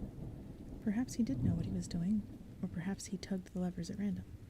The result was that Humongus, elbows by his sides and arms raised robotically level, went into a convulsion. His feet did a shuffling sort of dance. His torso swayed from side to side, and the axe jerked rapidly up and down, and the neck swiveled faster and faster. Hoggle pulled more levers, and then had to make a wild jump for it, as Humongus went careening off blindly, with his axe oscillating and steam spurting from his joints. Hoggle landed in a heap at Sarah's feet. She helped him up, but had no time to speak to him yet. Humongus was now rampaging around the courtyard like a mad bull, bouncing off the walls. His axe was lashing up and down in long vertical axis, pulverizing the paving stones when it landed, and crunching into his own back on the reverse stroke. The giant's random movements eventually brought him back to the inner gates where he had started. On its next backward swing, the axe penetrated deep into the cleft between the two stones in the arch. It stuck there. In consequence, Humongus's next attempt at a mighty downstroke was converted into a terrifying leverage upward of his whole body. He was too heavy for his feet to leave the ground. What might have happened was that the axe could have snapped, or the wall collapsed. What did happen was that Humongus bent at the knees and sagged at the waist, looking like a failed giant hammer thrower, and little blue sparks shot up and down his armor as his circuits overloaded. "Are you all right?" Sarah asked Hoggle, bending down to fuss over any bruises he might have. Hoggle retreated a few paces and stood with his face inclined. "I'm not asking to be forgiven," he said obstinately. "I ain't ashamed of nothing I did. I don't care what you thinks of me." He was toeing a little stone around with his boot, his eyes fixed on it. "I told you I was a coward. Now you sees I was only telling the truth, and I ain't interested in being friends." "I forgive you, Hoggle," Sarah said simply. Hoggle cocked his gnomish head and looked at her from under one bushy eyebrow. "You do?" he asked in a small voice. Sir Didymus strode across and slapped Hoggle's shoulder. "And I commend thee," he said with his other hand resting on his staff. "Seldom have I seen such courage. Sir Galad himself will be impressed when the word reaches his ears. We owe our lives to thee. Thou art the fragrant bloom of knightly valor, Sir Hoggle." "I am." Ludo paid his tribute. "Hoggle, Ludo, friends." "We are," Hoggle agreed uncertainly. Sarah had unfastened the string of baubles she had taken from Hoggle in the hedge maze so long ago it seemed, and handed them back to him. "Here are your things, Hoggle, and thank you for your help." Hoggle took the jewels and gazed down at them. Then he looked up with a puckered grin. "Well," he said, and started to stride toward the inner gates. "what are we waiting for?" Sir Didymus called. "Ambrosius." His steed poked his nose cautiously around the buttress behind which he had been hiding. "Ambrosius." Sir Didymus raised his voice impatiently. Ambrosius did not so much trot as sidle up to his master. When the knight was mounted up, the party made its way carefully around the massive shape of Humongus. The blue sparks were still fizzing. Sir Didymus enthusiastically overtook Hoggle and beat upon the inner gates with his staff. Hoggle pushed. Neither of them could get the gates open, but it was an easy job for Ludo. Without Humongus, they were no more than a pair of heavy doors leading to Goblin City.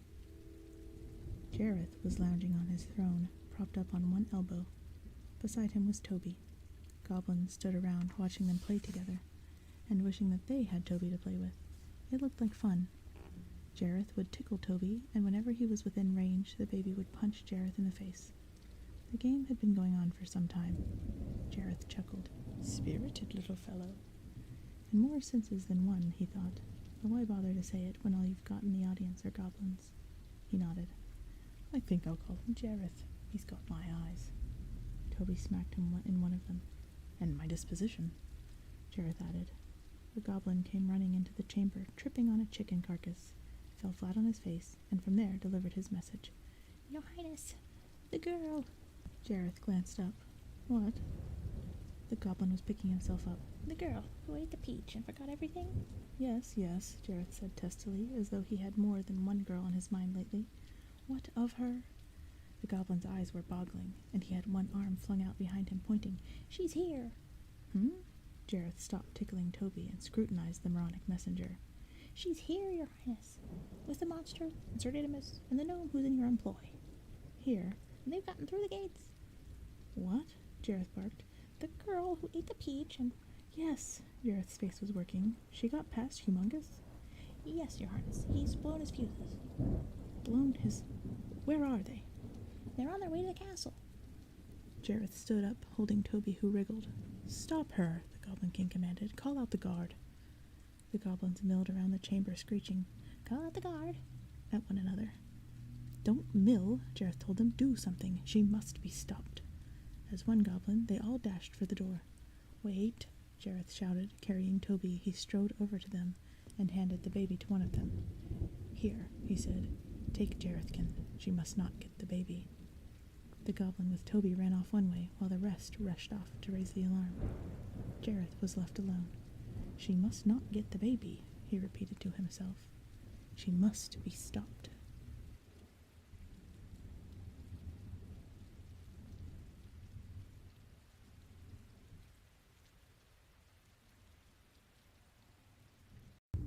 Chapter 17. Saints and Whiskers.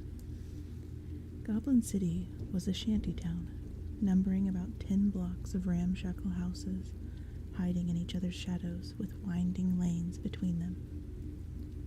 The buildings rose to sharply pointed eaves or conical thatch roofs.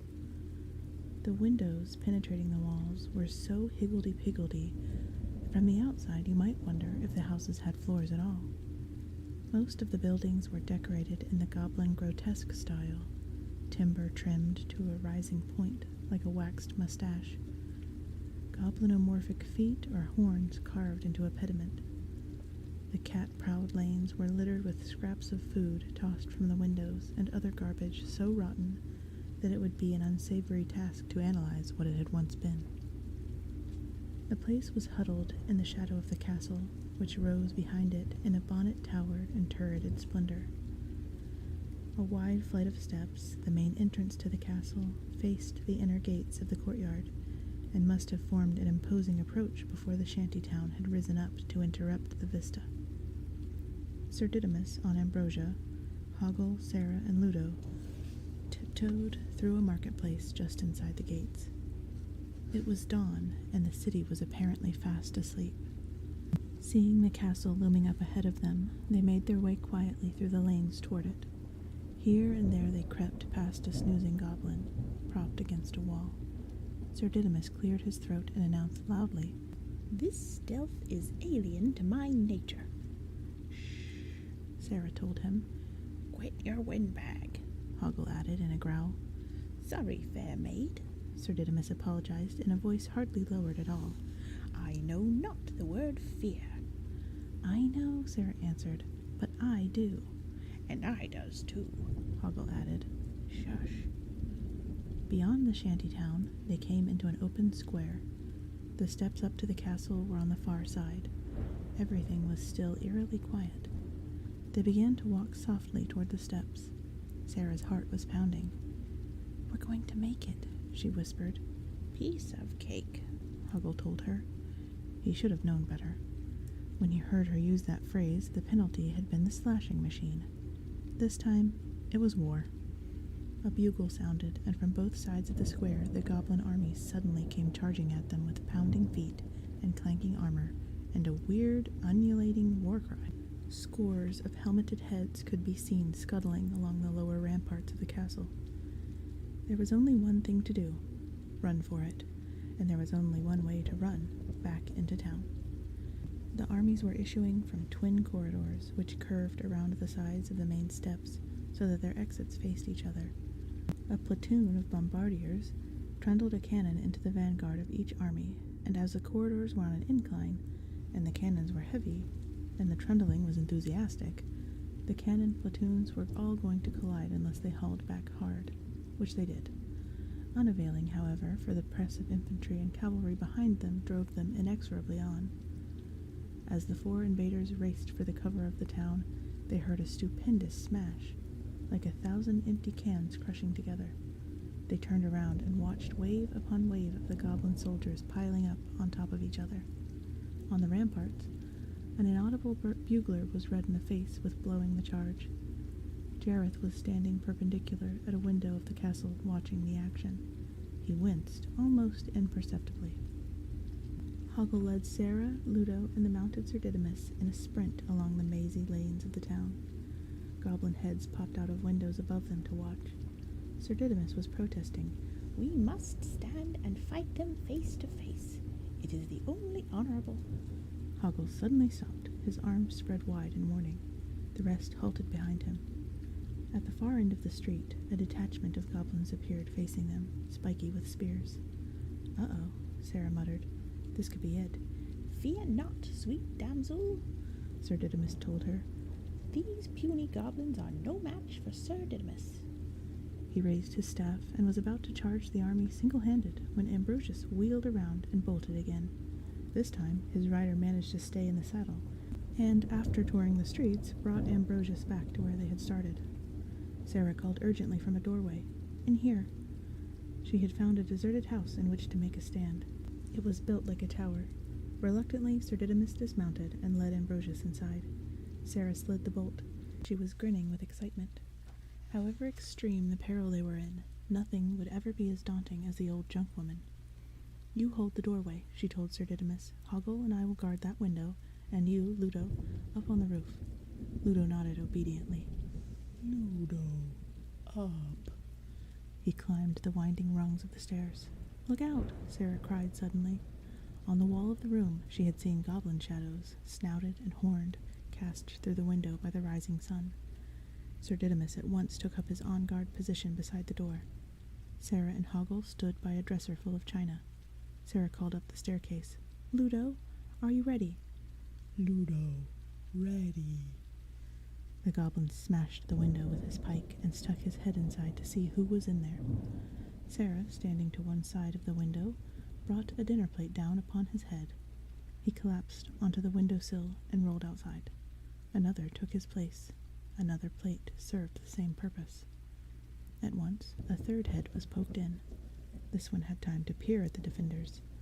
Hoggle, the goblin exclaimed. You used to be with us. Yes, Hoggle agreed and broke a teapot on the goblin's helmeted head.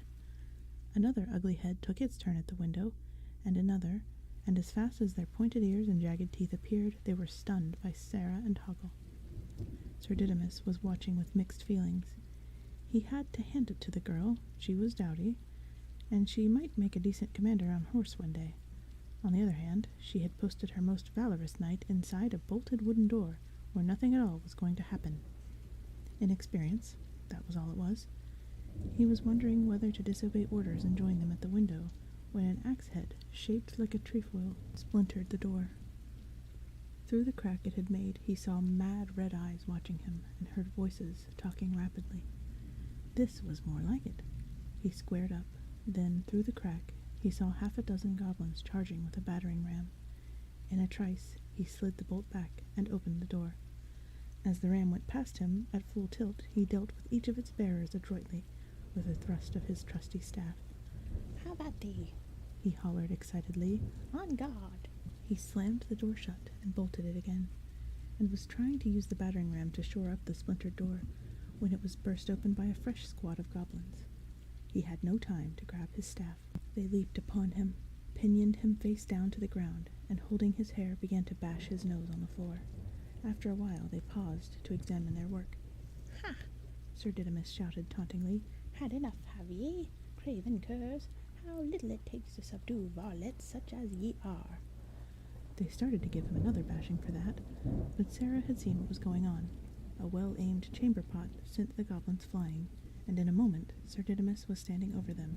Saints and whiskers, he exclaimed. Is it worth splintering my staff to dispatch the likes of ye? Sarah and Hoggle were holding the window, but their reserve of crockery was running low, and the horde of goblins was not abating.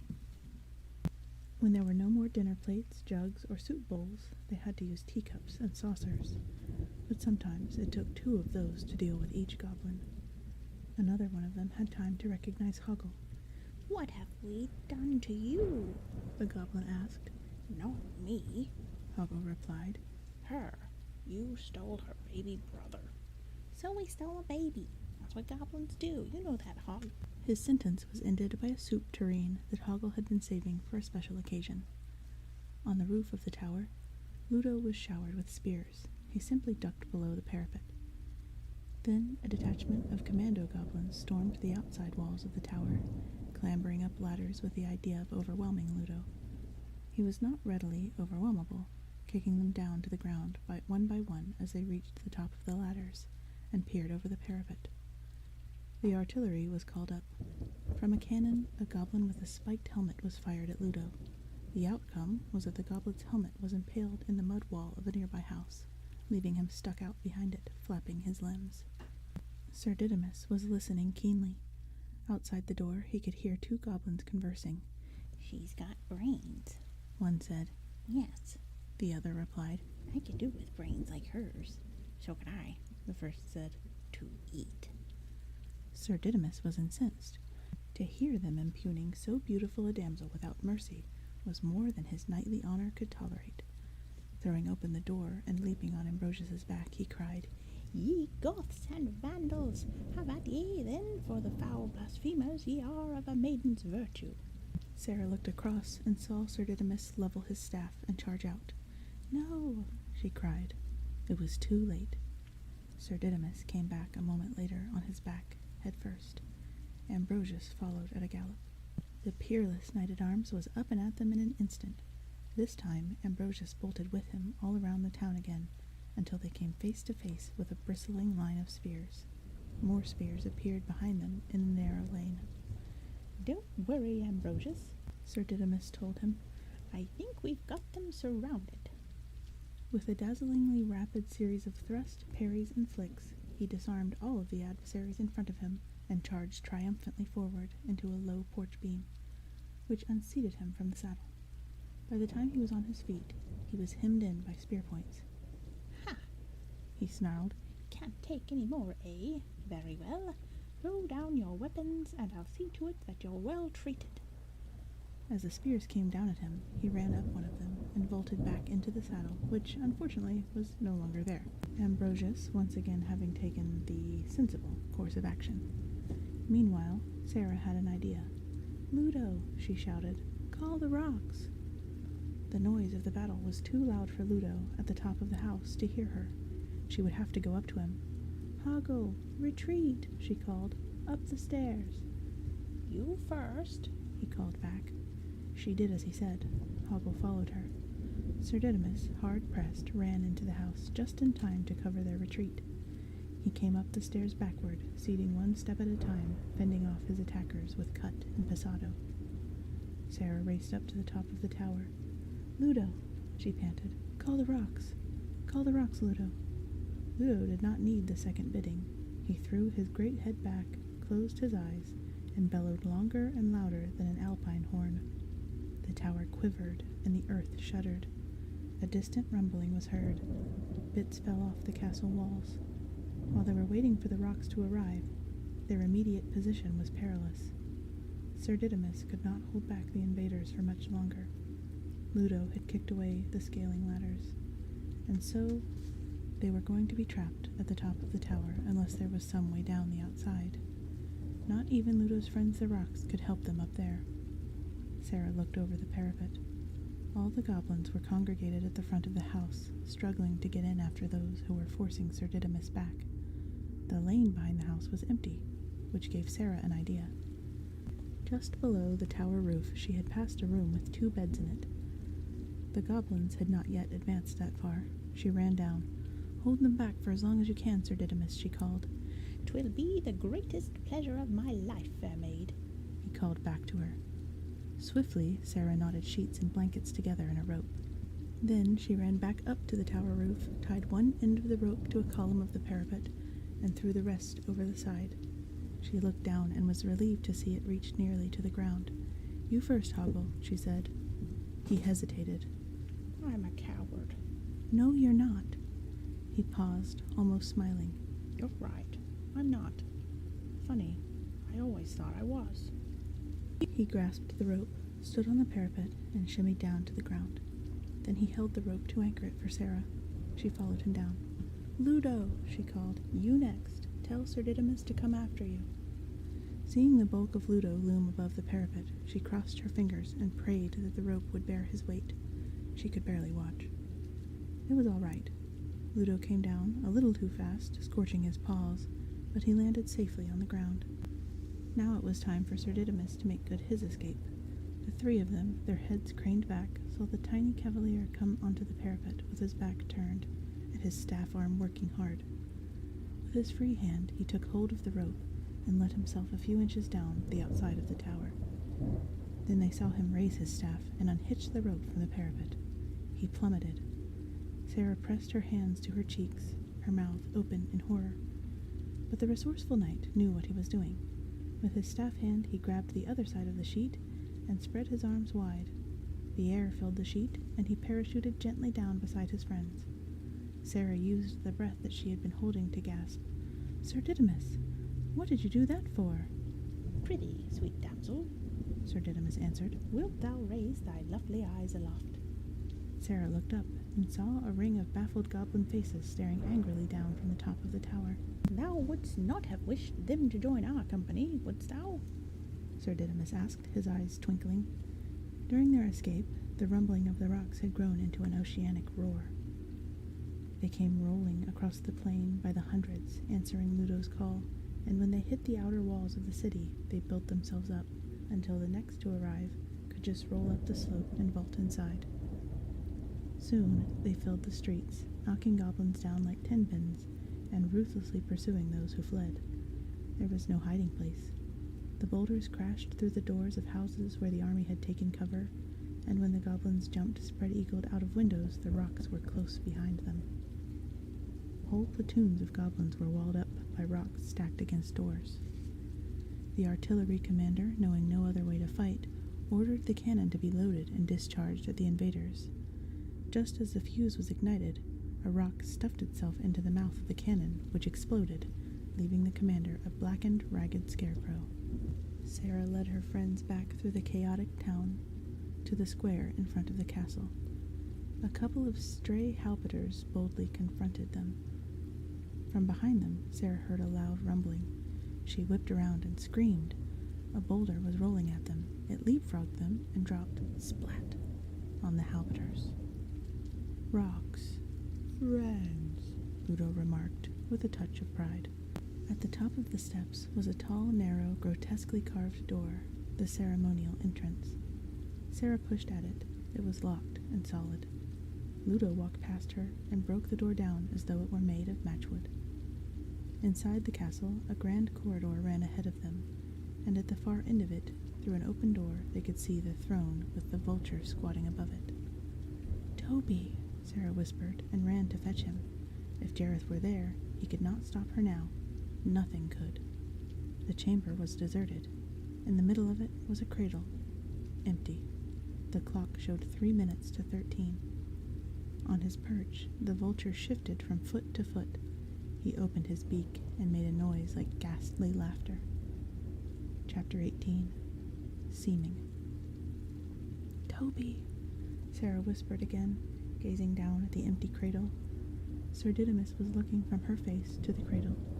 He lifted the blanket and the pillow, searching beneath them, and shook his head. An exceptionally small knight is Sir Tobias. I cannot even see him. "He's gone," Sarah said. "Jareth has taken him." The vulture made a dry, cackling noise. Sarah knew that Jareth would not have abandoned the castle. He had to be here somewhere, and so had Toby. The sole exit from the chamber, apart from the way they had come, was a flight of stairs to one side of the throne. She could not see where it led, because the passage turned a corner, but a lovely glowing light was emanated from it. "That's the only way he could have gone," Sarah said. She ran toward it, taking care to avoid stepping on the half-gnawed chicken bones, rotting tomatoes, squashed pears, and other garbage that littered the floor. Sir Didymus, Hoggle, and Ludo ran after her. "No," she said when she reached the first stair. She turned around and told her friends, I have to face him alone." Sir Didymus, already rehearsing his lunge and parry as he ran, was disconcerted. Why? He asked. "Because." It was a good question. "Because that's the way it's done," Sarah replied. Who says? Hoggle asked. "They all do," Sarah told him. "The stories. All of them." The three of them regarded her for some time. Seeing the disappointment on their faces, Sarah felt wretched. But she knew that she was right. At length, Sir Didymus said slowly, Well, if that is the way 'tis done, then that is how thou must needs do it. He raised his staff and squinted along. But shouldst thou have any need of us? Yes, Hoggle added. if you need us. "I'll call," Sarah promised. "Thank you. All of you." She smiled, feeling awkward with gratitude. Then she turned and ran up the stairs toward the glowing light. It was a long staircase and turned through several angles. She was puffing by the time she reached the top and emerged onto a stone platform. What she saw took all her breath away. Above, below, or around her, which she could not tell, was a vast stone hall with so many staircases, balconies, windows, and doorways at different heights and odd angles to each other that she had no idea what was up or down, near or far, inside or out, backward or forward. Planes reversed themselves as you watched them. Receding corners suddenly jutted out. Rising steps inverted themselves. Floors became ceilings, and walls turned into precipices. In this room, it seemed that the law of gravity had been repealed, and perspective had 7 dimensions. If there had been water, it would have seemed to flow uphill. She felt sick and giddy and had to cling to a pillar to remain upright. "It's impossible," she whispered to herself. As long as she went on looking at the hall, it went on altering. Does it still go on altering, she wondered dizzily, when no one is looking at it? With her back to the wall, she edged along the platform. If I take it step by step, she was thinking, I will get there. If there is a there. She edged along, hoping that it was along, and not up or past or through, until she came to a point that she was quite certain was where she had started. Yes, there was the top of the staircase behind her. She began to edge the other way until she heard a voice from somewhere below. She knew whose voice it was. "I've been expecting you," it said. With a deep breath, she inched to the edge of the platform. Beyond her, apparently sitting on a vertical wall, was Jareth. "Where's Toby?" Sarah asked. "He's safe. In my keeping." "You're not keeping him." "Oh? And why not?" "I have come this far. I'm here." Jareth chuckled. "Sheer luck." "I'm here. Give me Toby back." "You have understood nothing," Jareth told her. "You have answered none of the Labyrinth's riddles. You don't even know what the questions were." "That wasn't our bargain." Jareth threw back his head and laughed. "There, just as I told you. You have understood nothing." "You're wrong. I have come to understand one thing very well. You are just putting on a show of confidence. It doesn't take me in anymore. You are frightened, Jareth." "So are you." "Yes." For a few seconds, they were watching each other's eyes. Then Jareth began to move, all over the 7 perspectives, and Sarah watched him as he moved. He seemed to walk along ceilings and climb descending stairs. He danced on high walls. And as he moved, he called to her. "You are cruel, Sarah. We are well matched, you and I. I need your cruelty, just as you need mine." Watching him, Sarah felt her knees start to wobble. She had fallen for his trick. She had no idea now whether she was looking up or down, whether the platform where she stood was solid or void. Everything switched continually, like a photographic negative at an angle to the light. She held her arms out for balance, but it was no good. She stumbled, her head spinning, and felt herself topple. She landed on a ceiling. and then tried to adjust her senses. Shakily, she stood up. Then she saw Toby.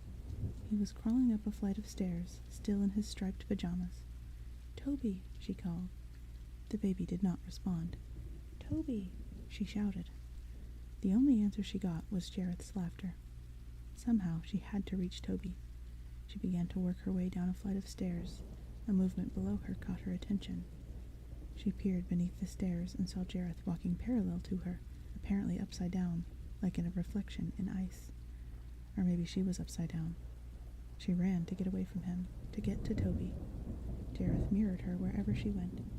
She ran along a balcony, and suddenly he appeared at the far end of it, upright. She turned, ran back, and fell. She landed with a bruising thud. Jareth was watching her, laughing. "I will reach him," Sarah said to Jareth. Instead of answering, Jareth produced a crystal ball and tossed it up a flight of stairs. Sarah's eyes followed it, and she saw it land near Toby, who was happily climbing on hands and knees up another staircase. "Toby!" she cried in alarm. The baby was fascinated by the bouncing ball. He reached for it, and when it passed him, he scuttled after it. Sarah saw him approaching the edge of a precipitous fall. "No!" she called out. "Oh no! Toby!" Toby went over the edge and crawled down the vertical wall, still chasing the ball, which was bouncing around crazily in defiance of all laws of motion. Sarah blinked. It was impossible. Jareth laughed. She started to follow a line of stairs that went in the direction of Toby. As she drew near him, the baby crawled after the ball in another plane, leaving her stranded. She followed him again, and the same thing happened, and again. He was moving on an axis with which she could not intersect, and everywhere he crawled, he seemed to be at the risk of falling from a balcony, or tumbling all the way down a flight of stone stairs. Suddenly, Jareth appeared behind her. He laid his hands on her shoulders and spun her around. She was too weak to resist him. His face, as he looked into hers, was amused. It said, "It's been a fine game, Sarah, and now it's time to finish playing, because you cannot ever win." In the corner of her eye she saw a small movement. Toby was crawling toward a window ledge. She shrugged Jareth's hands from her shoulders and stared at her brother. There could be no optical doubt about it this time. Outside the window, birds were flying in the sunlight, and Toby was clambering up onto the ledge. Between her and the baby was the vast space of the hall. He was teetering on the ledge now, trying to stand up. She could not run to him, even supposing she were able to find a path to him through the deceiving plains. It was possible, she could not be sure, that he was below her, and that she could reach him with a jump so deep that she would crack every bone in her body. Jareth was smiling triumphantly at her. This was how her quest ended. If he could not keep the baby, nor would she. She watched Toby totter on his precarious perch, and a small cry came from her lips. She closed her eyes and jumped. When she opened her eyes, she was not sure where she was. It could have been another part of the hall. She thought she recognized it, but could not place it. Yet something had changed. Near her was a window without glass, and through it she could see the upper half of one wing of the castle. It was in ruins, the cladding stones mostly gone, grass growing in the gaps they'd left. The turret roofs had collapsed, and brambles were reaching for the throat of the tower. Within the castle, where she was, she heard in the air the humming that she had come to associate with Jareth, but it had a hollow ring to it, something forlorn, like music in an abandoned house. In the crack between two flagstones where she lay, she saw that weeds had started to push their way through. She stood up and looked around. There was no sign of Toby. Jareth stepped out from a shadowy archway, waving a faded, threadbare cloak. His face looked older, drawn. In his blonde mane was a trace of gray. How long had she been here? She detected no change in herself. Jareth was waiting for her with his arms folded. She advanced upon him. "Give me the child," she said. He paused before answering. "Sarah, beware. I have been generous until now, but I can be cruel." "Generous?"